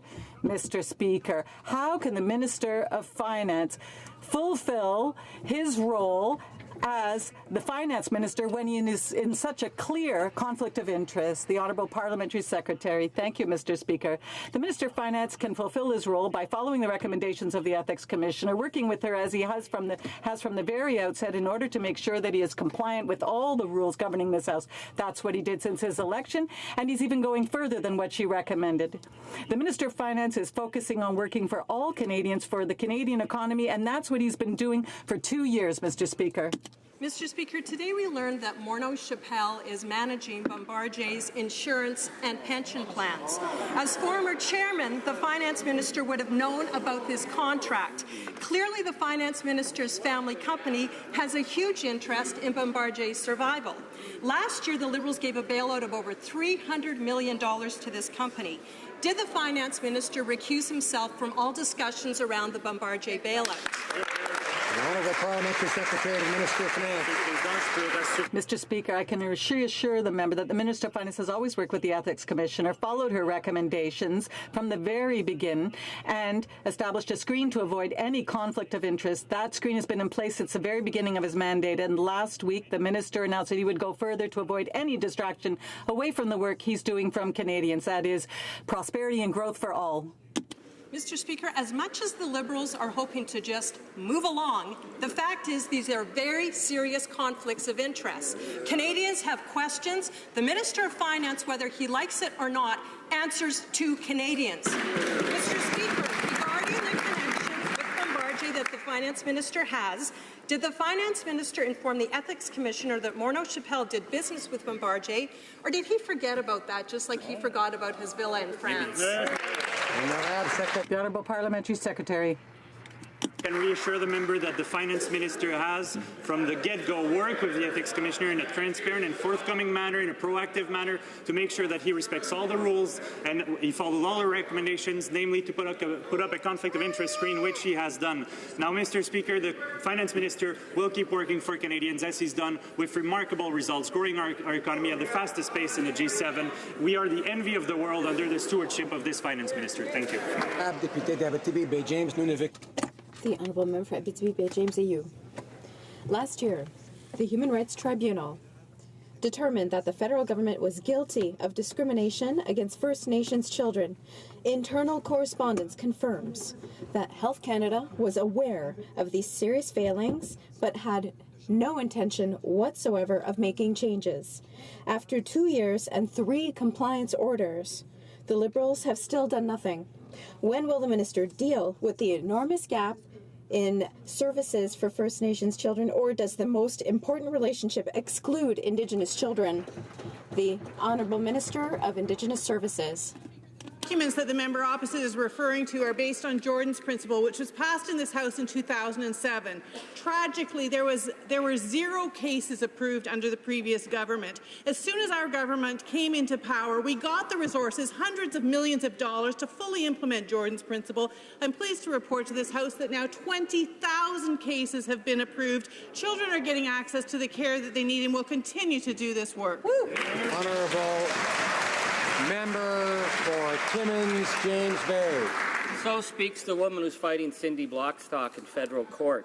You know, they've fought Cindy Blackstock for 12 years, tooth and nail. Now they're fighting him in court. But the internal documents show that when the ruling came down, her top officials didn't even know what Jordan's Principle is or how children are being routinely denied services. But Health Canada did draw a line in the sand that they would not accept the definition that would, quote, ensure that First Nation children have access to publicly available health and social services. Will the minister please explain why Indigenous children do not have that right under her government? Honourable Minister of Indigenous Services. Mr. Speaker, I'd like to start by correcting the record that, in fact, I'm working very closely with Dr. Cindy Blackstock. I meet with her on a regular basis, including yesterday, and my staff meets with her regularly as well. We are determined to bring justice to Indigenous children in this country. We know that there are absolutely unacceptable gaps that exist in child and family services, that children are being apprehended at rates that are the highest in the world, and we will work with Dr. Cindy Blackstock and First Nations, Métis and Inuit leaders to bring justice for Indigenous children. Honourable Member for New Brunswick Southwest. Mr. Speaker, this morning I met with female university presidents. We discussed the challenges of social media messaging, opportunities to increase diversity and university leadership, and their plan moving forward. Can the Minister for the Status of Women update this House how this government is leading by example and delivering results for gender equality? Thank you. Honourable Minister. Mr. Speaker, my honourable colleague from New Brunswick Southwest knows that gender equality is fundamental to our collective success as a country and at the core of our government's feminist agenda. And we're seeing the results, more economic growth. But in this pursuit, Mr. Speaker, our words matter just as our actions do. So when members across the aisle label our daughters as feminazis, as Barbies, it sets us all back. Our sons and daughters are watching, Mr. Speaker. Let us all lead by example.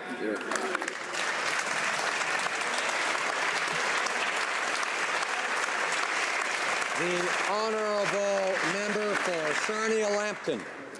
Mr. Speaker, while the Liberal government is doing everything it can to protect the finance minister with his conflicts of interest and his 9 numbered companies with links to Barbados, villas in France, pension plans for Morneau Chapelle, and now Bombardier, they're reaching into the pockets of disabled people to pay for their spending problem. Diabetes Canada says they're concerned that 80% of diabetics making applications are now being denied, whereas a year ago 80% were being approved. Why do the Liberals care more about protecting the wealthy finance minister than people with type 1 diabetes? The Honourable Minister of National Revenue. Our government has committed to allowing all Canadians to access the credits that they are entitled to. The concerns raised by these groups are significant. We've already met these groups and we will continue our work with them. Unlike the former government, in Budget 2017, our government made this credit more accessible by allowing nurses to complete the application forms. And we are going to look carefully at data collection for this credit in order to look at the decision-making process of the agency. Rich. Well, Mr. Speaker, disability tax credit applications for type 1 diabetics have gone from 80% approval to 80% rejection since May of 2017. Yesterday, the minister denied that she had anything to do with this, but we've obtained a letter that she wrote in July defending these rejections and confirming that CRA changed the forms for doctors. She wrote, adults who independently manage their insulin therapy are unlikely to meet the 14-hour requirement. Why did the minister defend these rejections? The Honourable Minister of National Revenue. Mr. Speaker, our government has committed to allowing all Canadians to access the credits and benefits they are entitled to. Contrary to the previous government, we have simplified forms. Our government has made the tax credit much more accessible by allowing nurse practitioners to complete application forms. We will always work to make sure that people get the credits they are entitled to and protect the Canadian public. The Honourable Member for Portneuf-Jacques-Cartier. Mr. Speaker, after having conned small business owners and retail employees, now it's the turn of people suffering from type 1 diabetes to be victims of the Liberal technique. Yesterday, the Minister of the Canada Revenue Agency said that she had not given any specific instructions and didn't know what was going on in her department. The Minister of Finance, he knows very well what's going on from his throne. He's raising himself above the law and sending his fellow minister to be slaughtered. Can the Minister tell this House if people with type 1 diabetes will have retroactive access to the tax credit? The Honourable Minister of National Revenue. Mr. Speaker, I understand very well the concerns of people who have diabetes. My spouse died of complications of diabetes. We've met these groups. We've met with doctors. We continue to work with public servants. We have simplified the forms. We've hired nurse practitioners. And contrary to the previous government, we are going to continue to work to make sure that the disability tax credit is even more accessible. The member for Barrie, Springwater, Oro-Medonte. Mr. Speaker, the Liberals cut off diabetics from the disability tax credit with the stroke of this minister's pen. Meanwhile, they allow the finance minister to use loopholes so he can hide millions of dollars of investments from Canadians. But when Canadians suffering from diabetes try to access the tax credit, the Liberals claim that they are somehow cheating the system. Why are the Liberals working so hard to protect the finance minister from paying his fair share while they go after Canadians suffering from diabetes? The Honourable Minister of National Revenue. Mr. Speaker, I understand very well what diabetes can involve for families. As I said, my spouse died of complications due to diabetes. We've worked with these groups. Last year, we met with people from various diabetes associations. We're working with doctors, and our objective has always been to simplify the forms and to make tax credits more accessible for people who are handicapped. Mr. Speaker, one of the first actions taken by the Minister of Science was to recruit Professor David Naylor to review federal science funding. That's a great move. Our leader, Jagmeet Singh, who has a degree in biology, supports the Naylor report, as does most of Canada's scientific community. Can the minister tell us how many of the 35 report recommendations the government intends to implement? And most importantly, will they bring forward legislation to establish an independent National Advisory Council on Research and Innovation? Thank you.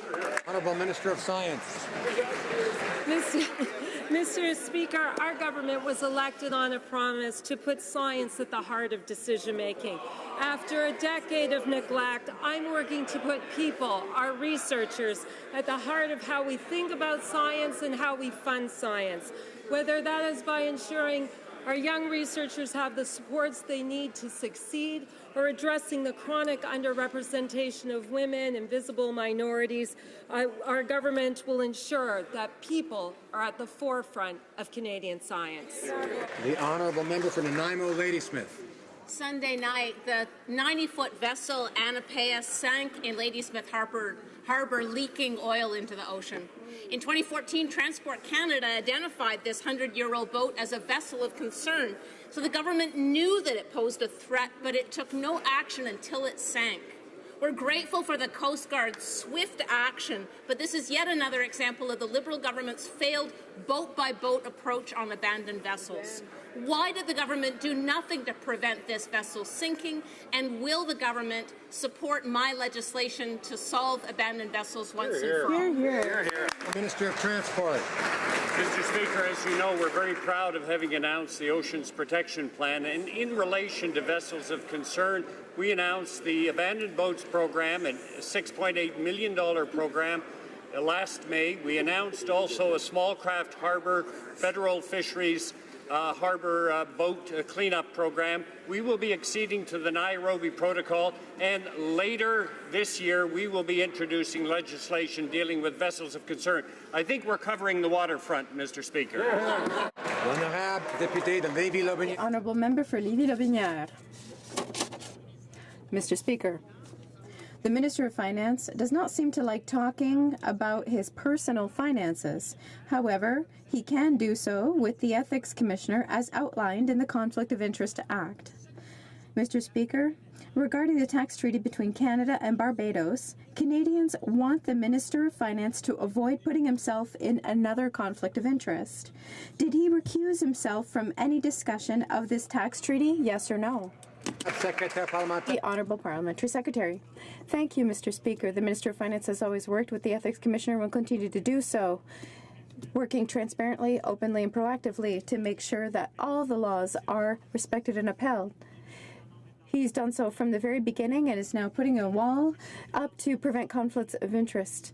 He has been working well for 2 years. I understand that they don't want to compare their track record with ours because in their case, they were not up to the task. Morneau Shepell is a financial services company with operations in Canada. We now know that they also hold a tax-sheltered corporation in Barbados. For 2 years, the finance minister secretly owned millions of dollars of Morneau Shepell shares. For 2 years, the minister has resisted calls to address problems with the Canada-Barbados tax treaty, saying, let's not throw out the baby with the bathwater. Some baby, some bathwater, Mr. Speaker. Did the minister declare his Morneau Shepell Barbados tax treaty conflict of interest to the Ethics Commissioner, yes or no? The Honourable Parliamentary Secretary. For years, the finance minister has worked with the ethics commissioner to make sure that all recommendations are followed. For 2 years, Mr. Speaker, the finance minister has grown our economy at its fastest pace in the last decade, has reduced unemployment to its lowest level since 2008, has created 400,000 jobs, most of them full-time, has reduced child poverty by 40%, has helped 900,000 seniors. That's what the finance minister has been doing for the last 2 years. They should take it a note. The honourable member for Chilliwack Hope. Let's try again, Mr. Speaker. The finance minister secretly held millions of dollars of Morneau Shepell shares for the last 2 years. The same company has a tax-sheltered corporation in Barbados. The minister is responsible for negotiating the Canada-Barbados tax treaty. A good deal for Morneau Shepell in Barbados could mean a good deal of money for the minister. Did the minister declare his conflict of interest on the Morneau Shepell Barbados tax treaty file? Did he recuse himself from the negotiations? Or do ethics rules like this not apply to Liberals like him? The Honourable Parliamentary Secretary. Thank you, Mr. Speaker. As I mentioned, I want to reassure the member that the Minister of Finance has always followed the recommendations of the Ethics Commissioner by implementing a wall to prevent a conflict of interest, a measure that the Ethics Commissioner described as being the most effective measure. Last week, he decided to go even further to continue his important work for the Canadian economy and all Canadians to reduce inequalities and ensure inclusive prosperity in this country. Thank you.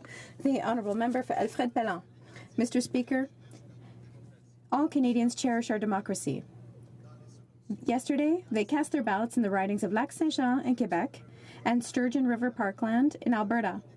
2 new MPs were elected to represent their fellow citizens here with us.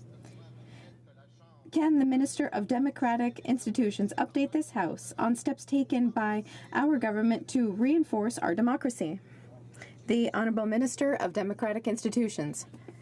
Mr. Speaker, I'd like to thank my honourable colleague from Alfred Pellan for his question. I was proud to table Bill C-50, which will increase openness and transparency for fundraising for the Prime Minister, the Cabinet, and leadership candidates and the opposition. I am pleased that the committee has reported back on this bill to the House. While I'm here, please allow me to congratulate the 2 members for Lac-Saint-Jean and Sturgeon River Parkland, as well as all the candidates and volunteers who participated in our democracy. Thank you. The honourable member for Calgary-Nose Hill. Mr. Speaker, earlier the Status of Women Minister made some insinuations around Barbies and feminazis. I could stand up here and point out that the Prime Minister's Parliamentary Secretary in 2007 posted, "Ha ha ha, I'm sure you cleaned it up nicely with you being a woman and all. It's in your DNA." So, my question for the Prime Minister is this. Will he get his female cabinet ministers to stand up here and have an argument about who's more sexist or another? Or will he start doing actual things for women, like protecting Yazidi sex slaves, like correcting the sham of the missing and murdered Indigenous women, condemning the ruling around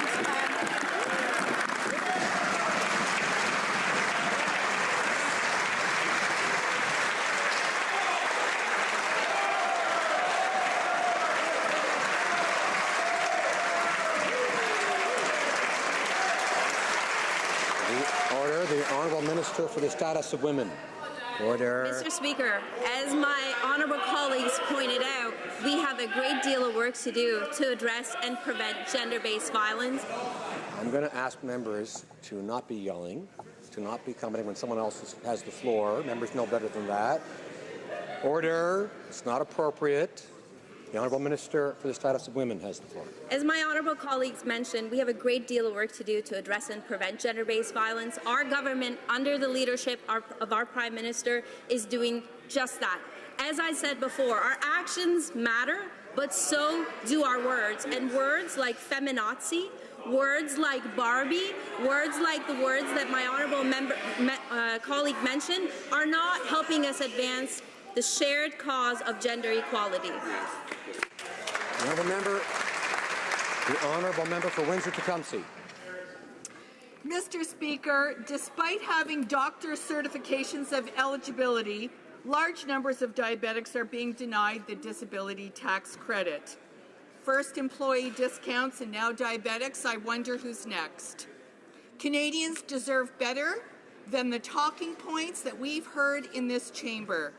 The onus isn't on the application process, it's on the Minister of Revenue. So I ask today, Mr. Speaker, will the Minister of Revenue tell this House that she will fully restore the meaning of this tax credit for type 1 diabetics? The Honourable Minister of National Revenue.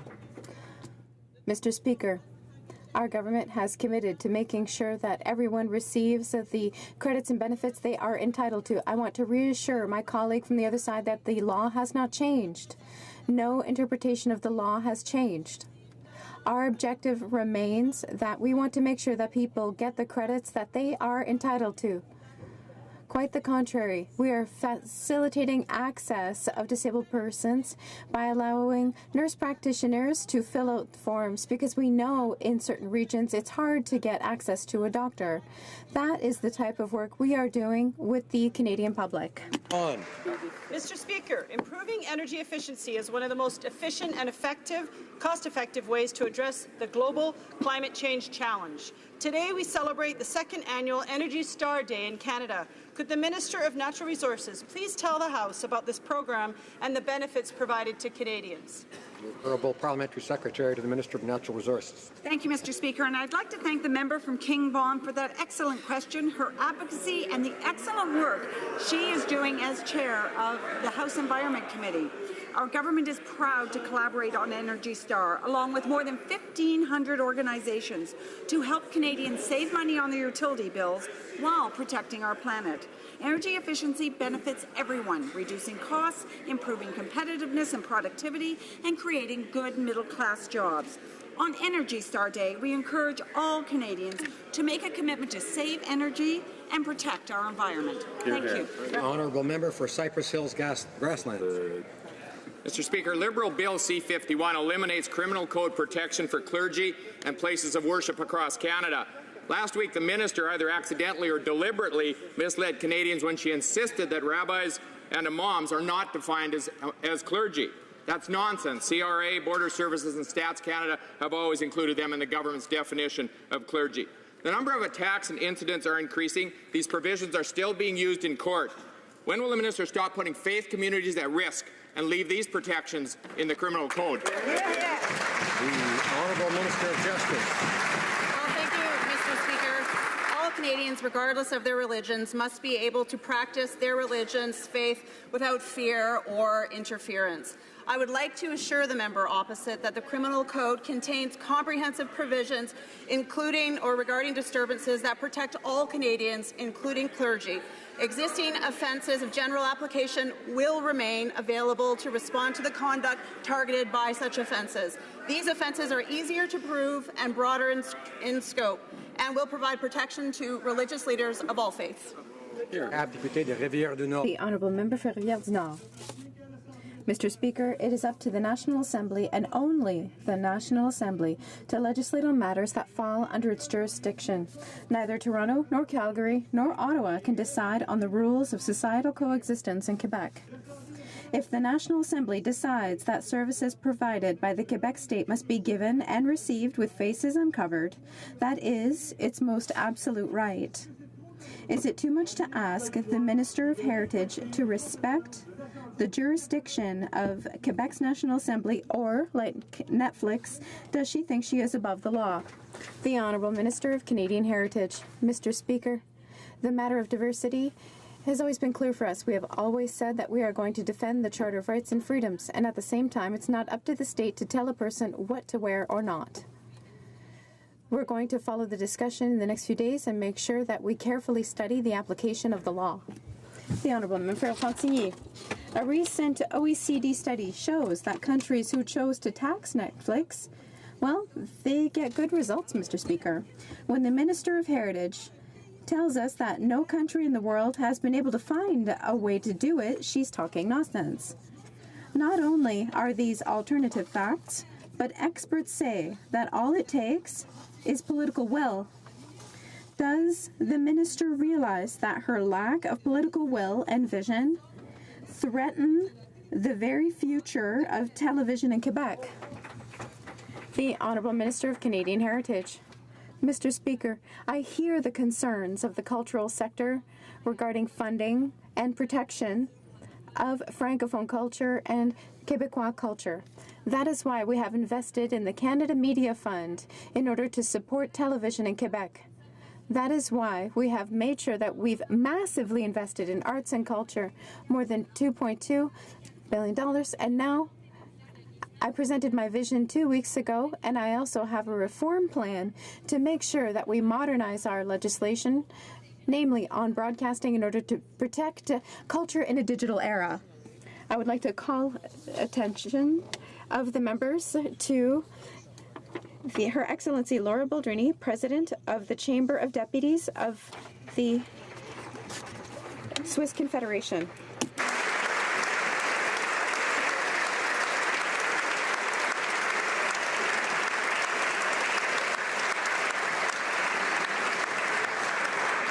I would also like to draw to the attention of honourable members the presence in the gallery of Her Excellency Laura Baldrini, President of the Chamber of Deputies of the Italian Republic.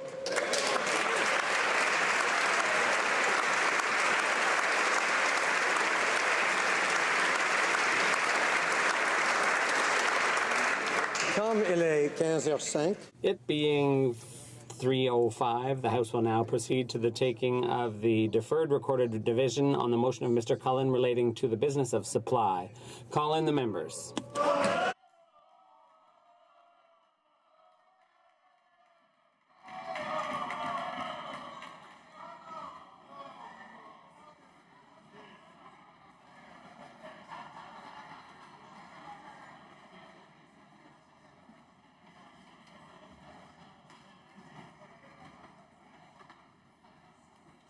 Didn't take long. The question is as follows. Mr. Cullen, seconded by Mr. Caron, moved that given the Minister of Finance, A, after being elected to Parliament in 2015, shall I dispense? No. Led Canadians to believe that he had placed his shares in Morneau Shepell into a blind trust while never having done so. B, used a loophole in the Conflict of Interest Act to place his shares in a private numbered company instead of divesting them or placing them in a blind trust. C, on October 19, 2016, sponsored Bill C-27, an act to amend the Pension Benefit Standards Act 1985, a bill that would reasonably be expected to profit Morneau Shepell and the Minister of Finance in light of his continued ownership of shares in Morneau Shepell through a company he controls. D, was and remains in charge of regulating the pension industry in which he has had a personal economic interest. And E, has failed to live up to the ethical standards set forth by the Prime Minister in his mandate letter to the Minister. The House call on the Minister of Finance to apologize to the House and to Canadians for breaking their trust, and the House call on the government to immediately close the loopholes in the Conflict of Interest Act, as recommended by the Conflict of Interest and Ethics Commissioner, in order to prevent a Minister of the Crown from personally benefiting from their position or creating the perception thereof. All those in favour of the motion will please rise. Mr. Julian. Mr. Julian. Mr. Mulcair. Mr. Mulcair. Ms. Duncan Edmonton Strathcona. Ms. Duncan Edmonton Strathcona. Mr. Christopherson. Mr. Christopherson. Mr. Angus. Mr. Angus. Mr. Cullen. Mr. Cullen. Mr. Massey Windsor West. Massey Windsor West. Mr. Garrison. Mr. Garrison. Madame Boutin-Sweet. Madame Boutin-Sweet. Ms. Matheson. Ms. Matheson. Mr. Dubé. Mr. Dubé. Mr. Davies. Mr. Davies. Mr. Dussault. Mr. Dussault. Madame Moore. Madame Moore. Mr. Stewart.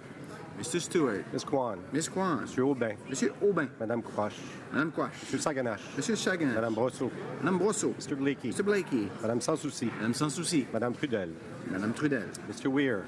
Mr. Weir. Mr. Duval. Mr. Duval. Mr. Stetsky. Mr. Stetsky. Mr. Canning. Mr. Canning. Mr. John. Mr. John. Ms. Ramsey. Ms. Ramsey. Ms. Malcolmson. Ms. Malcolmson. Ms. Jolibois. Ms. Jolibois. Ms. Hardcastle. Ms. Hardcastle. Madame Hughes. Madame Hughes. Mr. Scheer. Mr. Scheer.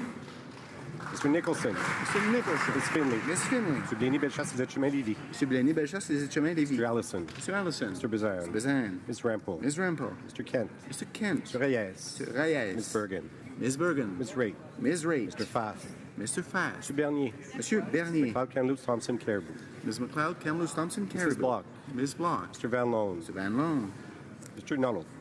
Mr. Nuttall. Mr. Albus. Mr. Albus. Mr. Doherty. Mr. Doherty. Mr. Paulus. Mr. Paulus. Mr. Barlow. Mr. Barlow. Mr. Bertol. Mr. Bertol. Mr. Deltel. Mr. Deltel. Mr. Chung. Mr. Chung. Mr. Reeves. Mr. Reeves. Mr. Warkington. Mr. Warkington. Mr. Straw. Mr. Straw. Mrs. Stubbs. Mrs. Stubbs. Ms. Harder. Ms. Harder. Mrs. Vecchio. Mrs. Vecchio. Mrs. Wong. Mrs. Wong. Mr. Kelly. Mr. Kelly. Ms. Gladue. Ms. Gladue. Mr. McColman. Mr. McColman. Mr. Tilson.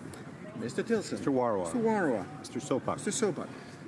Mr. Sorensen. Mr. Sorensen. Mr. Miller, Bruce Gray, Owen Sound. Mr. Miller, Bruce Gray, Owen Sound. Mr. Brown. Mr. Brown. Mr. Richards. Mr. Richards. Mr. Carey. Mr. Carey. Mr. Lukitsky. Mr. Lukitsky. Mr. Nader. Mr. Nader. Mr. Broussard. Mr. Broussard. Mr. Sweet. Mr. Sweet. Mr. General. Mr. General. Mr. Anderson. Mr. Anderson. Mrs. Wagenthal. Mrs. Wagenthal. Mr. Soroya. Mr. Soroya. Madame Boucher. Madame Boucher. Mr. O'Brien. Mr. O'Brien. Mr. Trost. Mr. Trost. Mrs. Gallant. Mrs. Gallant. Mr. Fall. Mr. Fall. Mr. Gould. Monsieur Gould. Mr. Shipley. Mr. Shipley. Mr. Van Kester. Van Kester. Mr. Lake. Mr. Lake. Ms. Leach. Ms. Leach. Mr. Jennis. Mr. Jennis. Mr. Law. Mr. Law. Mr. Albrecht. Mr. Albrecht. Mr. Dreeshen. Mr. Dreeshen. Mr. Zimmer. Mr. Zimmer. Mr. Holbach. Mr. Holbach. Mr. McGuire. Mr. McGuire. Mr. Cooper. Mr. Cooper. Mr. Clark. Mr. Clark. Mr. Godin. Monsieur Godin. Mr. Arnold. Mr. Arnold. Mr. Stanton. Mr. Stanton. Mr. Lauzon, Stormont, Dundas, Glengarry. Mr. Lauzon, Stormont, Dundas, Glengarry. Mr. McKenzie. Mr. McKenzie. Mr. Yordega. Mr. Yordega. Mr. Glinsky. Mr. Glinsky. Mr. Diot. Mr. Diot. Mr. Kitchen. Mr. Kitchen. Mr. Calkins. Mr. Calkins. Mr. Leipert. Mr. Leipert. Mr. Schmale. Mr. Schmale. Mr. Macaulay, Edmonton West. Mr. Macaulay, Edmonton West. Mr. Kimmich. Mr. Kimmich. Mr. Shields. Mr. Shields. Mr. Vierson. Mr. Vierson. Mr. Waugh. Mr. Waugh. Mr. Moss. Mr. Moss. Mr. Weber. Mr. Weber. Mr. Benson. Mr. Benson. Monsieur Barcelou-Duval. Monsieur Barcelou-Duval. Monsieur Plamondon. Monsieur Plamondon. Monsieur Sainte-Marie. Monsieur Sainte-Marie. Madame Posé. Madame Posé. Monsieur Fortin. Monsieur Fortin. Monsieur Beaulieu. Monsieur Beaulieu. Madame Gill. Madame Gill. Monsieur Boudria. Monsieur Boudria. Miss May, Sandwich Gulf Island. Miss May, Sandwich Gulf Islands. All those opposed to the motion will please rise. Monsieur Trudeau. Monsieur Trudeau.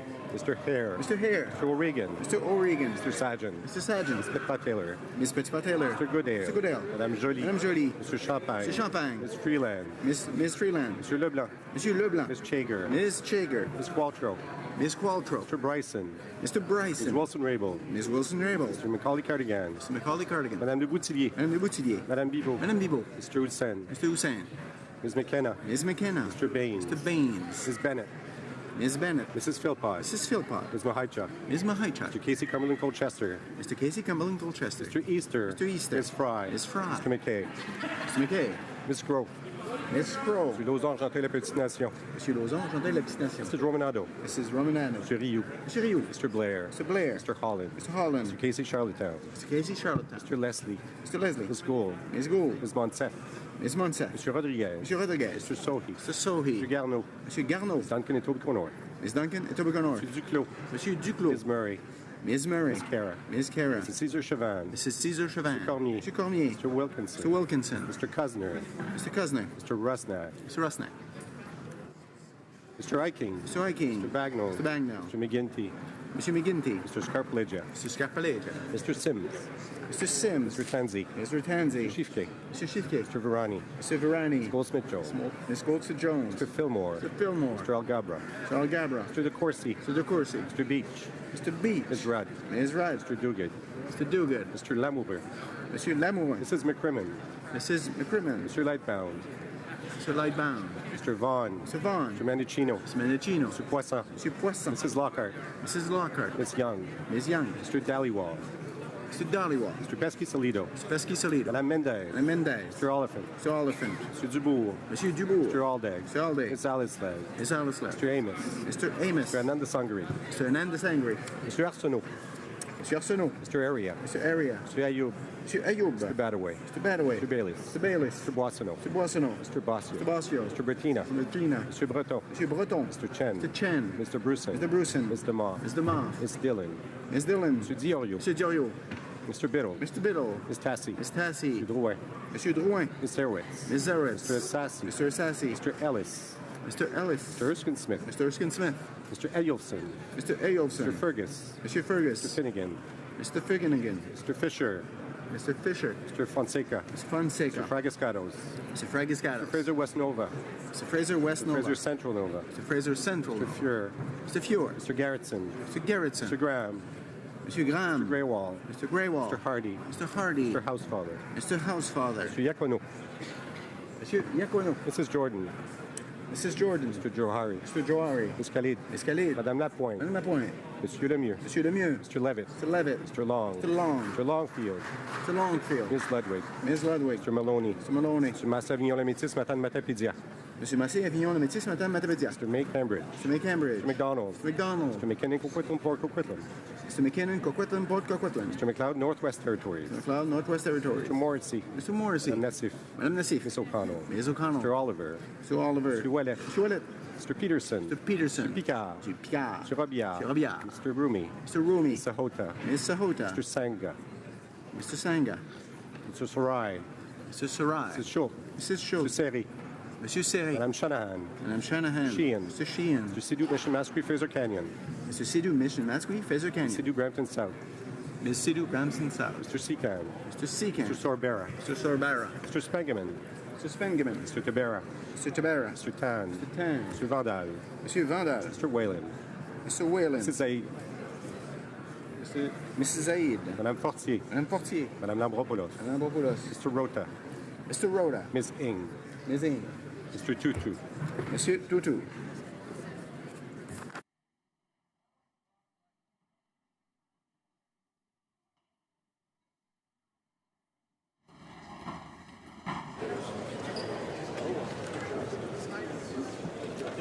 Yeas pour 131, 131. Nays contre 163, 163. I declare the motion defeated.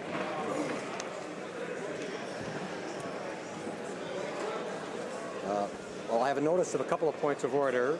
The first one, panel member for Haldeman Norfolk. Well, thank you, Mr. Speaker. I rise today. Today I rise on a point of order to apprise this House of an issue that I recently came across when attempting to have a petition certified by the Clerk of Petitions. Now, a few weeks ago, I received a number of petitions from constituents in my beautiful riding of Haldeman Norfolk calling on the government to remove Clause 14 from Bill C-51 so that the rights of individuals to freely practice their religion will continue to be protected. Now, while most of these petitions were certified and sent back to my office for tabling, there was one petition that was not approved. According to the Office of the Clerk of Petitions, this petition was rejected because it did not meet the usual paper size requirement under Standing Order 36 1.1c. Now, Mr. Speaker, while the petition contained all of the required information as stated in the standing orders, it was printed on ledger-size paper and was determined to be not of the, and I quote, usual size, which is why it was rejected. Now, Mr. Speaker, what exactly does usual size mean? Some people would interpret it as letter or legal size paper, which is exactly what was decided upon by the clerk's office. But usual size does not mean the same to all Canadians.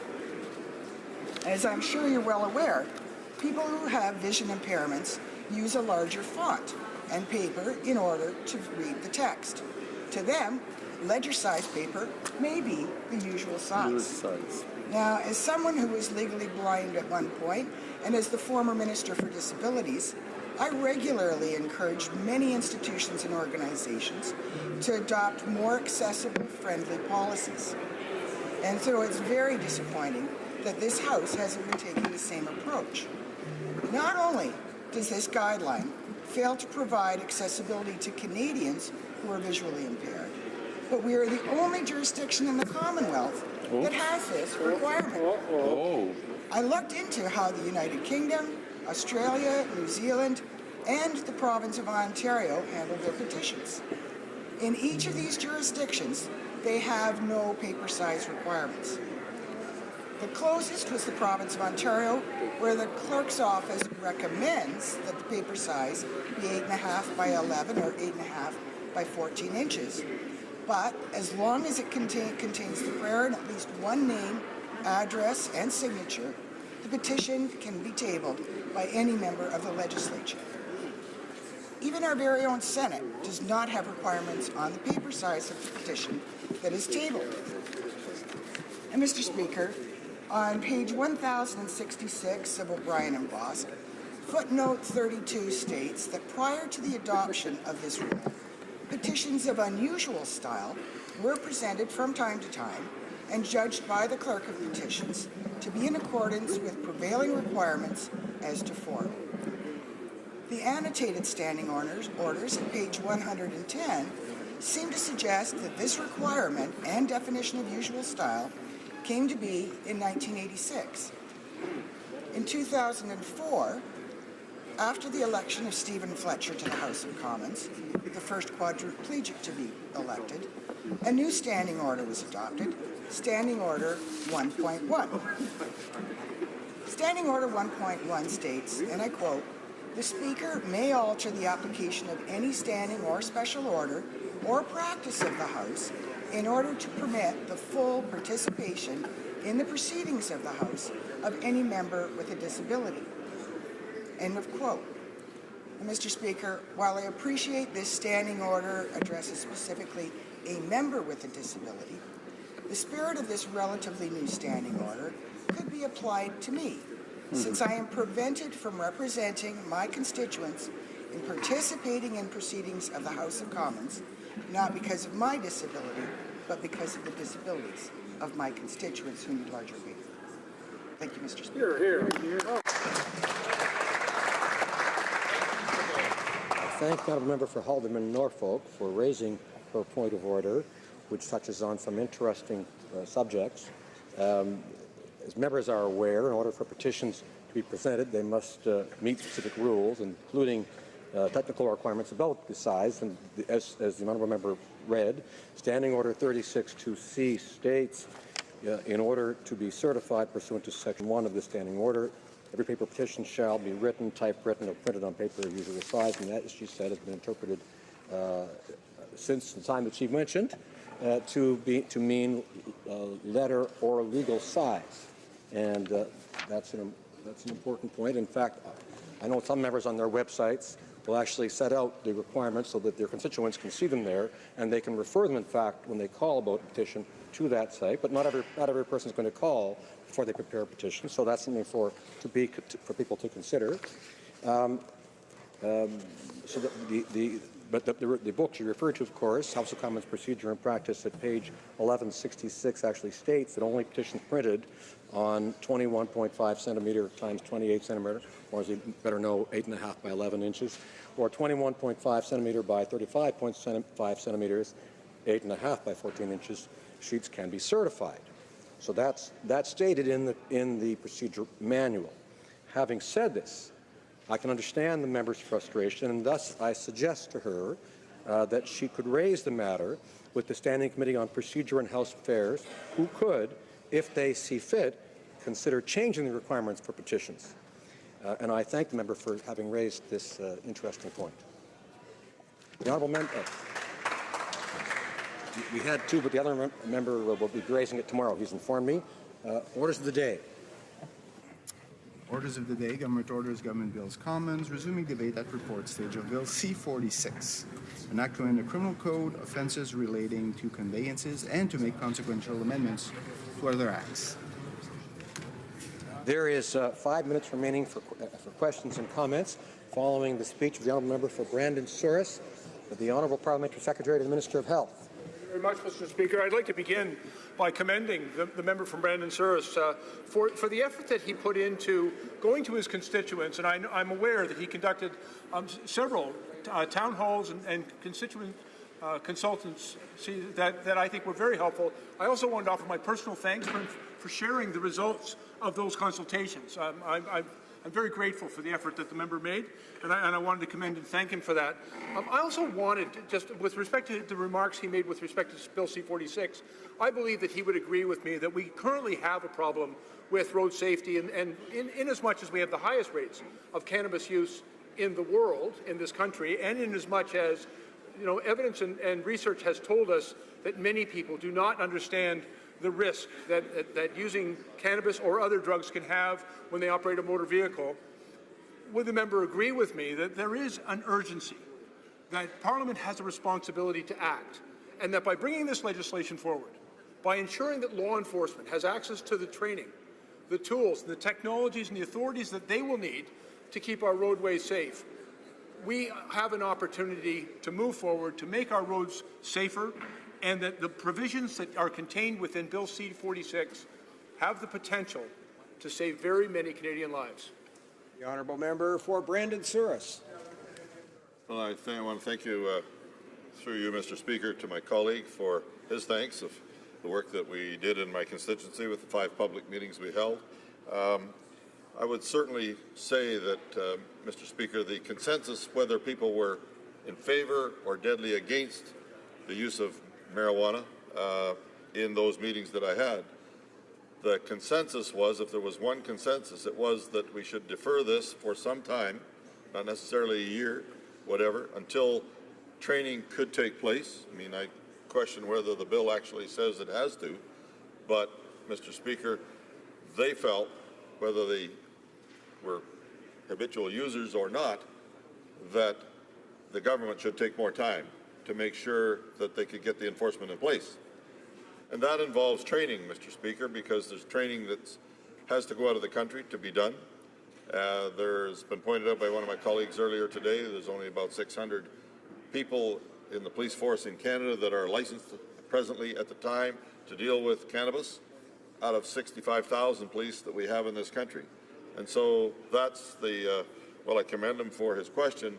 I certainly want to acknowledge that there's a lot more time needed to make sure that the safety of roads is going to be upheld, and there is nothing to determine whether the increased usage will at least, whether it'll ever reduce the amount of impact of deaths and accidents on the roads, Mr. Speaker. Questions and comments? Question commentaire. The Honourable Parliamentary Secretary to the Government House Leader. Thank you, Mr. Speaker. And one of the questions I've posed to a number of the members' colleagues is just the recognition that even for many years we know that there has been many individuals that in fact been driving on the roads in all of our communities that in fact unfortunately are, whether you want to classify it as high or in need of maybe not driving, but they are driving because of cannabis or marijuana, and that in fact this legislation, if it were passed, would in fact be an effective tool going forward in terms of trying to make our roads a safer place to be. The Honourable Member for Brandon-Souris. Thank my honourable colleague, Mr. Speaker, for that question, and I guess it's a similar answer that I'll give to what I just gave. There is a definitive time frame that the government wants to move forward. It's next July 1st. The people that spoke to me in my constituency, as well as police chiefs of Canada, have indicated that there needs to be more time. In fact, some of them don't want it licensed at all. There needs to be more time for training. There needs to be more time to make sure that the roads can be made safer, because you've got enforcement people, law enforcement people who can make those decisions with the credibility of being able to go to court, Mr. Speaker, because this will be challenged in court. There's no doubt about it, as I said in my speech today. And we have to look at some of the United States. The people that I've spoken to in several states in the U.S. have indicated that when you allow it to be licensed, there is a sharp increase in the usage, but it plateaus off, and then it's a matter of whether you've got fewer accidents on the roads at that point or not. And their situation has indicated that there is not a reduction in accidents, Mr. Speaker. Reprise de débat. Resuming debate, the Honourable Member for Abitibi-Témiscamingue. Thank you very much, Mr. Speaker. It gives me great pleasure to speak to this bill today. This is a very important bill because we're talking about impaired driving, and this is a plague on our roads. It's a very serious issue, and I think it merits our attention, and that's why the NDP has decided to consider it and support Bill C-46 at second reading. Currently, however, we still have questions about it that we have not received answers to. And I would have to say that personally, I haven't decided what my vote in the end will be at third reading and report stage. Oftentimes, when you're talking about second reading, it means that you have an opportunity to look at the principle underlying the bill. And this is an important time because impaired driving is an issue, and I think that it goes without saying that this is important. Now, at third reading and report stage, you have an opportunity to decide whether the final legislation actually does meet the concerns raised by the principle being outlined at second reading. Now, I have some questions. Do you know, in medicine, there's a concept regarding the tolerance of a drug. When you drink, you can perhaps get used to drinking. However, your body does not develop any sort of tolerance.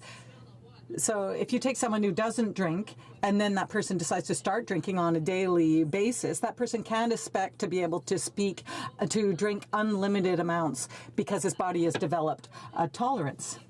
You can expect the same effect of alcohol on a body, on a person, regardless. So it depends more on the dose. If someone drinks 3 beers, they'll have a certain number of symptoms, and someone who's drinking 5 or 6 will have other kinds of symptoms. And the clinical table of the symptoms of this kind of drinking is pretty clear. There can be variations, but those variations are very small. Now, when you take certain drugs, there is this tolerance effect. What does that mean? It means that the body starts getting used to these drugs, and it requires higher and higher doses in order to get the same effect. For example, let's take morphine and fentanyl patches. When you start treating a patient suffering from cancer, you start giving that patient fentanyl patches, and that should provide relief to the patients. But as the disease progresses and the patient continues to take that drug for longer, their body becomes accustomed to it, and it requires higher and higher doses in order to get the same relief. Tests have been done. It's not really a test, but there have been a kind of test done in the past where a cancer patient was given fentanyl patches, and they continued to give the patient fentanyl patches to provide relief. And if that patient needed more relief, they gave higher doses or more patches, up to 140 fentanyl patches on that patient, and it was tolerated. Now, Mr. Speaker, I can assure you that anyone here in this House who would have taken that dose would die right away, without question. So that's an example of this tolerance that people can develop. And when people take medication or substances that involve this tolerance effect, if you try and establish a specific amount or dose that leads to impairment, you won't succeed because they will change depending on the individual and depending on the time, the length of time for which that individual has been taking that substance. So it becomes very difficult then to decide on any sort of threshold or limit beyond which there is impairment, for example. After which, for example, it would be dangerous for any given patient to take a higher dose. And that's because of this tolerance that they develop. If you're using marijuana, for example, the same tolerance effect seems to apply. The effect will vary from person to person. So if you decide to go and set a blood level, for example, or for a specific dose, that won't necessarily apply to all individuals across the board. For some, that amount won't have any effect. And for others, they won't be able to function at all. They may even just fall asleep. There are those who may take a quarter of the dose, that is that blood limit, for example, and it will be dangerous for them to drive because of the effect it has on them. So if you arbitrarily set a blood level, and then you end up having people who are driving dangerously with less than that dose because they're impaired, well, then some people will fall through the cracks, some people who are actually driving impaired. On the other hand, you may end up convicting people who, in fact, actually weren't driving impaired because they had developed that tolerance I'm referring to, and so their body was accustomed to that level of marijuana. So coming back to this bill then, if you decide on a specific dose, I think that will lead to problems and cases going before the courts. I spoke to some defense lawyers and criminal experts, and what they've said is that there's no actual scientific study that allows us to decide at what level there is impairment. So if you want to be able to prove that someone is impaired, you probably have to look at other methods. Other methods that are used, for example, for other drugs for which people can develop a certain amount of tolerance. There are tools and tests that police services have that can be used to determine whether yes or no that drug is present. So you could, first of all, screen for the presence of a substance. That's a good test. So let's say, for example, that a police officer suspects that there's been consumption, and you give that test, and you confirm it. So you know that that substance is present. And then you have to look at other tests. For example, tests that are used for people who are driving drunk, for example, being able to walk a straight line, for example. There are other tests like that one that will be able to show us whether or not that person is driving impaired. And if we use those kinds of tests, then you'll be able to prove that that person was driving impaired. They're unable to perform the actions that are required. They don't have the cognitive or physical abilities to do the tasks being assigned to them that a person who isn't impaired would be able to do. So I think that's an interesting option to consider and has a better chance of succeeding before the courts. I think that it's clear that we can't implement a bill without knowing whether or not what we have in the bill will lead to convictions or not. Because we may end up being simply demolished before the courts, and we won't have gone any further because of that. Cannabis will be legalized, and then we won't have the tools that we need to be able to lead to convictions when someone has in fact been driving impaired. So those are the concerns that I have about the bill, and that's why I don't necessarily know what my final vote will be. I think it's absolutely important to take into account individual variations when it comes to the tolerance of a substance. And I think we also have to consider the fact that there are people who are using marijuana for medical reasons, whether or not this substance is legal. And we still haven't been able to determine whether or not a marijuana user, a medical marijuana user, is impaired. What we've all realized, or what has been determined, is that a blood level is not sufficient to determine impairment. And so we have to find more effective ways of deciding whether or not someone is impaired. And then that would make it more likely that there could be a conviction. So I think there's still a significant amount of work that remains to be done, and I think we have to base this work on science. And what science is telling us to date is that there is no blood level really that can indicate to us whether or not someone is impaired from their marijuana consumption. And that's why I think we need to use another model, another test, to find out whether someone is or is not impaired. Thank you, Mr. Speaker. Question commentaire. The Honourable Parliamentary Secretary to the Minister of Health. Thank you very much, Mr. Speaker. I thank the member opposite for her remarks, and I just wanted to ask a question on her last point concerning science. And I want to, first of all, assure you, Mr. Speaker, and this House, that this government very much desires to introduce evidence-based policy. And to that end, we have relied on the advice of the scientific community, as represented by the Canadian Society for Forensic Scientists, who have established a drugs and driving committee which is made up of scientists, and we have asked for their advice on the establishment of per se limits and the approval of devices which can test for that limit, those oral fluid test kits. And so we have made a commitment to seek evidence based on the science, not on news accounts of science or people's opinions, but we've gone to the scientific community. There is in this country a bona fide recognized body, the Canadian Society of Forensic Scientists, who have a committee a driving committee which gives advice to government on the approval of devices and standards to be set for them. We have sought their advice. They've established a committee. They've done the research, and they are providing us with that evidence. And I'm asking, through you, Mr. Speaker, if that would address the concerns expressed by the member opposite with respect to the importance of science to inform this debate. The honourable member for Abitibi-Témiscamingue. Thank you, Mr. Speaker. Well, what I'm trying to say is that in terms of the blood concentration levels, experts don't agree.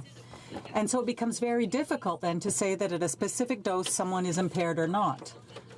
Now, if you move on to other scientific tests, for example, if you do a cognitive test, if you ask of a person that they perform certain actions and they're unable to, then that is evidence that the person is too impaired to drive. So it may be simpler for the government and for police services to perform those kinds of tests in order to be able to prove that someone is unable to drive, because then you would be making a specific link between their inability to perform certain actions and their ability to drive.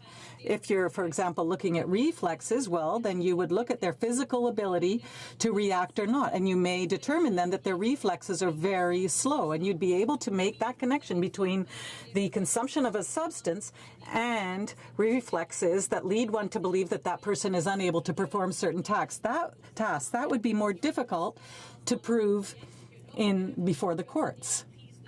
If you want to take a blood sample, for example, well, in rural areas, it may take an hour or two before being able to take that blood. If I'm a nurse in emergency, well, my priority is going to be for those who are in a life or death situation rather than testing for THC in the blood of someone.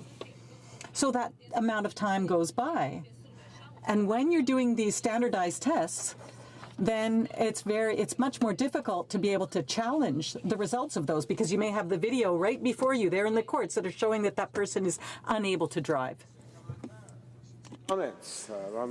Secretary Parliamentary. The Honourable Parliamentary Secretary to the Minister of International Development. Build off of my colleague's previous question in terms of what happens after this piece of legislation goes forward, and we're asking law enforcement to be the ones that detect the ability of the individual to drive. Our government is investing over $270 million to support law enforcement to better be able to detect drug-impaired driving. Also, another investment of $160 million to train frontline officers to recognize the signs and symptoms of someone who's driving while under the influence. And I'm asking the honourable member, doesn't she think that these initiatives, along with what my colleague said previously, strengthen the ability for law enforcement to detect driving while impaired? The honourable member for Abitibi-Témiscamingue. Thank you very much, Mr. Speaker. Personally, what I'd like to say is that we could invest trillions into detection, but if we don't have the right tool, the money that is invested won't be useful. What I'm wondering about is which tools we're going to use, which ones are the most effective, which tools allow us to be able to obtain convictions, which ones are the most reliable. It's not a matter of money in this case.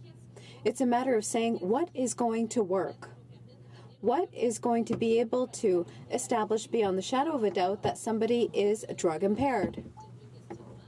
That is the series of questions I'm raising. It's not a matter of budget and saying as of this point of investment it will be effective. It's a matter of what do we use.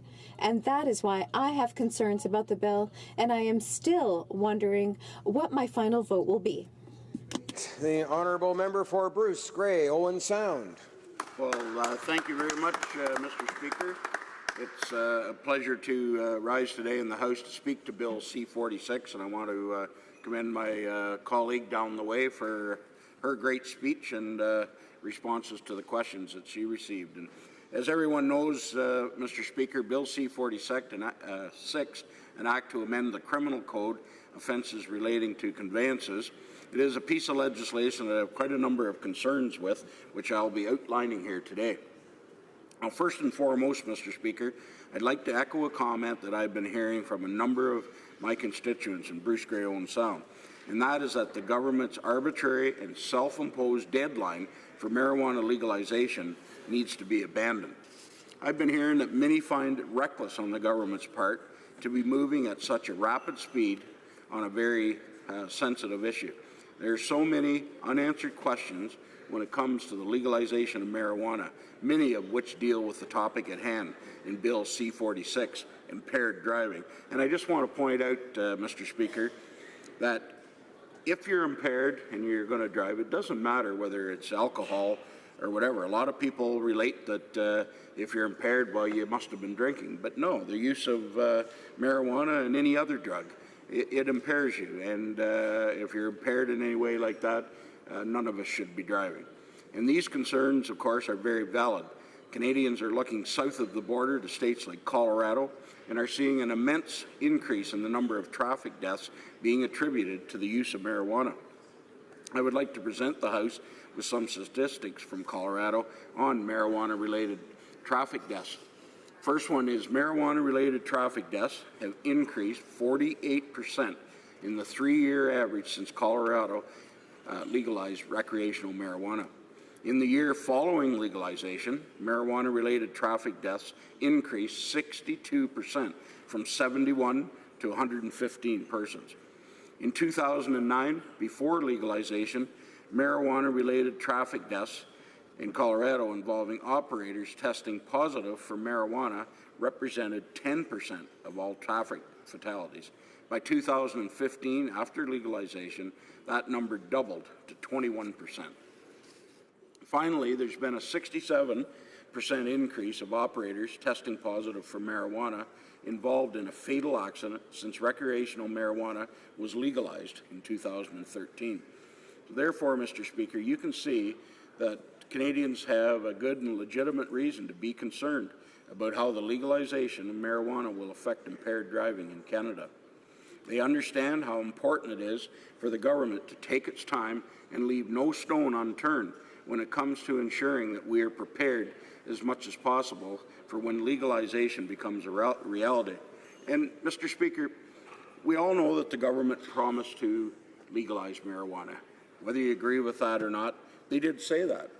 But I think the issue at hand is it's quite obvious from all the experts and observation by any of us in this House that the government isn't ready. And, you know, sometimes you have goals that you hope can happen at a certain time. Sometimes you just have to sit back and say the right thing to do is let's delay this a bit and do it right. And that's where I'm coming from. This includes ensuring that police have the right tools and other resources to be able to do their jobs and the proper training to identify the presence of marijuana use at the roadside. This should also be complemented by a public awareness campaign to educate Canadians about the dangers of marijuana use and driving. The key question here is about readiness, as I said. Will police agencies be ready when the time comes? They say the answer is no, and this comes from police themselves. The July 1st, 2018 deadline is just way too soon. No number of legislative initiatives like Bill C-46 will be able to prepare police for when marijuana becomes legal in July of next year. The Standing Committee on Justice and Human Rights heard this loud and clear when they invited the Canadian Association of Chiefs of Police to appear on their study of the legislation. And here's what Mary O'Harrell, President of the Canadian Association of Chiefs of Police, had to say about the readiness of police forces across Canada in terms of resources and training. Quote, while funding has been announced, details regarding how the funding will be allocated through the provinces and into the municipal police services' hands remain unclear. We need that to meet the training and implementation objectives. We clearly require many more officers trained in standard field sobriety testing and as drug recognition experts. Quite frankly, the capacity currently is not there to deliver the amount of training required." End of quote. So, furthermore, Mr. Speaker, police forces across Canada, including the RCMP, are still in the process of determining the best way forward when it comes to screening devices for roadside tests. Again, I will cite the testimony of Mr. Harrell at committee when discussing this bill. He said, "Standards for oral fluid drug screening devices are being developed." That's being developed. They're not there yet. Devices are yet to be screened against standards approved by the Attorney General of Canada and made available to law enforcement to allow for implementation and screening. Therefore, you can see that there's still a lot of work, Mr. Speaker, to be done to ensure that our police forces have the tools and training they need to be ready to keep our roads safe from impaired driving. And it's also vitally important that drug screening devices respect the rights and freedoms of Canadians. This leads me to another aspect of the bill that I have a great deal of concern with, and that is mandatory alcohol screening. Now, Section 320.27.2 of Bill C-46 would go further than current Canadian law to allow for a police officer with an approved screening device to demand that a driver provide a sample, whether breath test or other kind of sample, without any grounds whatsoever. Mr. Speaker, recently the House rejected Bill C-226, which created the same type of conditions. We rejected that one in this place. So in C-226, this was known as random breath testing. Bill C-46 essentially recreates this practice. So I have a great deal of concern with random breath testing in Bill C-226, and that concern remains with Bill C-46. The Canadian Bar Association said this about the reincarnation of random breath testing. "The revised title does not change its essence, and it remains a random test that can be administered without any grounds. Police now must have a reasonable suspicion that the person has alcohol in their system before making a demand, and even that is a low threshold." So under Bill C-46, there will not even be a need for an officer to have any suspicion of the presence of alcohol. He or she may simply demand that a sample be provided. This runs counter to the Charter of Rights and Freedoms and very well could make this bill unconstitutional. This provision, Mr. Speaker, could potentially create difficult conditions for some minority groups. And I've heard of a number of cases, Mr. Speaker, where First Nations groups, African Americans, etc., of course, south of the border, have been forced to provide samples without reasonable ground. And these types of provisions only encourage an increase in these types of situations. And you know, Mr. Speaker, I think we can all go back. I believe it was in La Paz, Manitoba, a number of years on a remote northern Native community. And, you know, I got a lot of respect for police, and most police men and women are of the highest integrity and what have you. But in this community, there was a couple officers who had, I'll put it, a disdain for Native people in some ways, and there was a habit that they would pick up intoxicated natives, take them to the edge of town, and it was only after one of them froze to death in a snowbank that it actually brought the issue out. And the reason that I mention this case, Mr. Speaker, is if you allow random breath testing, it opens the door for abuse like that, where the wrong kind of officer or officers can actually target communities, and that's the last thing that we want. And again, it goes against the Charter of Rights and Freedoms. So I stand with the Canadian Bar Association when they recommend that this section be deleted from the bill altogether. So with that, Mr. Speaker, I'll conclude my remarks by stating that I strongly encourage the government to slow down and reevaluate this bill. Slowing down and doing it right is not a bad thing. It's not about saving face or whatever. Just do the right thing. And, you know, we want to make sure that police have the tools and training that they need and protecting the rights and freedoms of Canadians. So thank you. With that, Mr. Speaker, I'm glad to take questions. We're going to get to questions and comments to the honourable member for Bruce Grey Owen Sound in a moment. Before we do, it's my duty, pursuant to Standing Order 38, to inform the House that the questions to be raised tonight at the time of adjournment are as follows. The honourable member for Beauport, Côte de Beaupré, Île-d'Orléans, Charlevoix, concerning ethics, the honourable member for Calgary Nose Hill in respect to foreign affairs, and the honourable member for Chilliwack Hope in respect to natural resources. And now we'll go to questions and comments. Questions et commentaires. The honourable member for London North Centre. Thank you, Mr. Speaker. I heard in the summary that my colleague is more concerned about the progress of the bill in terms of getting it right, as he puts it. I wonder if he could comment, because from that I take that he in fact is in favour of the legalization of cannabis, and if so, is it because that Canada has the highest use of cannabis use when it comes to our young people in the industrialized world? I wonder if you could touch on that, please. Honourable member for Bruce Grey Owen Sound.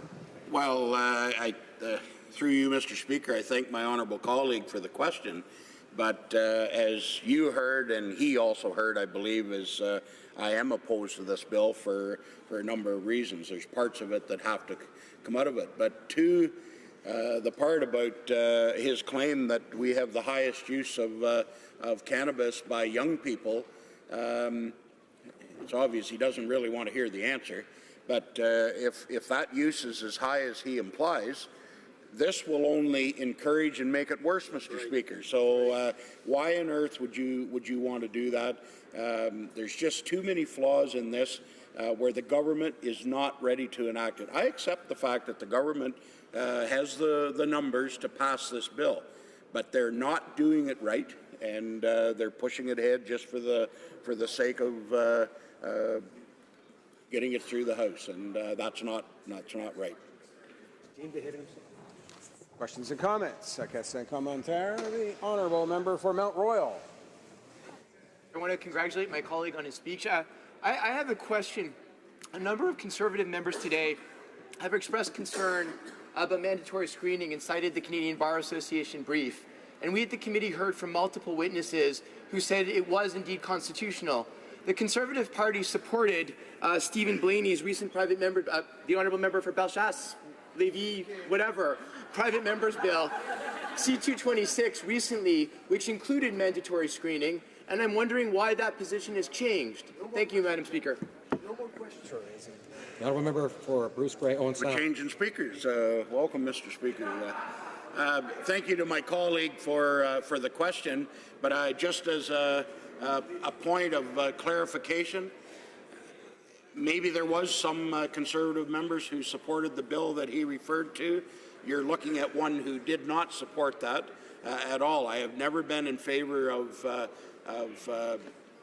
random breath testing. I just think it goes way too far. I'm all for reducing impaired driving and whatever we want to do, increase penalties, etc. But random breath testing is not one of them, and I never did support it and never will support it. The honourable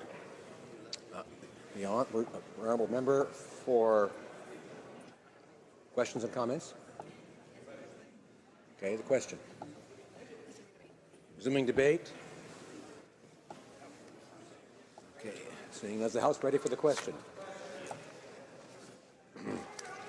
Ms. May, Saanich Gulf Island, seconded by Mr. Beaulieu, moved that Bill C-46 be amended by deleting Clause 15. Is it the pleasure of the House to adopt the motion? No! All those in favour of the motion will signify by saying yea. All those opposed to please say nay. Nay! In my opinion, the nays have it.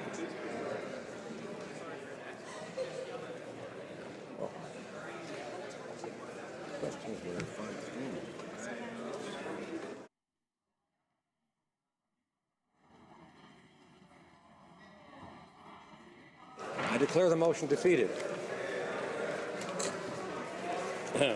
Motion number 2, order. Ms. May, Saanich Gulf Island, seconded by Mr. Beaulieu, moved that Bill C-46 and Clause 31.1 be amended by replacing line 11 on page 41 with the following. Présente loi, lequel comporte une évaluation. By this act that includes an evaluation of whether the provisions have resulted in differential impacts on particular groups likely to be targeted based on prohibited grounds of discrimination and prepare a report setting out. Is it the pleasure of the House to adopt the motion? All those who support the motion, please say yay. All those who oppose it, please say nay. In my opinion, the nays have it.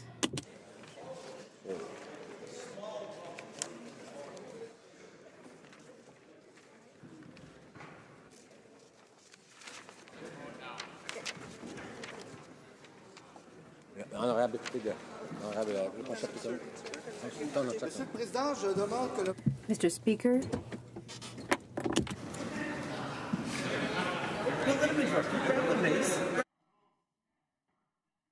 No, not quite. The House will now proceed to the taking of the deferred recorded divisions at report stage of the bill. Follow the members.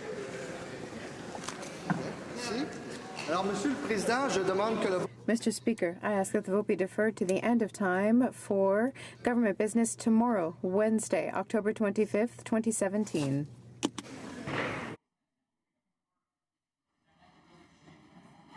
The recorded division stands deferred until Wednesday, October 25th, at the expiry of the time provided for government orders. It being 4 p.m., pursuant to order made Friday, October 20, 2017, I now invite the Honourable Minister of Finance to make a statement. The Honourable Minister of Finance.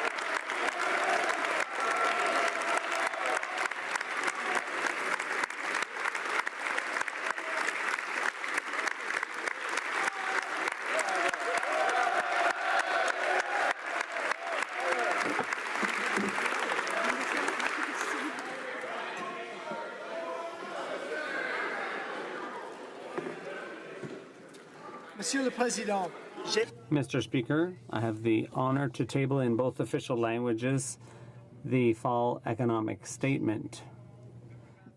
Pursuant to Standing Order 23.1, I also have the honor to table a Ways and Means motion to amend the Income Tax Act. Pursuant to Standing Order 82, I request that this item be placed on the order of on the agenda. Mr. Speaker, middle-class Canadians expect their government and the economy to work for them, not the other way around.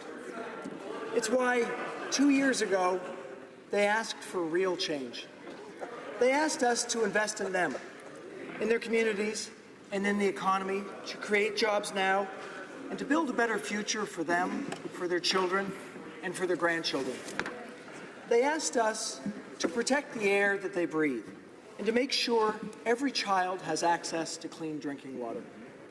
They asked us to help their families make ends meet and to provide equal opportunities for women and men and children in our country. Canadians asked us to invest in their future and to put more money in their pockets, to give them a little more breathing room at the end of the month. When I was door knocking in my riding in Toronto Centre during the election, just before being elected, one of my volunteers, a 13-year-old girl, handed me a note. On it was a list of her family members, all of whom needed to find permanent housing, a place to call home. This little girl had been helping me all day long, and now she was asking me to help her and her family to find a safe place to live. Like millions of other Canadians, she asked us to keep our focus on them so that they have the tools and the resources they need to succeed. And when Canadians succeed, they grow our economy, they create jobs, and together we build a better future.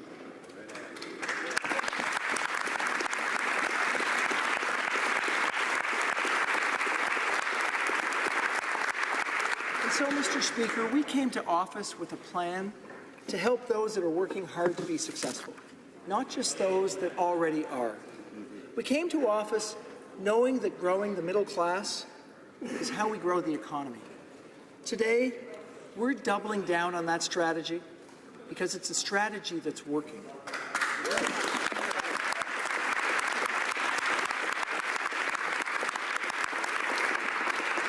In just 2 years, over 450,000 new jobs have been created, and youth unemployment is the lowest.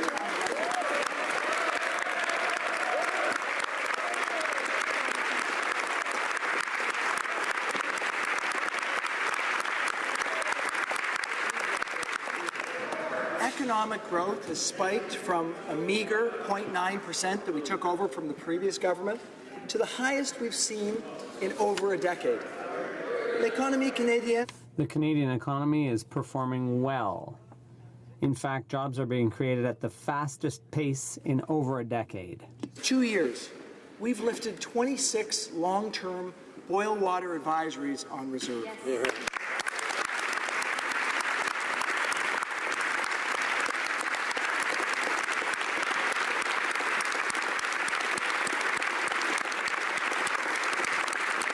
Over 350,000 more students get help each year to afford books, tuition, and to earn a degree.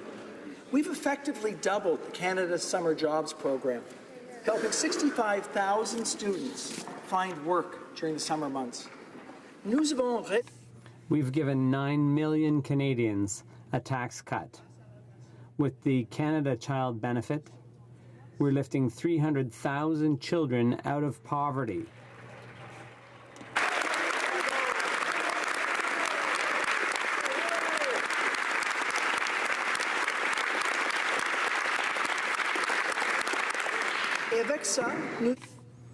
And we've put more money in the pockets of 9 out of 10 families.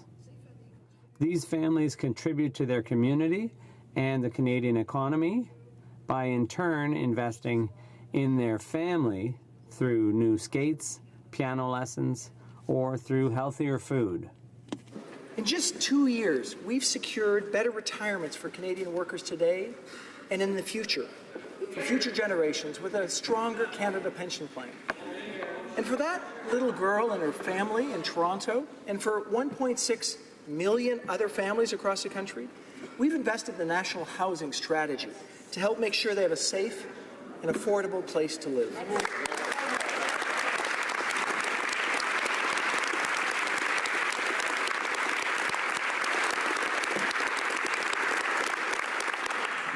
We've put more money in the pockets of 900,000 seniors living on a fixed income, with increases in the guaranteed income supplement, allowing them more freedom and less worry. What it boils down to is that in just 2 years, we've built up confidence in the economy and in our middle class. We know that when we make these investments in Canadians, they grow our economy. That's the fundamental difference between our plan and what happened in the previous decade.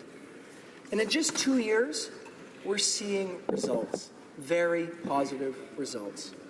Thanks to the hard work of Canadians, our country leads the G7 countries in growth this year and is positioned to continue to lead those countries next year. As our economy grows, the bottom line improves. In this fall economic statement, Canada's fiscal outlook has improved by over $8.5 billion this year, compared to what we were expecting.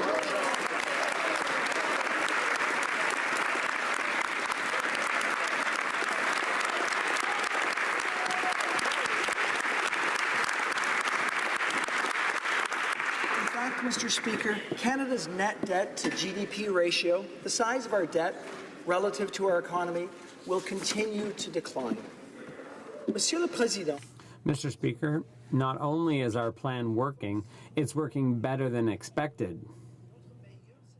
Our strong fiscal position allows us to do what other countries would like to do, but can't afford to do. We're investing in ourselves and in our future. Strong fiscal position allows us to do what other countries would like to do, but can't afford to do. We're investing in ourselves and in our future.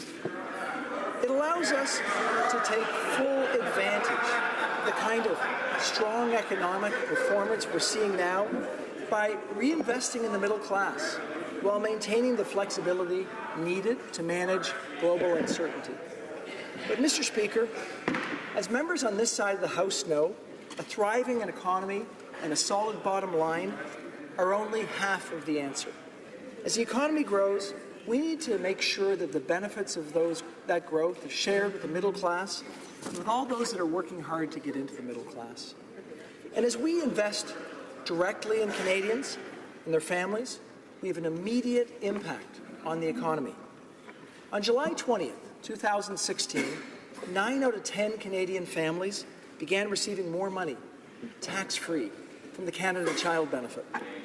When families like mine stopped receiving benefit checks, our government was able to put more money directly in the pockets of the moms and dads who need it most.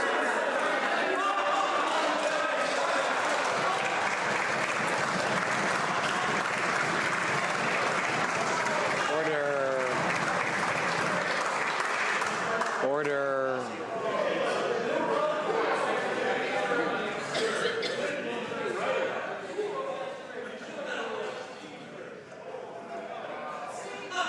Order. The Honourable Minister of Finance has the floor. Order.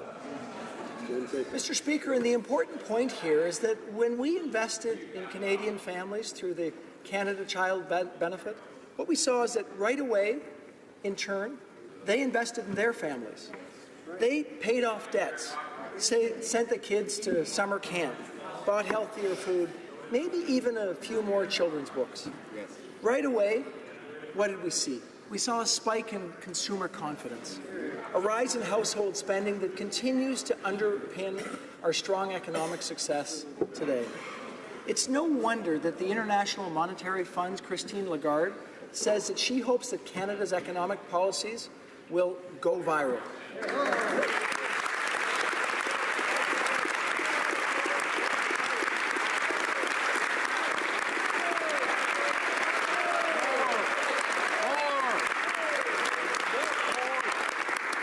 So now, Mr. Speaker, with a little more wind in our sails, we're doubling down on a plan that has worked. Avec un peu plus de vent dans...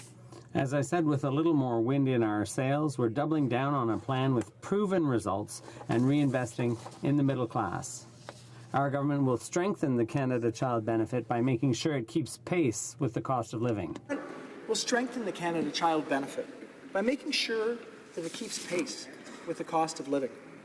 Starting next July, 2 years ahead of schedule, tax-free Canada Child Benefit amounts for families with 2 children will go up by approximately $200.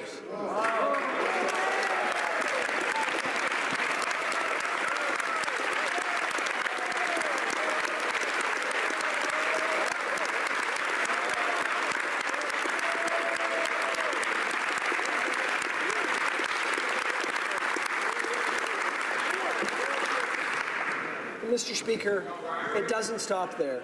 The next year, those families will see about $500 more for their family.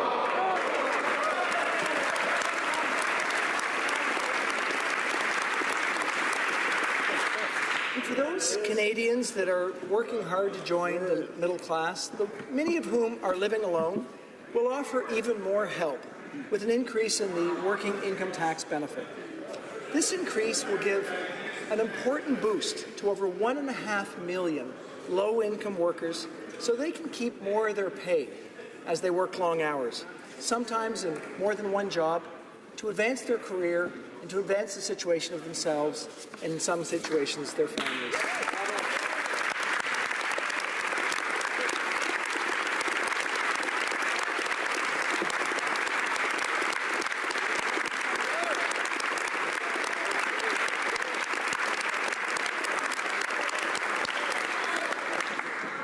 know, Mr. Speaker, that for young single workers just getting a foothold, shouldering the rising cost of living alone can sometimes be a crushing responsibility. For someone living alone, now the most common type of household in Canada, according to the latest census, thank you for the latest census, this could mean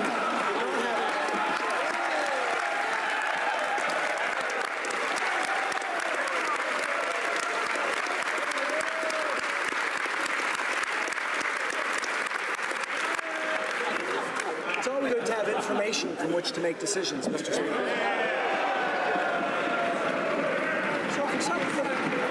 For someone living alone, this could mean not having to make the choice between buying groceries and paying the rent. For a single mom, a stronger Canada Child benefit and a more generous working income tax benefit means more peace of mind when the bills come due at the end of the month. Finally, we're investing directly in Canada's small businesses by lowering the small business rate from what was 11% in 2015 to 9% by January.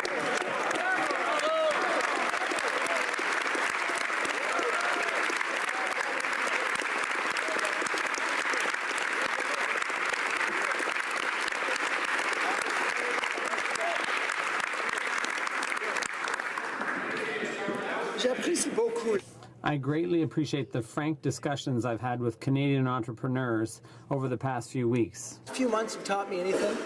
It's the strength and resilience of entrepreneurs and small business owners across our country. It's been humbling and inspiring to meet with so many passionate business owners from coast to coast over the past few weeks. I called a woman in St. John's who was concerned about her situation after she told her premier about it. He told me, and I called her the very next day. Our caucus heard from a town hall in Kelowna, including personal stories from young women physicians who needed added flexibility. Just last week, I went to Erinsville, Ontario, where I met with John and Laurie and their son Angus to learn about their family farm. Angus wants to take over the farm someday. He'll be the 7th generation of his family to have that honor.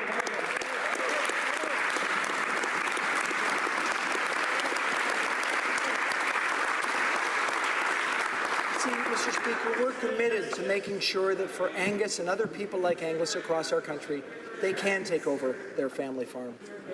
I met Brittany and Rebecca in a cafe in Hampton, New Brunswick, and the Rampula family in their family restaurant in Markham, where I committed to coming back for food sometime soon.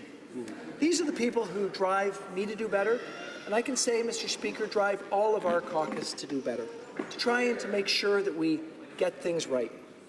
Through you, Mr. Speaker, I can say to them, I heard you, we heard you, and we made a point of ensuring that we got the system right. We held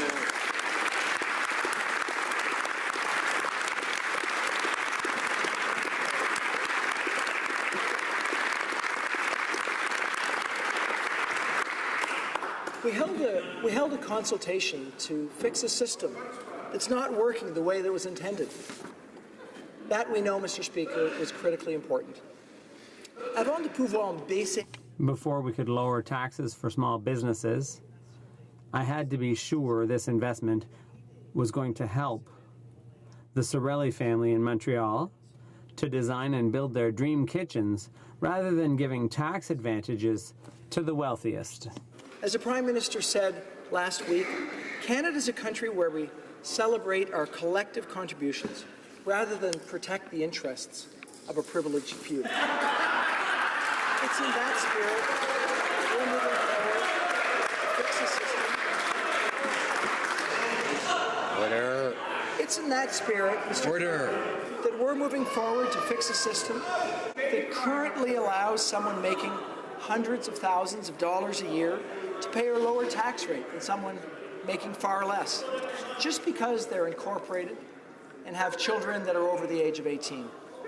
For incorporated professionals and business owners, we'll preserve the flexibility to save up for a rainy day, for parental leave, or for retirement, while not allowing individuals to have unlimited tax-advantaged savings accounts over and above what's available to everyone else. That's what we got it right.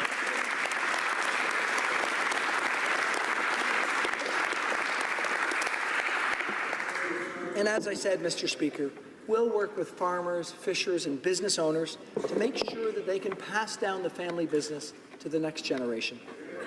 Nous allons travailler avec les fermes. As I just said, we will work with farmers, fishers, and business owners to make sure they can pass down the family business to the next generation.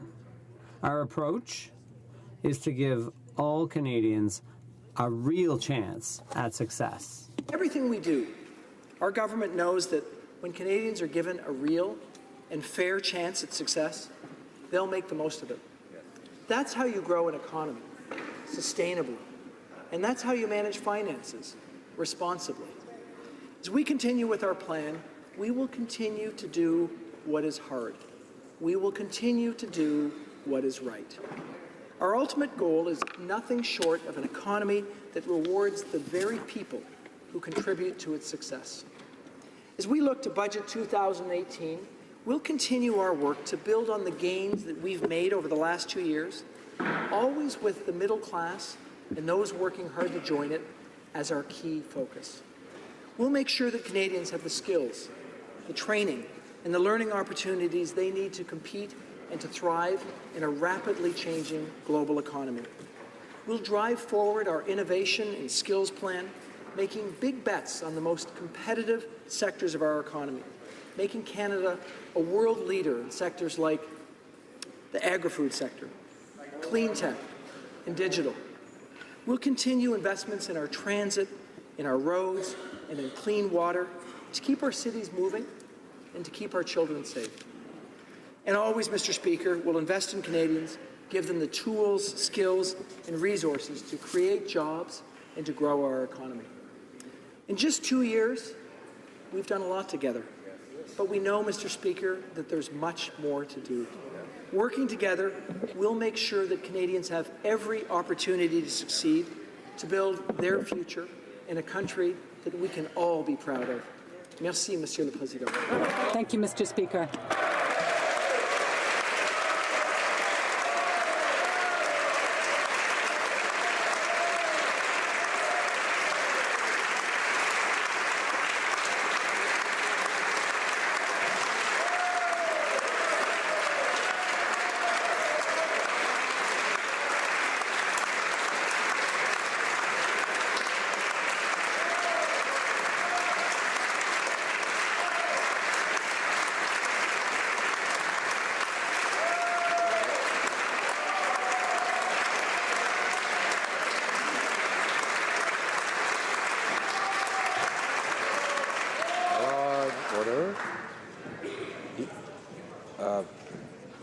We're going on with the next speaker, the honourable member for Carleton. Thank you very much.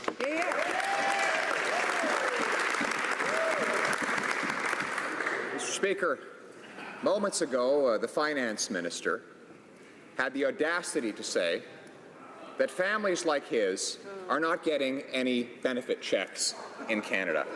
This from the finance minister who only days ago we learned has been taking $65,000 dividend checks from a company that he regulates.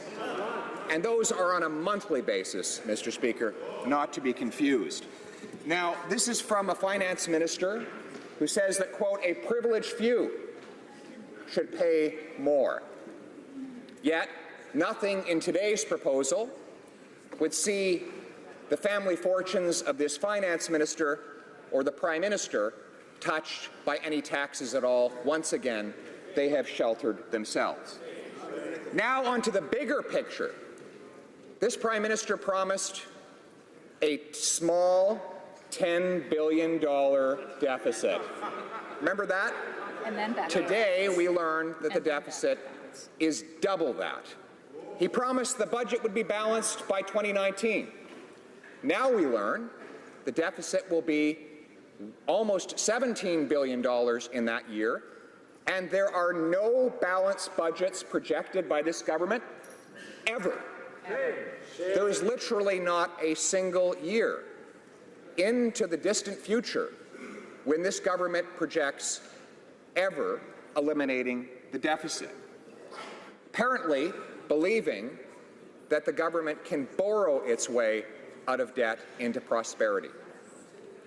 The pattern here is a government that does exactly the opposite of what it says. They said they'd raise taxes on the rich, and now, according to the finance minister's own department, the rich are paying $1 billion less in taxes. They claimed they'd lower taxes on the middle class. The Fraser Institute confirmed that 87% of middle-class taxpayers are paying more income tax today than they were when this prime minister took office. On average, $800 more.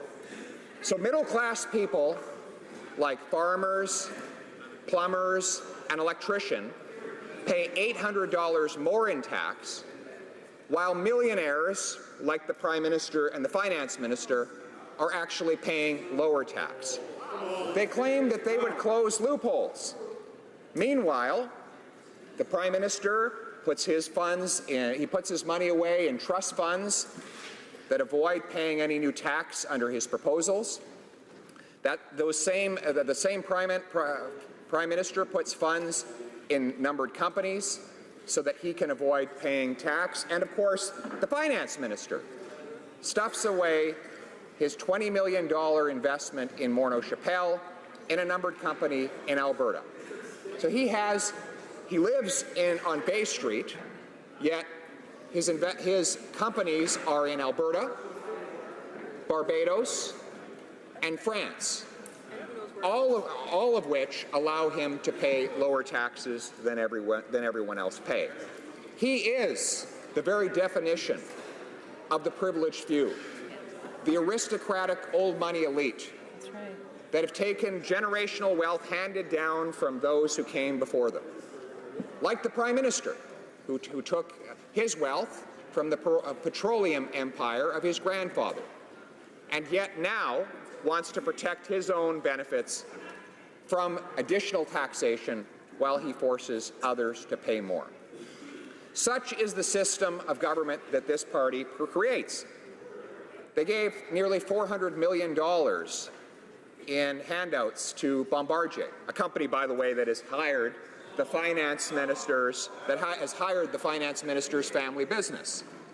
Now, that company is selling its intellectual property and its next-generation aircraft to a European company, a subsidy effectively from this federal government to protect the wealthy and the well-connected, in particular this time, the billionaire Bombardier-Baudouin family. The old feudal economy, where the rich get richer and the working class pay the bills. This is the new trickle-down government, where they take money from the working class, put it in the hands of politicians, who give it to the wealthiest corporations, and they expect us to believe that it's just a few drops will trickle down to the people who earned it in the first place. The ultimate concentration of wealth, of course, is government. The bigger government gets, the more business invests in lobbying for a larger share of that money. There is definitive research showing that if government gets bigger, businesses spend more on lobbying, because they understand that the way you get rich in a government-run economy is by having the best lobbyist. The way you get ahead in a free market economy is by having the best product or service. On this side of the House of Commons, we believe in a free enterprise economy, where you can only get better off if you sell a product or service to someone that is worth more than they have to pay for it, where you cannot force someone to buy your product through a government edict or a subsidy or taxation, where you have to convince them that the thing you're offering them is actually worth more to them than the dollar they part with to buy it. This government wants to leave behind that free enterprise tradition that has created all of the prosperity that Canadians enjoy. We believe in an economy based on meritocracy. They believe in an economy based on old money and privilege. And it's no surprise, Mr. Speaker, because that is the experience. It is what they have known. It is what they have always understood. We on this side of the aisle will continue to champion the underdog, the striver, the upstart, and the challenger. Again,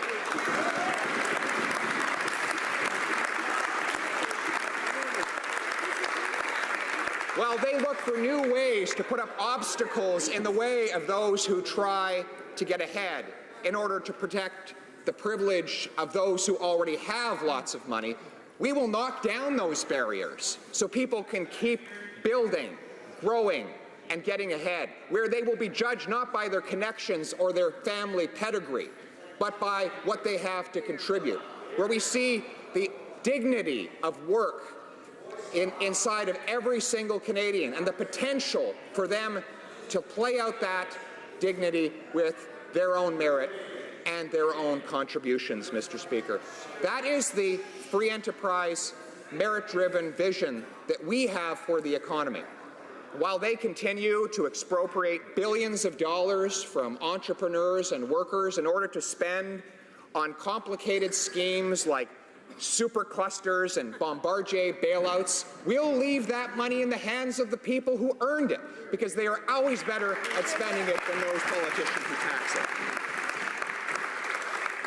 And Mr. Speaker, that is the approach we have always taken. It is the reason why, under Prime Minister Harper, we had the biggest drop and the lowest levels of poverty in recorded Canadian history.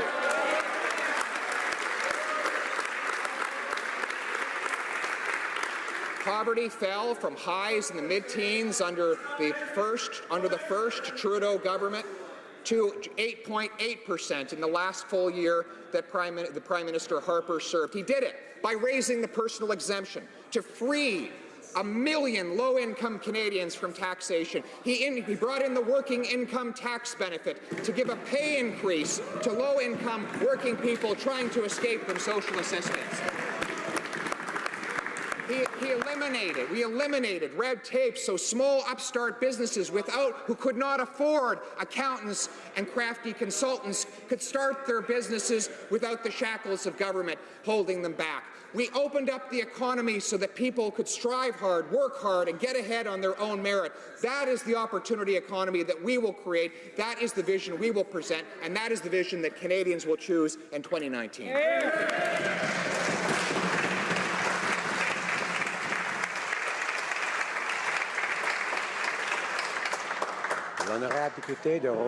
The honourable member for Rosemont, La Petite Patrie. Thank you, Mr. Speaker. I just want to quote the finance minister from his early speech a few minutes ago when he said, "We will continue to invest in ourselves." I think the finance minister should choose his words with a little bit more cautious, because if he's desperately trying to change the channel from the scandal he's entangled in, if he continues to say stuff like that, people will just remember that maybe he benefits himself from some investment or legislation he personally tabled in this House of Commons. Mr. Speaker, the document in front of us is called the Fall Economic Statement.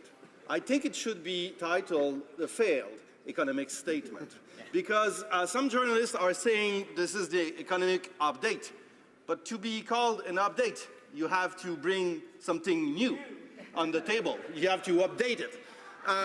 What we see right now is an exercise of buzzwords and recycling some decisions that have been already, put in the last budget or in some statement from ministers in the last months. So there's nothing new there. If you remember a book from Shakespeare, it's Much Ado About Nothing. And we can, yeah, Shakespeare. I'm down.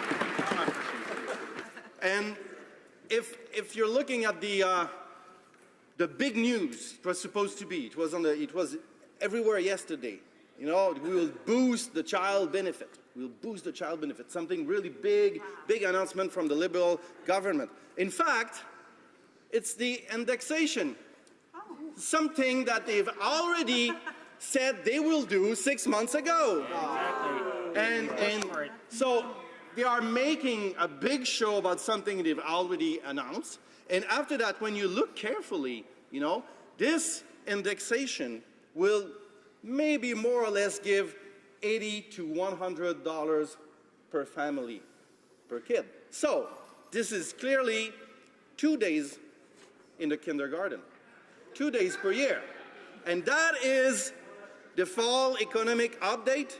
This is what you're talking about, 2 days? Thank you very much, that's so generous. And so there's really nothing there. And we've asked, and they said they will do a real national child care program, something that the NDP is asking for years, because those measures will not create a single place in public kindergarten. This is what we are facing right now. Families are struggling, they have difficulties to make ends meet, and there's nothing the Liberal government can give to them to make their life a little bit more easier. We still have 250,000 seniors living in poverty in this country. What is in that update? Nothing. There's nothing new. Unemployed people, when they are asking for EI prestations, 6 out of 10 are still refused by the system. The system that is kept in place by the Liberal government. There's nothing here to help all those workers. There's nothing about minimum wage. It's nothing about minimum wage or creating the condition for better wage and better good jobs in this country. Because, Mr. Speaker, I want to be really specific about this.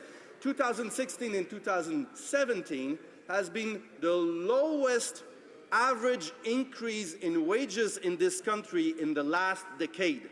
Wow. The lowest average increase in this country in the last decade under this Liberal government, because they are creating jobs, yes, but a lot of Walmart jobs, a lot of cheap labor out of here.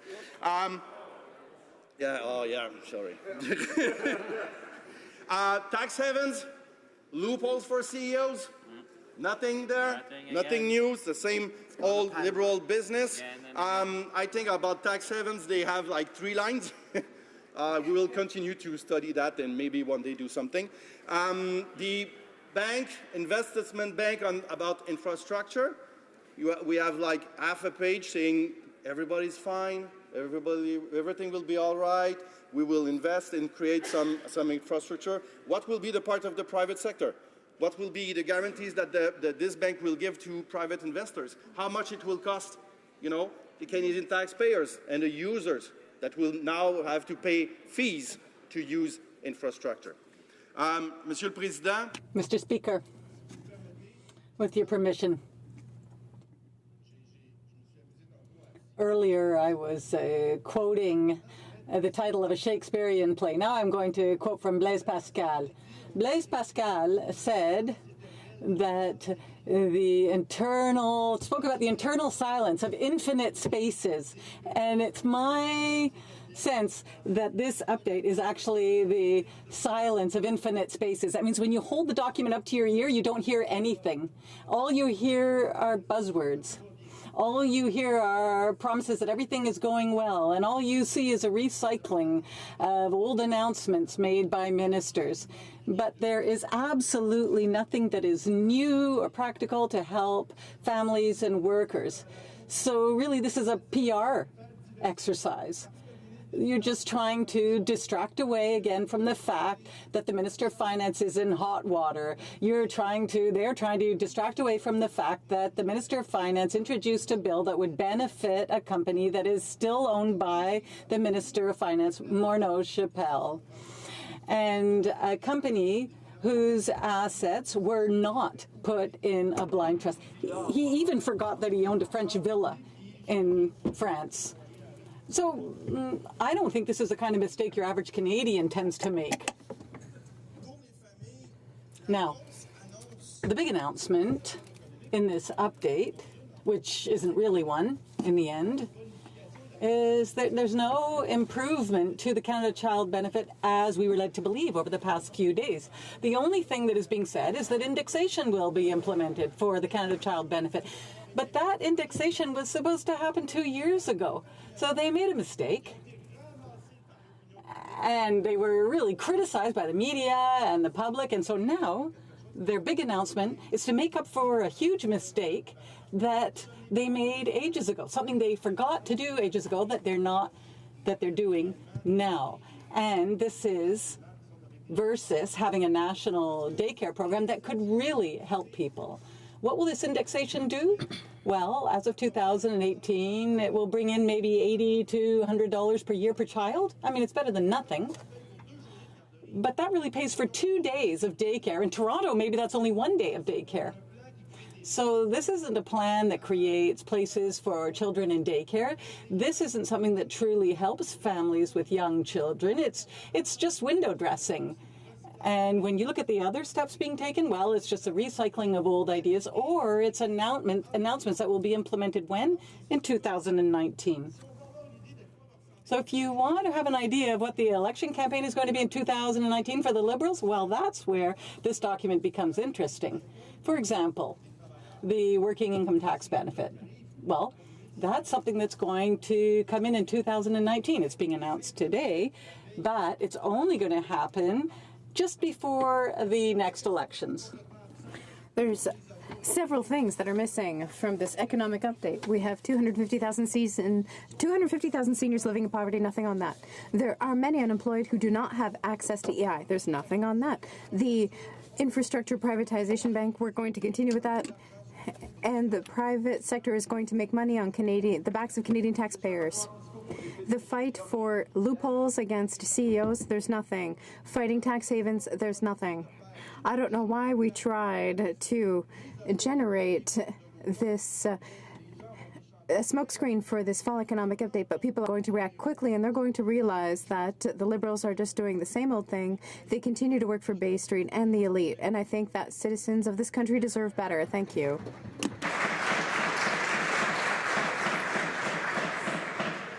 The Honourable Member for Joliette.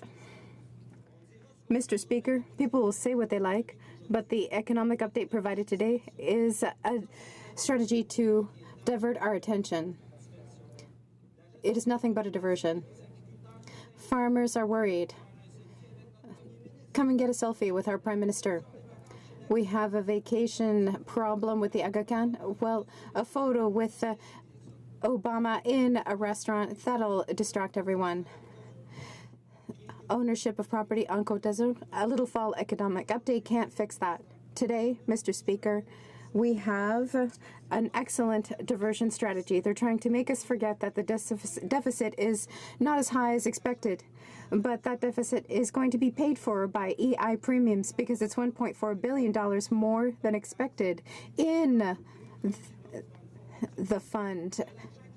This is money that should have used to improve the EI system, and that does not improve the minister's Bay Street image.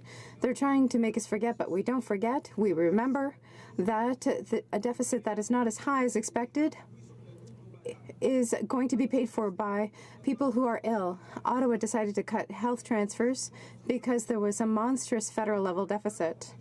And now we know that it's no longer the case. Are the Liberals going to send the money to Quebec and other provinces to support health? Of course not. They would rather increase the popularity of the Minister of Finance by giving everybody presents. And they're giving presents with money that should have gone to people who are ill or unemployed. We need to stop these spins. Everybody knows the trick of announcing very high deficits in the spring and announcing in the fall that thanks to the sound, responsible financial management of the Minister of Finance, the deficits are not as high as expected. It's the same old boring tricks. The difference today is that instead of improving the government's image, this update intends to improve the image of the Minister of Finance. Let's settle one thing quickly. It's not all bad. We would have preferred that amounts be transferred directly to the government of Quebec rather than all of the federal jurisdictions, but at the Bloc we're pleased to note that the indexation of the Canada Child Benefit would benefit families in Quebec that are not as well off. We're also pleased to note that the government decided to undertake more quickly than expected the small business tax cut. But the goal of this diversion operation is to distract attention from a minister that's cut up to the neck in failed tax reform. He wanted to reform the tax system, but he actually did not. That's what we see in the update. It's done badly, botched. They're reviewing, they're revising, they're going to try again. It's worse than a dissertation from somebody at CEGEP who's trying to hide from the professor that they're just making it up. That's today's exercise. The Minister of Finance is presented as the great defender of the middle class. In his document, we find the words middle class how many times, Mr. Speaker? 61. Middle class, and so on. They can repeat it 200 times. It's not going to change anything. The class that they privilege, that they defend, is the wealthy. In today's speech, the wealthy can continue to practice tax evasion in tax havens. The fact that the Minister of Finance benefits through his own family business, Morneau Shepell, is just going to emphasize the Canadian cynicism towards the political class. It's deplorable. I know that the minister made an effort, but this is a diversion. This economic update is nothing else. So we've taken note of it. Thank you. Comme il est 4. As it is 4:45, pursuant to the order passed, the House will now review private members' business according to the order indicated on the projected order of business, orders of the day. Private members' business, resuming debate at second reading of Bill S-230, Drug Impaired Driving Detection Act. On behalf of Mr. Reyes. Parliamentary Secretary to the Minister of Justice. Thank you, Mr. Speaker, and thank you for the opportunity to speak today. I can indicate that I will be speaking against Bill S-230. I want to acknowledge that the bill is well-intentioned and its sponsor in this chamber, the Honourable Member for Richmond Arthabaska, is to be applauded for the aim of the bill, which is to address drug-impaired driving. Similarly, the sponsor of Bill S-230 in the other place, the Senator from Mille-Île, must be recognized for having had the same laudable aim when he initiated this bill. Our government understands the significant impact impaired driving has on the safety of our roads and highways, including drug-impaired driving. We are firmly committed to strengthening appropriate laws and enforcement measures to deter and punish serious offenders on the road. That is why, while we support the intentions behind the Senate public bill, our government has brought forth its own comprehensive regime to drug-impaired driving, which, as you know, is reflected in Bill C-46. And this is part of our approach, and it is consistent with the work that we are doing with regard to strengthening the strict regulation and the legalization of cannabis. The issues to be resolved in developing a comprehensive strategy to combat drug-impaired driving are complex and are too difficult to address through amendments to this non-government Senate public bill. Bill C-46, on the other hand, fully addresses the concerns we have with S-230. Bill C-46 will create one of the toughest regimes against drug and alcohol-impaired driving in the world. It will improve the detection and prosecution of drug-impaired drivers and build on existing measures by authorizing the police to use new tools to better detect drugs in drivers and by creating new driving offences for being over the legal limit for certain impairing drugs. Police will also be able to demand an oral fluid sample at the roadside if they suspect a driver has a drug in the body. This will be similar to the current method of testing for alcohol at the roadside with an approved screening device. In this light, the Senate public bill's proposals are flawed and would be highly problematic for a number of reasons. Bill S-230 proposes to authorize police to demand from deliver to an oral fluid sample on a drug screener at the roadside. The officer following a lawful stop first must reasonably suspect that there is a drug in the driver's body. Of course, the Criminal Code already recognizes police to demand from a driver breath sample on an alcohol screener at the roadside if the officer suspects that there is alcohol in the driver's body. It is easy, therefore, to understand the interest in a similar screening device for drugs. However, the reason why the alcohol screener is so very useful is precisely because we have the crime of, quote, driving with a breath alcohol concentration exceeding 80 milligrams of alcohol in 100 milliliters of blood, close quote. A fail on the alcohol screener leads to further police investigation of a possible over 80 offence. However, unlike our government's Bill C-46, Bill S-230 proposes no similar legal limit for any drug. Therefore, the only charge available to police would be driving while impaired by a drug, which requires strong evidence of actual impairment. An oral fluid drug screener does not provide any evidence of impairment, but only the presence of a drug. And for this reason, I believe the bill's usefulness is minimal. To explain further, an oral fluid drug screener proposed by Bill S-230 could only be used, among other factors, to help police develop the reasonable grounds to believe that a drug-impaired driving crime has occurred. The drug screener result could not be used, as it is in the UK, for example, to further investigate a drug legal limit offence because, until C-46 is adopted, there is no drug legal limit offence in Canada. In the UK, drug screeners are very helpful in investigating the legal limit offences for THC, the active chemical in cannabis, and for cocaine. These are the two drugs that are most prevalent in drivers and that are screened by the UK drug screeners.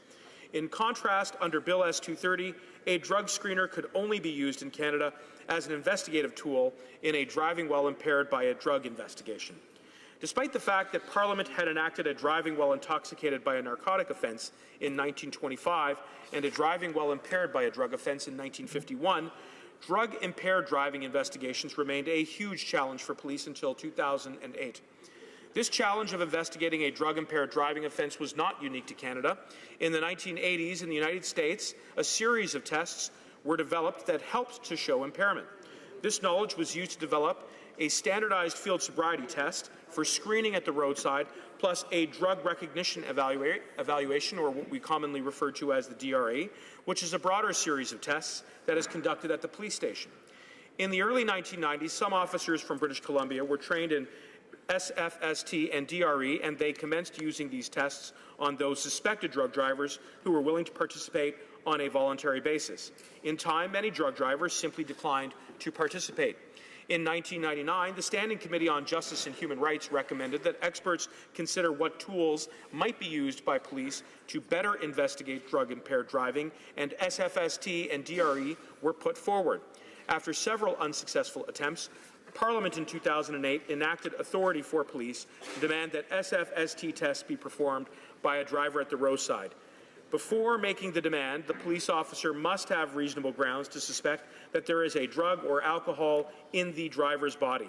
The 2008 legislation also authorized the police to demand the DRE series of tests at the police station if the officer at the roadside has reasonable grounds to believe that the driver is impaired by a drug. This belief is based on observations at the roadside, including the driver's performance on the standardized tests.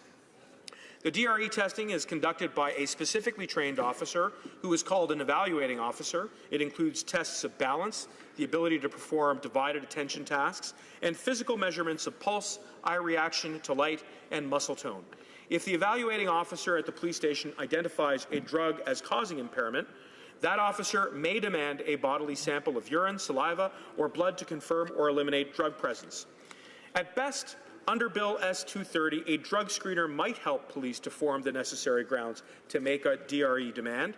This would be a tool that could be used at the roadside with or without SFST. Again, the police would be investigating a driving while impaired by a drug charge. This contrasts with Bill C-46 and with our experiences in the UK, where drug screeners are very, very helpful in investigating the legal limit offences for THC and for cocaine. Personne ici No one here is surprised that drug-impaired driving is a growing problem in Canada. This trend has been confirmed by the Jurastat report called Impaired Driving in Canada 2015 from the Canadian Centre of Justice Statistics, published in December 2016. The number of charges for drug-impaired driving increased fourfold or almost in the few years followed the implementation in 2008 of new tools under the code to help police officers investigate drug-impaired driving. As the cannabis reform approaches, drugs at the wheel are a growing concern among Canadians. From what I'm told, some surveys have revealed that the notion that cannabis does not impair driving is especially prevalent among young drivers.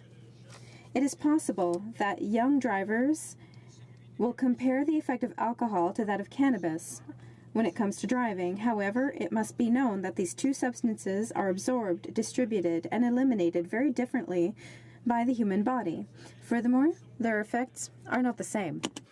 So now we have a project that is being successfully completed here on the government side, Mr. Speaker. We have that project in Bill C-46, and it is looking very, very constructively at how we can use these new devices, like the oral fluid drug screeners in the field, and we are using that bill and the robustness of the regime that it proposes to ensure that we are keeping our roads safe, and at the same time, reducing the access to cannabis to our children. As I have indicated, having a drug screener legislation without drug legal limit legislation does not take us very far. Therefore, I intend to vote against Bill S-230. I support our government's position, which is far more comprehensive in Bill C-46, and I encourage all members in this chamber to do the same. Thank you, Mr. Speaker.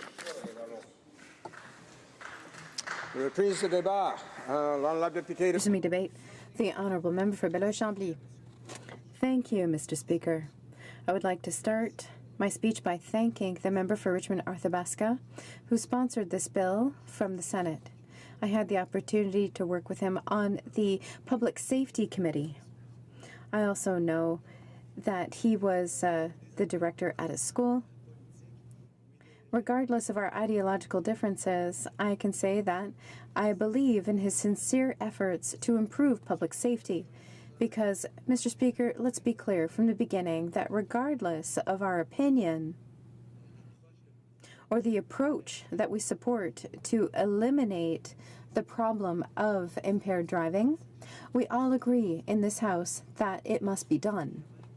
It's especially important, and we all recognize it, with statistics that demonstrate an increase of impaired driving, namely because of marijuana. For that reason, Mr. Speaker, I support the bill, at least to bring it to committee, so that we can hear a bit more about it. My previous experience was not especially convincing. I'm talking about another bill. You'll have to forgive me, I don't remember the number. It was another bill having to do with random alcohol testing proposed by a Conservative MP. During the study of that bill, I think a lot of the testimony could apply to the discussion of the bill before us today, as well as other factors that we should consider. First of all, we've just heard the Parliamentary Secretary talk about some of the problems. The bill simply uses criteria that are present in the criminal code regarding impaired driving due to alcohol and is applying them to drugs. We're talking about the recognition by the police officer who intervenes. That's not a big change. The problem is that what we see in the criminal code, the 0.08 that we know for alcohol, in some provinces the 0.05 for roadside safety. We know that in this bill, there's no mention of the presence of THC and the blood alcohol concentration that would be able to measure how much marijuana had been consumed. That's a significant lack in this bill. And why is that? Because we're relying on visual indicators, the person's behavior, physical indicators that might be present. That's problematic because there is a lack of training. The men and women in uniform who protect our safety do their work well, but when it comes to the government bill on legalization of marijuana and driving while under the influence, well, there's a lot of work that remains to be done to offer more training to our men and women in uniform to make sure that they can correctly recognize the physical symptoms, if you will allow, to detect a case of drug-impaired driving. That's something that's extremely important. In the bill, there's mention of saliva tests. The problem is that experts tell us that the presence of THC can be detected in bodily fluids many days, even weeks, after the drug has been consumed. In this case, we're talking about marijuana. The problem, Mr. Speaker, is that without a set prescribed concentration outlined in the law and a correct test, we could end up in a situation where someone who smoked marijuana weeks ago, or days ago, because many weeks, I'm not sure of the science around that, but let's say several days previously, and there could be the presence of THC in that person's body. But finally, the level of concentration would not be high enough to be deemed criminal. For example, if we look at Colorado, which set a limit, a precise limit, a blood alcohol concentration for THC among people who are driving impaired.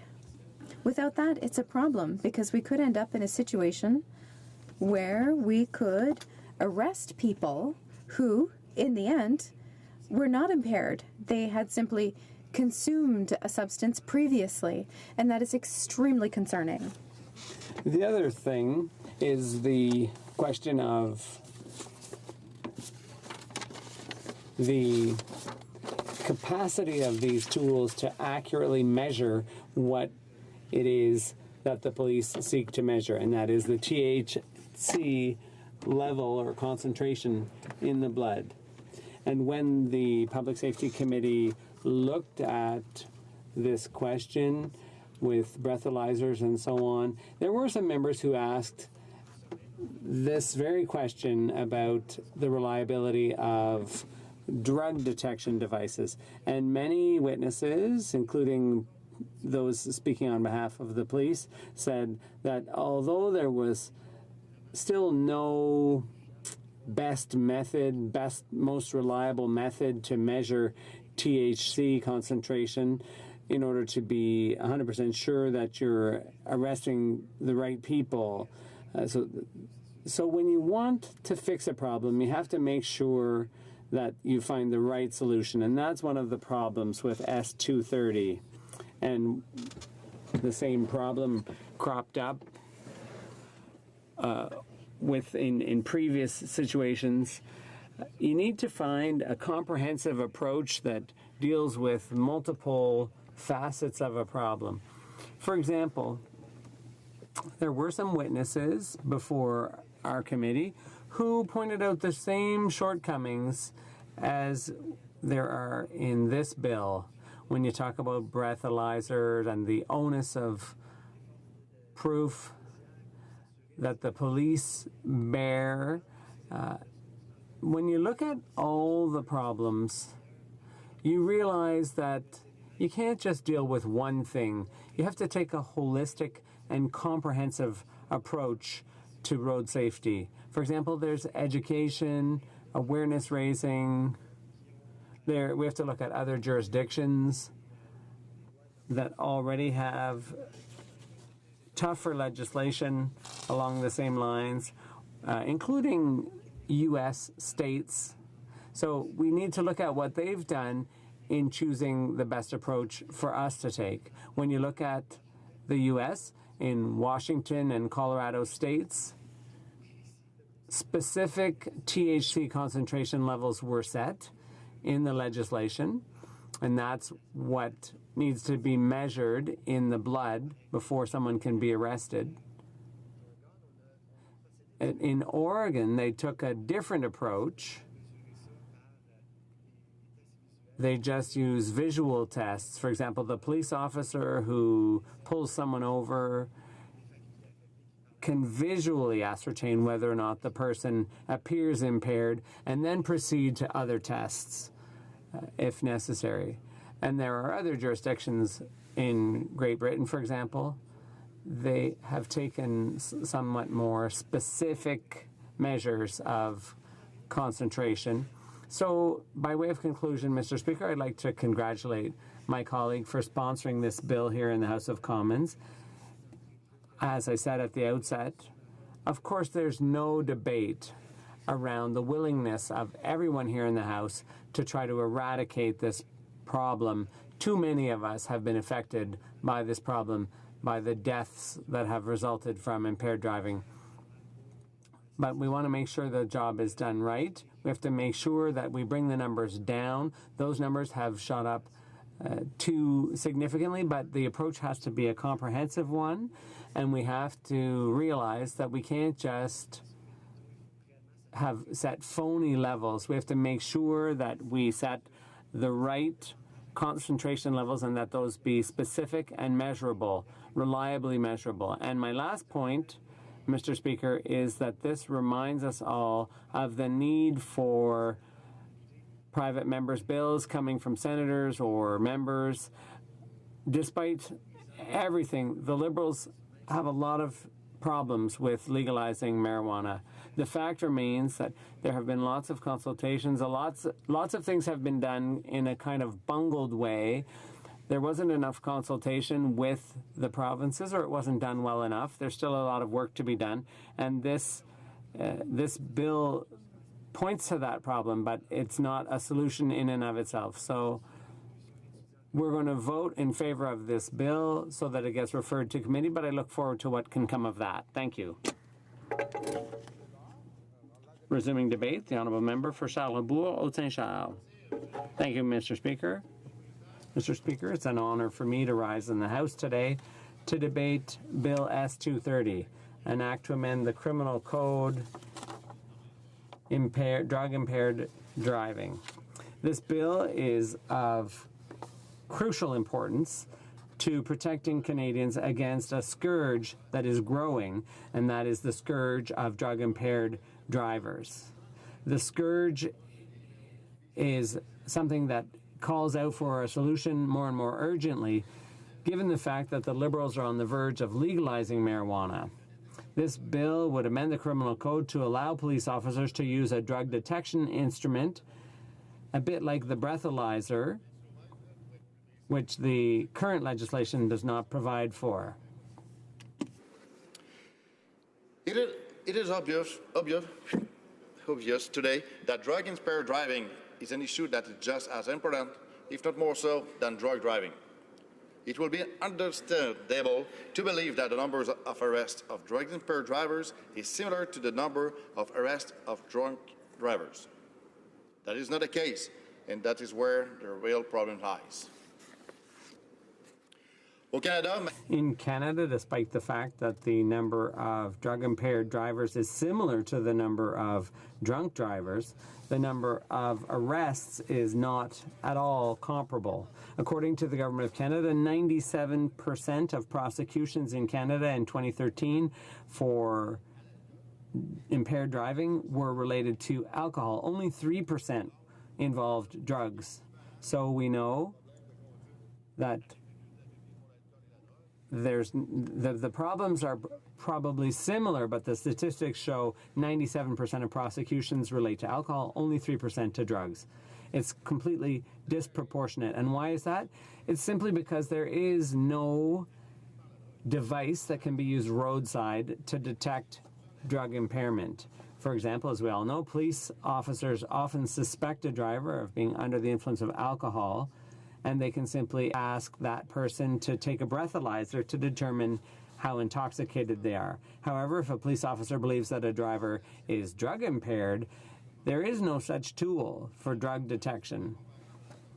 In the absence of a comparable tool, comparable to the breathalyzer, which would allow police officers to readily and easily detect drug use at the roadside, the procedure is very complex.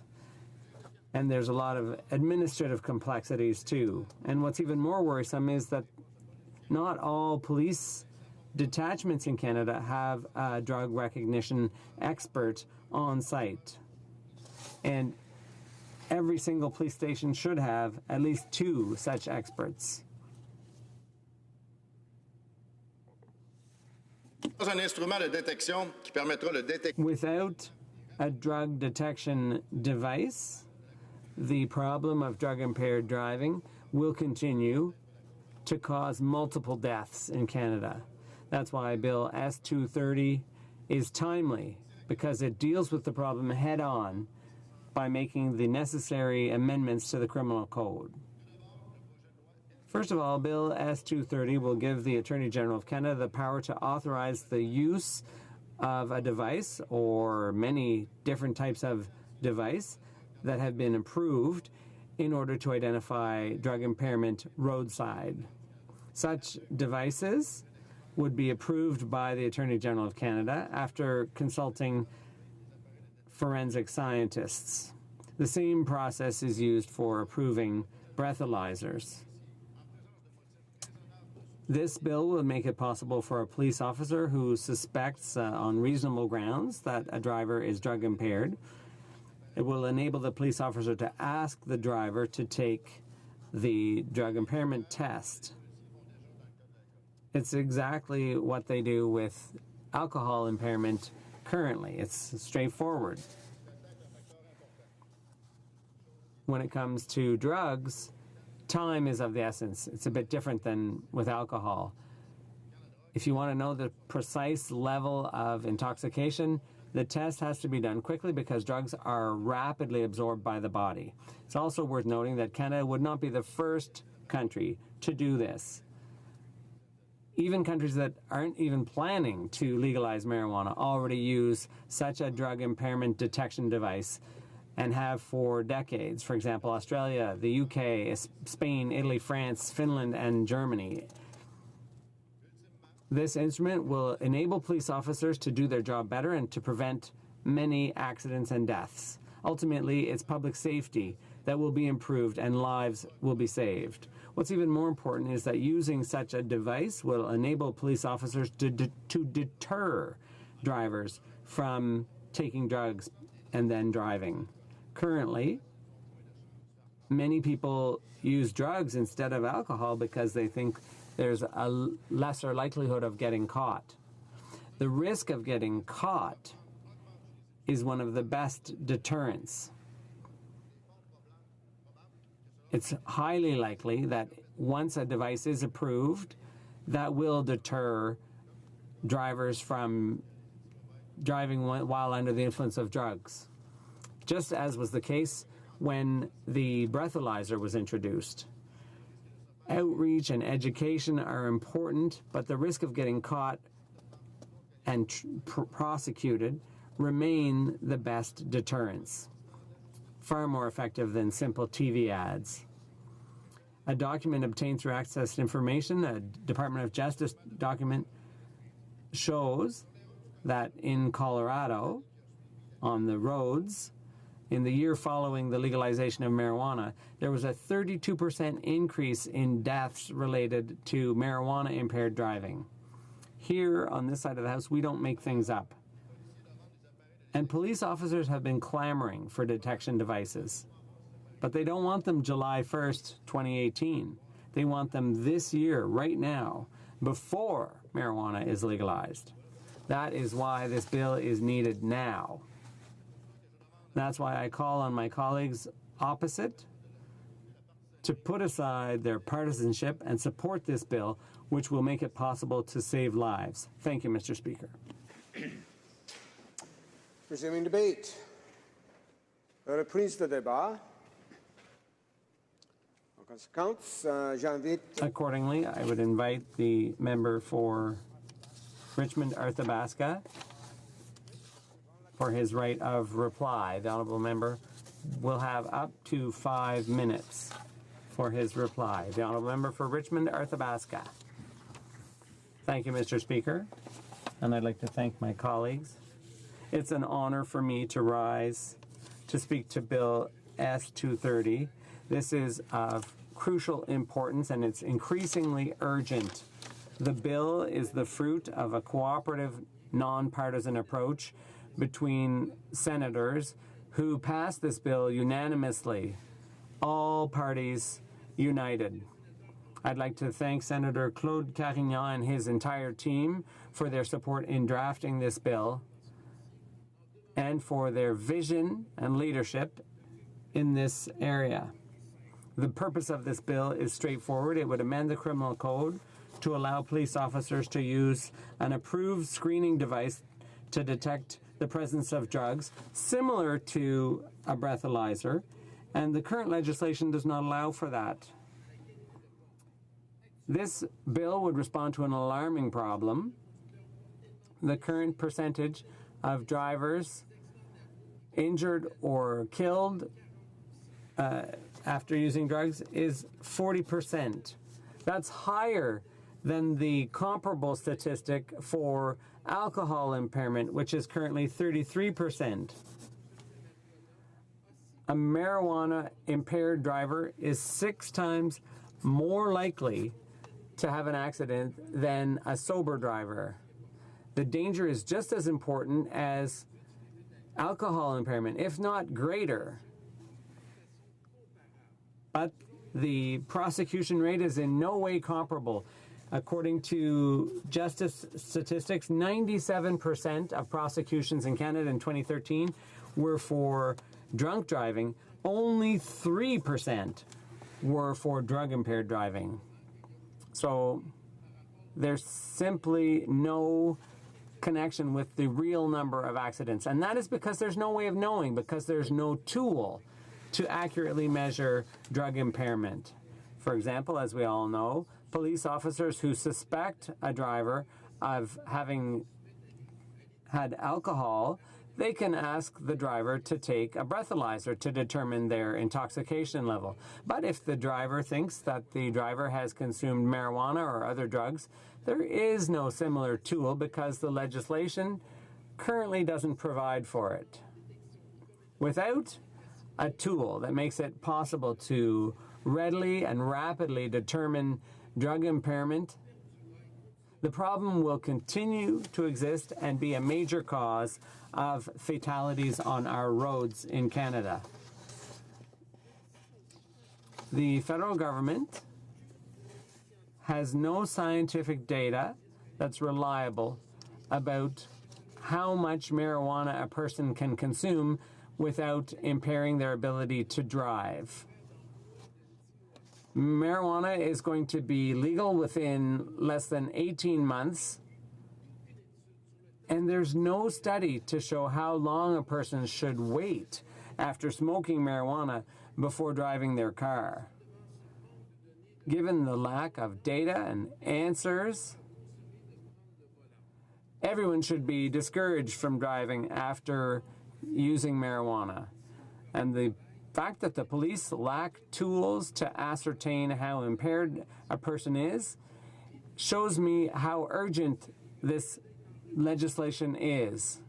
Canada is behind a number of countries that are already using drug detection devices roadside, like Australia, Germany, France, Belgium, Spain, Italy, the UK, and a number of American states. Some of those jurisdictions have no plans to legalize marijuana, but they still use these devices at the roadside to detect impairment levels. Empowering our police to measure THC intoxication would serve as a deterrent as well. A number of polls show that over 50% of people who admit to taking marijuana are not considered at risk as drivers. The Liberal government wants to legalize marijuana next July 1st, and that makes it all the more urgent to pass this legislation immediately. The statistics are already alarming. Imagine what they'll be once marijuana is legal. That is why I call on my colleagues opposite to put aside their partisanship and support this bill put forward by Senator Claude Carignan, who this bill went through all stages in the Senate unanimously with all party support. We need to deter all drivers who intend to drive after taking drugs. Mr. Speaker, this bill is essential. I call on the entire House to put aside partisanship so that our police have the tools they need to do their job right and properly. Thank you, Mr. Speaker. Accordingly, the question is the following one. Mr. Reyes, seconded by Ms. Gladue, moves that Bill S-230, an act to amend the Criminal Code, drug-impaired driving, be now read a second time and referred to the Standing Committee on Justice and Human Rights. Is it the pleasure of the House to adopt the motion? All those in favor will please say yay. All those opposed will please say nay. In my opinion, the nays have it.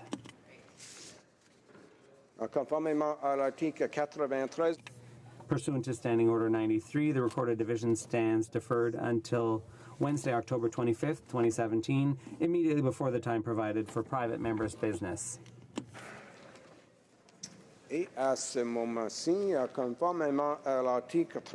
Pursuant to Standing Order 38, a motion to adjourn the House is deemed to have been made and seconded at this time. Therefore, the question is that this House do now adjourn. The Honourable Member for Beauport, Côte-de-Beaupré, Île d'Orléans, Charlevoix. Thank you, Mr. Speaker. As you know, there's been a lot of talk about ethics recently, and today we attended quite a show in the House. The Minister of Finance tabled his fiscal update, once again simply to distract away from the real issues. But I have a good memory, and so it gives me great pleasure to rise today and talk about what we're seeing from this side of the aisle and what we've been seeing for a good month now. As you know, we believe that all members of Parliament, regardless of their professional past, have to publicly disclose any private financial interests of theirs. Several times we asked for this, but unfortunately we never ever were given a clear answer. The Minister of Finance decided finally last week, after I would say more than 2 years, to act differently. Everyone in this House thought that he had put his assets in a blind trust. Everyone, whether it was people in his own party, people on this side, whether it was members of the Bloc Québécois or the NDP, everyone thought that he had done the right thing 2 years ago. And unfortunately, and in the light of some information, we realized that this was completely false. And Mr. Speaker, in my opinion, this is unacceptable. It's unacceptable for a man of this standing, a Minister of Finance, who is responsible for billions of dollars, billions of government dollars, a man who is responsible for money from the government in the Bank of Canada, responsible for the mortgage corporation, or mortgages rather. So we have this man now who is in a conflict of interest with respect to a tax treaty with Barbados, and I'm stymied by the fact that he didn't realize that he would be in a conflict of interest. I mean, this is the right-hand man of the Prime Minister, who had access to and who even drafted Bill C-27, and he had assets that were affected by this. I think that's unacceptable, Mr. Speaker. What we've always asked for, what we asked for today and what we will continue to ask for is whether or not this Minister of Finance recused himself from any and all discussions that might put him in a conflict of interest. And I'm asking the question again now, and I will keep asking it over and over again. Even if it means I have to ask it for 2 years, I'll ask it until, on this side of the House, we receive a clear answer. Thank you, Mr. Speaker. The Honourable Parliamentary Secretary to the Government Leader in the House. Mr. Speaker, and I guess I give them an A+ for persistence. I give them an F when it comes to talking about what's important to Canadians. Madam Speaker, at the end of the day, the Minister of Finance has done the right thing. Just like there's 338 members of this House, Mr. Speaker. We are all obligated to go to the Commissioner of Ethics, just like the Minister of Finance. And I've got some breaking news for the member. There are, in fact, through the Commissioner's office, they will look at what all of us are doing, and they will ask us to provide recommendations and provide advice to each and every one of us on our personal affairs and what we need to be doing in terms of being compliant with the Act. No different than the Minister of Finance. You will find that there are not only Liberal members, there are Conservative members and NDP members. You will find that there are letters of concern that are addressed to all political parties. Now, what really gets me is, and I've said this before, the issue with the Conservatives and the NDP, they are so closely knit together on this issue, Mr. Speaker. They have this sense that things are going so well in terms of the government of Canada and so many initiatives, and we see that because every chance they get, they want to criticize the Minister of Finance. Every chance, today included.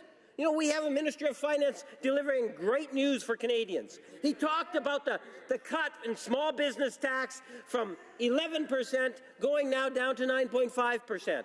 That's going to generate and create more good, solid, middle-class jobs, Madam Speaker. The Conservatives, NDP together, no, it's bad, it's bad, it's bad. Then we talked about, an enhancement. Look at how many children we have lifted out of poverty in 18 months, Mr. Speaker. We're talking about tens of thousands of children in every region of Canada, and we have the Minister of Finance again announcing that that's not good enough. We can do better, and this government is committed to doing better going forward, Mr. Speaker. The NDP and the Conservatives want to focus their attention on the Minister of Finance and his personal finances. He is doing what he is obligated to do, just like the member that spoke across the way, Madam Speaker, or Mr. Speaker, and that is to listen to what the Commissioner has to say and to act accordingly. In fact, last week we had the Minister of Finance that said, he will even go further by putting certain things into applied trust, by divesting himself of some finances or shares, Mr. Speaker. That's not required of the Minister of Finance. The Commissioner didn't say, you have to do this. The Commissioner didn't go to other members saying that you have to do this. He is in full compliance. And as opposed to trying to, assassinate the character of the Minister of Finance, rather recognize in terms of what he has done in terms of contributed to the well-being of Canada's middle class and those aspiring to be a part of it, I think that we would see a much more productive opposition members. When we spend, the hundreds of billions of dollars in which we do, you will find that there are many areas in which you can look at. There's many suggestions that the opposition party can look at and come across as ideas, maybe even generate some of their own ideas. And we're not afraid of accepting good ideas. If you have something of value that you want to be able to contribute, by all means, present it. But the Minister of Finance is following the Commissioner. To try to give the impression that the Minister of Finance is in a conflict that is not following the laws is a false impression, Mr. Speaker. And it is. L'honorable député de Beauport. The honourable member for Beauport-Côte-de-Beaupré-Île-de-Orléans, Charlevoix.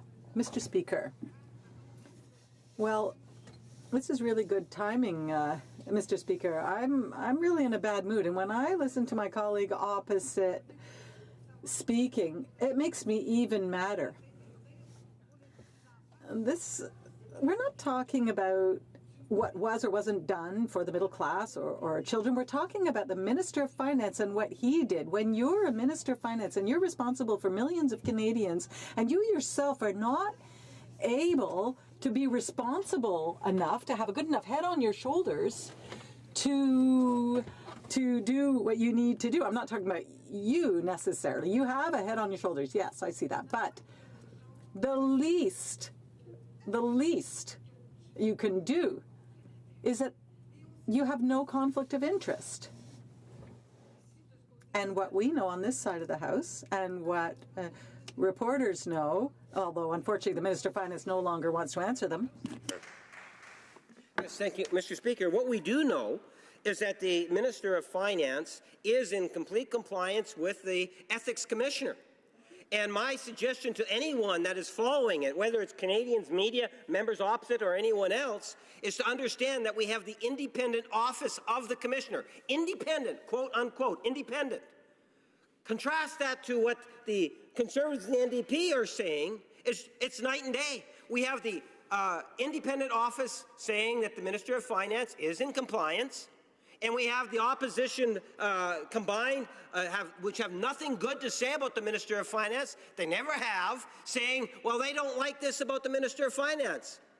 Well, at the end of the day, what they should be doing, I would suggest, Mr. Speaker, if they have concerns, well, raise it with the Commissioner.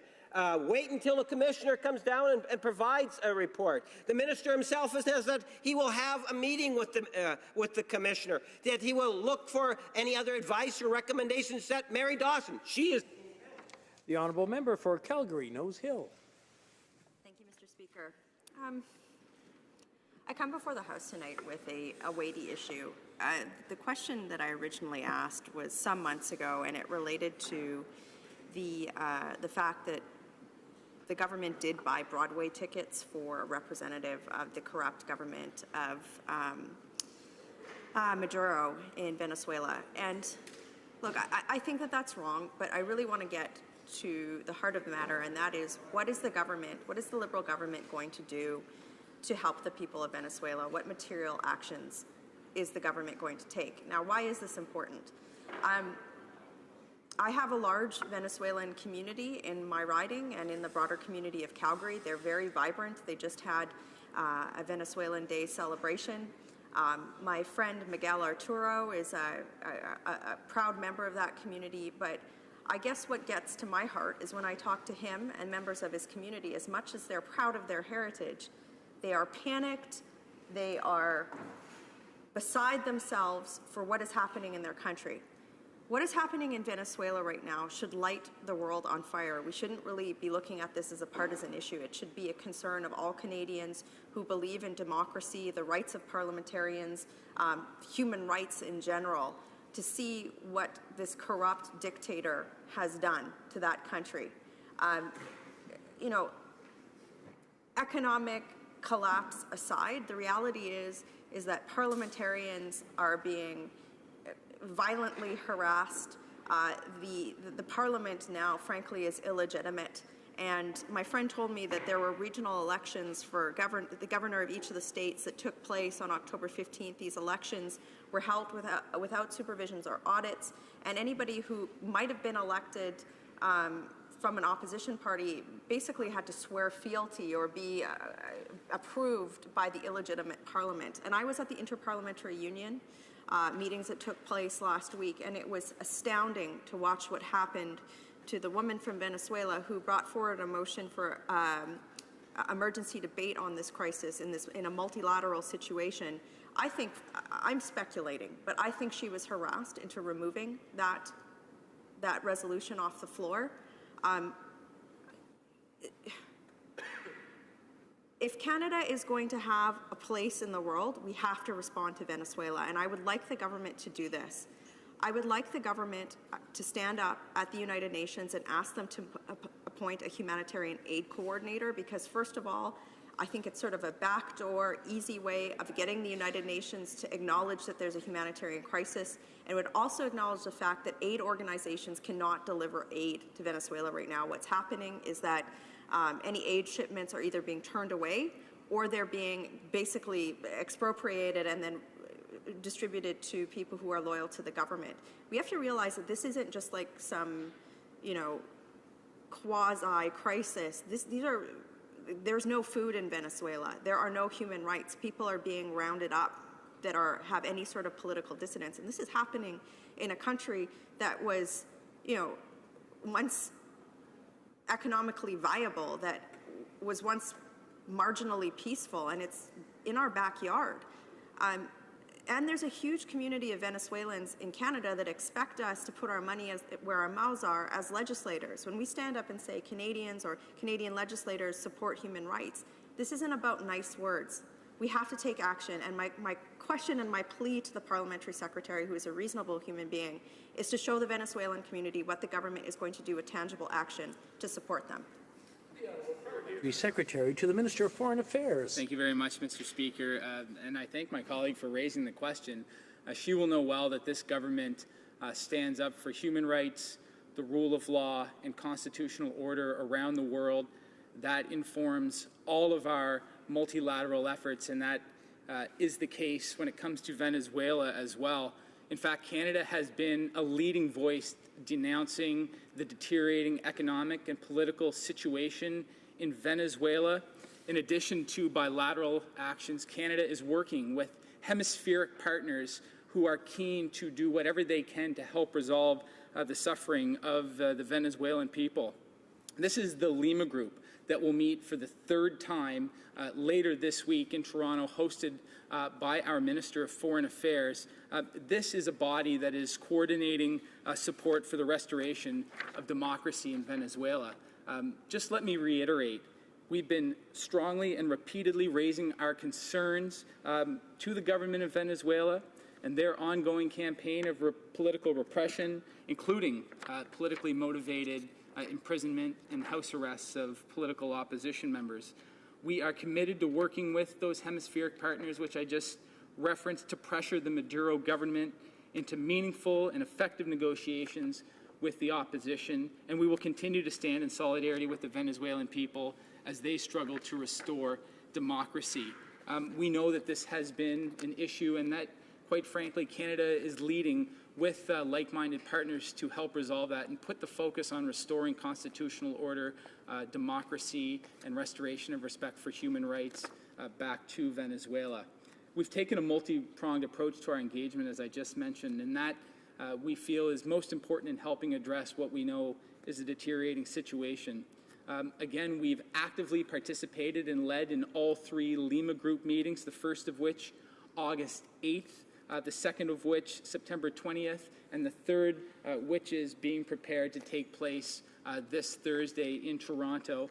And we've been vocal in a number of different declarations that have come out of the Lima Group, including a declaration on the situation in Venezuela, the statement by the Lima Group on the takeover of the functional competencies of the Venezuelan National Assembly, and the declaration of the second meeting of the Lima Group on the situation in Venezuela. In addition to our forceful work within that group and through other multilateral channels, our actions under our sanctions measures in Canada have been a priority for us in our ability to promote and defend democracy and human rights, which, as I mentioned, are central to our international foundation.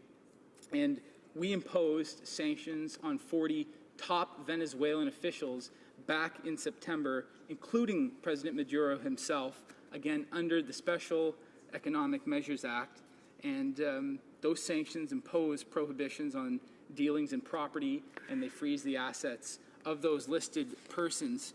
Our minister has been intimately engaged with this file. She has hosted a group of like-minded meetings in May in Washington, attended the OAS General Assembly in Mexico in June, which is where she called for a return of democratic order. In September at the UN General Assembly, hosting a meeting of CARICOM foreign ministers to rally support for our view of how to resolve the situation in Venezuela. Again, in October, speaking with Spain's Minister of Foreign Affairs and how Spain can engage, and conversations with the U.S. Secretary of State. I think it goes without saying that Canada, the Government of Canada, and Canadians are deeply concerned with this deteriorating situation. Calgary, Nose Hill. I appreciate the confines of multilateralism, and I understand that the government is raising the issue in multilateral formats. But to be honest with you, the people of Venezuela and the people of Venezuela who are in Canada right now, we need to do more than just declarations and statements. That's great, but we need to advocate for concrete action. So I'm wondering if my colleague will commit to at least taking the suggestion back to his minister, both for the Lima Group meetings, but also for a position that could be taken to the UN, to at least look at Canada advocating for the United Nations to appoint a humanitarian aid coordinator specifically for Venezuela, again, which would acknowledge the fact that there is a humanitarian situation in Venezuela, but would also hopefully help coordinate the efforts of NGOs who are trying to deliver aid in the region and get food and supplies to the people of Venezuela who are suffering. Honourable Parliamentary Secretary. I'm glad that my colleague raises that point. Tomorrow I'll have the opportunity to host a roundtable with a dozen or so NGOs, academics, other people who are engaged in the situation in Venezuela, asking for their advice on how Canada can continue to engage and play a leadership role on this file. Again, I'll reiterate that Canada has provided humanitarian support. We are engaged with our peace and stabilization operations program in the region. We are leading through the Lima Group. We have placed sanctions on 40 members of the Venezuelan regime, and we continue to stand up for human rights, rule of law, democracy, and return to constitutional order in Venezuela. And Canadians and Venezuelans in Canada can count on our continued leadership. Thank you. The Honourable Member for Chilliwack Hope. Thank you very much, Mr. Speaker. And I'm rising today to follow up on a question that I actually asked back in May of the Minister of Natural Resources. I asked him about the review process that he'd set up for the National Energy Board that had come up with some, quite frankly, some very offensive recommendations, including basically alleging that Calgarians, people of Alberta, were unable to ethically operate as National Energy Board members, and that the functions of the National Energy Board should be moved to Ottawa, closer to politicians and lobbyists, and grateful through the work of the official opposition and others that recommendation was backed down from. But the question I asked was why the Liberals are making it harder for job-creating energy projects to proceed, and that was in May. Since May, we've actually seen several major multi-billion-dollar projects not proceed in Canada, in part because of the red tape and the government interference in those projects by this Liberal government. When we are looking at the investments necessary to create an LNG processing facility, to create a pipeline that crosses multiple provinces to deliver Canadian oil to Canadian refineries, investors need certainty before they are willing to spend tens of billions of dollars to proceed with those investments. And this government has sent signals to those international investors, to Canadian investors in energy projects, that that's not a secure investment. When they rejected the Northern Gateway Pipeline, what message did that send? It sent the message that even if you can get a project through the National Energy Board process, even if you can get a permit from the government, even if you can get cabinet approval for your project with 209 conditions, binding conditions, a change in government can mean that a multi-year process is upended with a snap of a finger. If the political whims of the Prime Minister indicate that that pipeline goes through a forest that he's fond of, that project can be cancelled, even if it's $750 million has been spent getting it to approval. What message does it send if the rules are changed in the middle of the application process, where the goalposts are continually moved as they were with Energy East? We saw a process that was restarted, a new board that was appointed. We saw the rules change, where the National Energy Board was forced to examine the upstream and downstream greenhouse gas emissions for the product that would flow through the pipeline, something that had never been done before in Canadian history, something that certainly is not required of the ships, the foreign tankers coming in to Canadian ports, whether they are in New Brunswick or Quebec or even in Vancouver. So they changed the rules of the game, and that's bad for investment. It's bad for competitiveness. And what was lost there was a $55 billion increase to our GDP. What was lost there when Energy East was killed was 15,000 construction jobs. And I know in the prepared notes that the Parliamentary Secretary has, she'll talk about the Trans Mountain Pipeline, and that's great.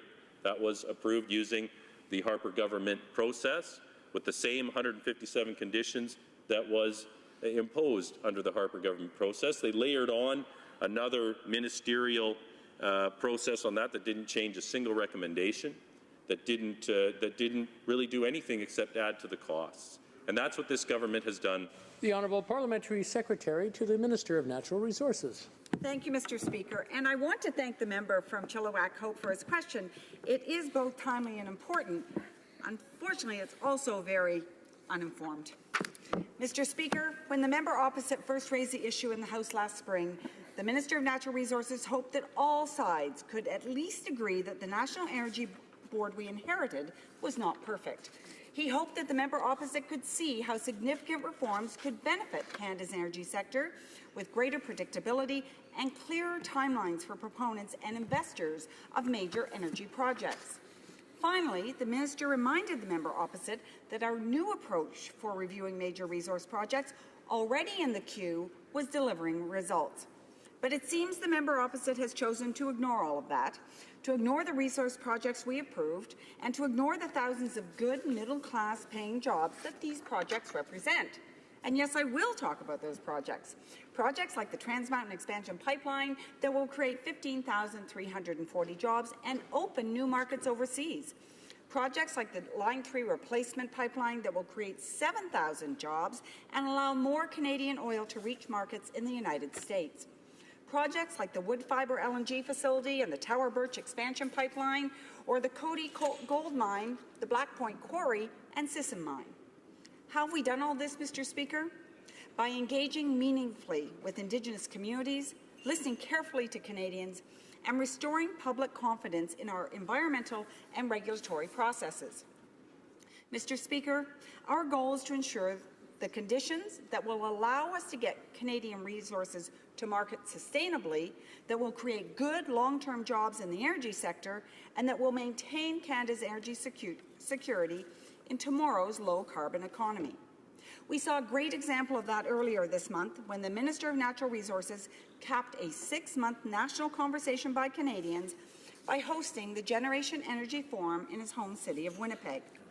The forum attracted more than 600 top experts, industry representatives, and Indigenous and community leaders from across the country and indeed around the globe.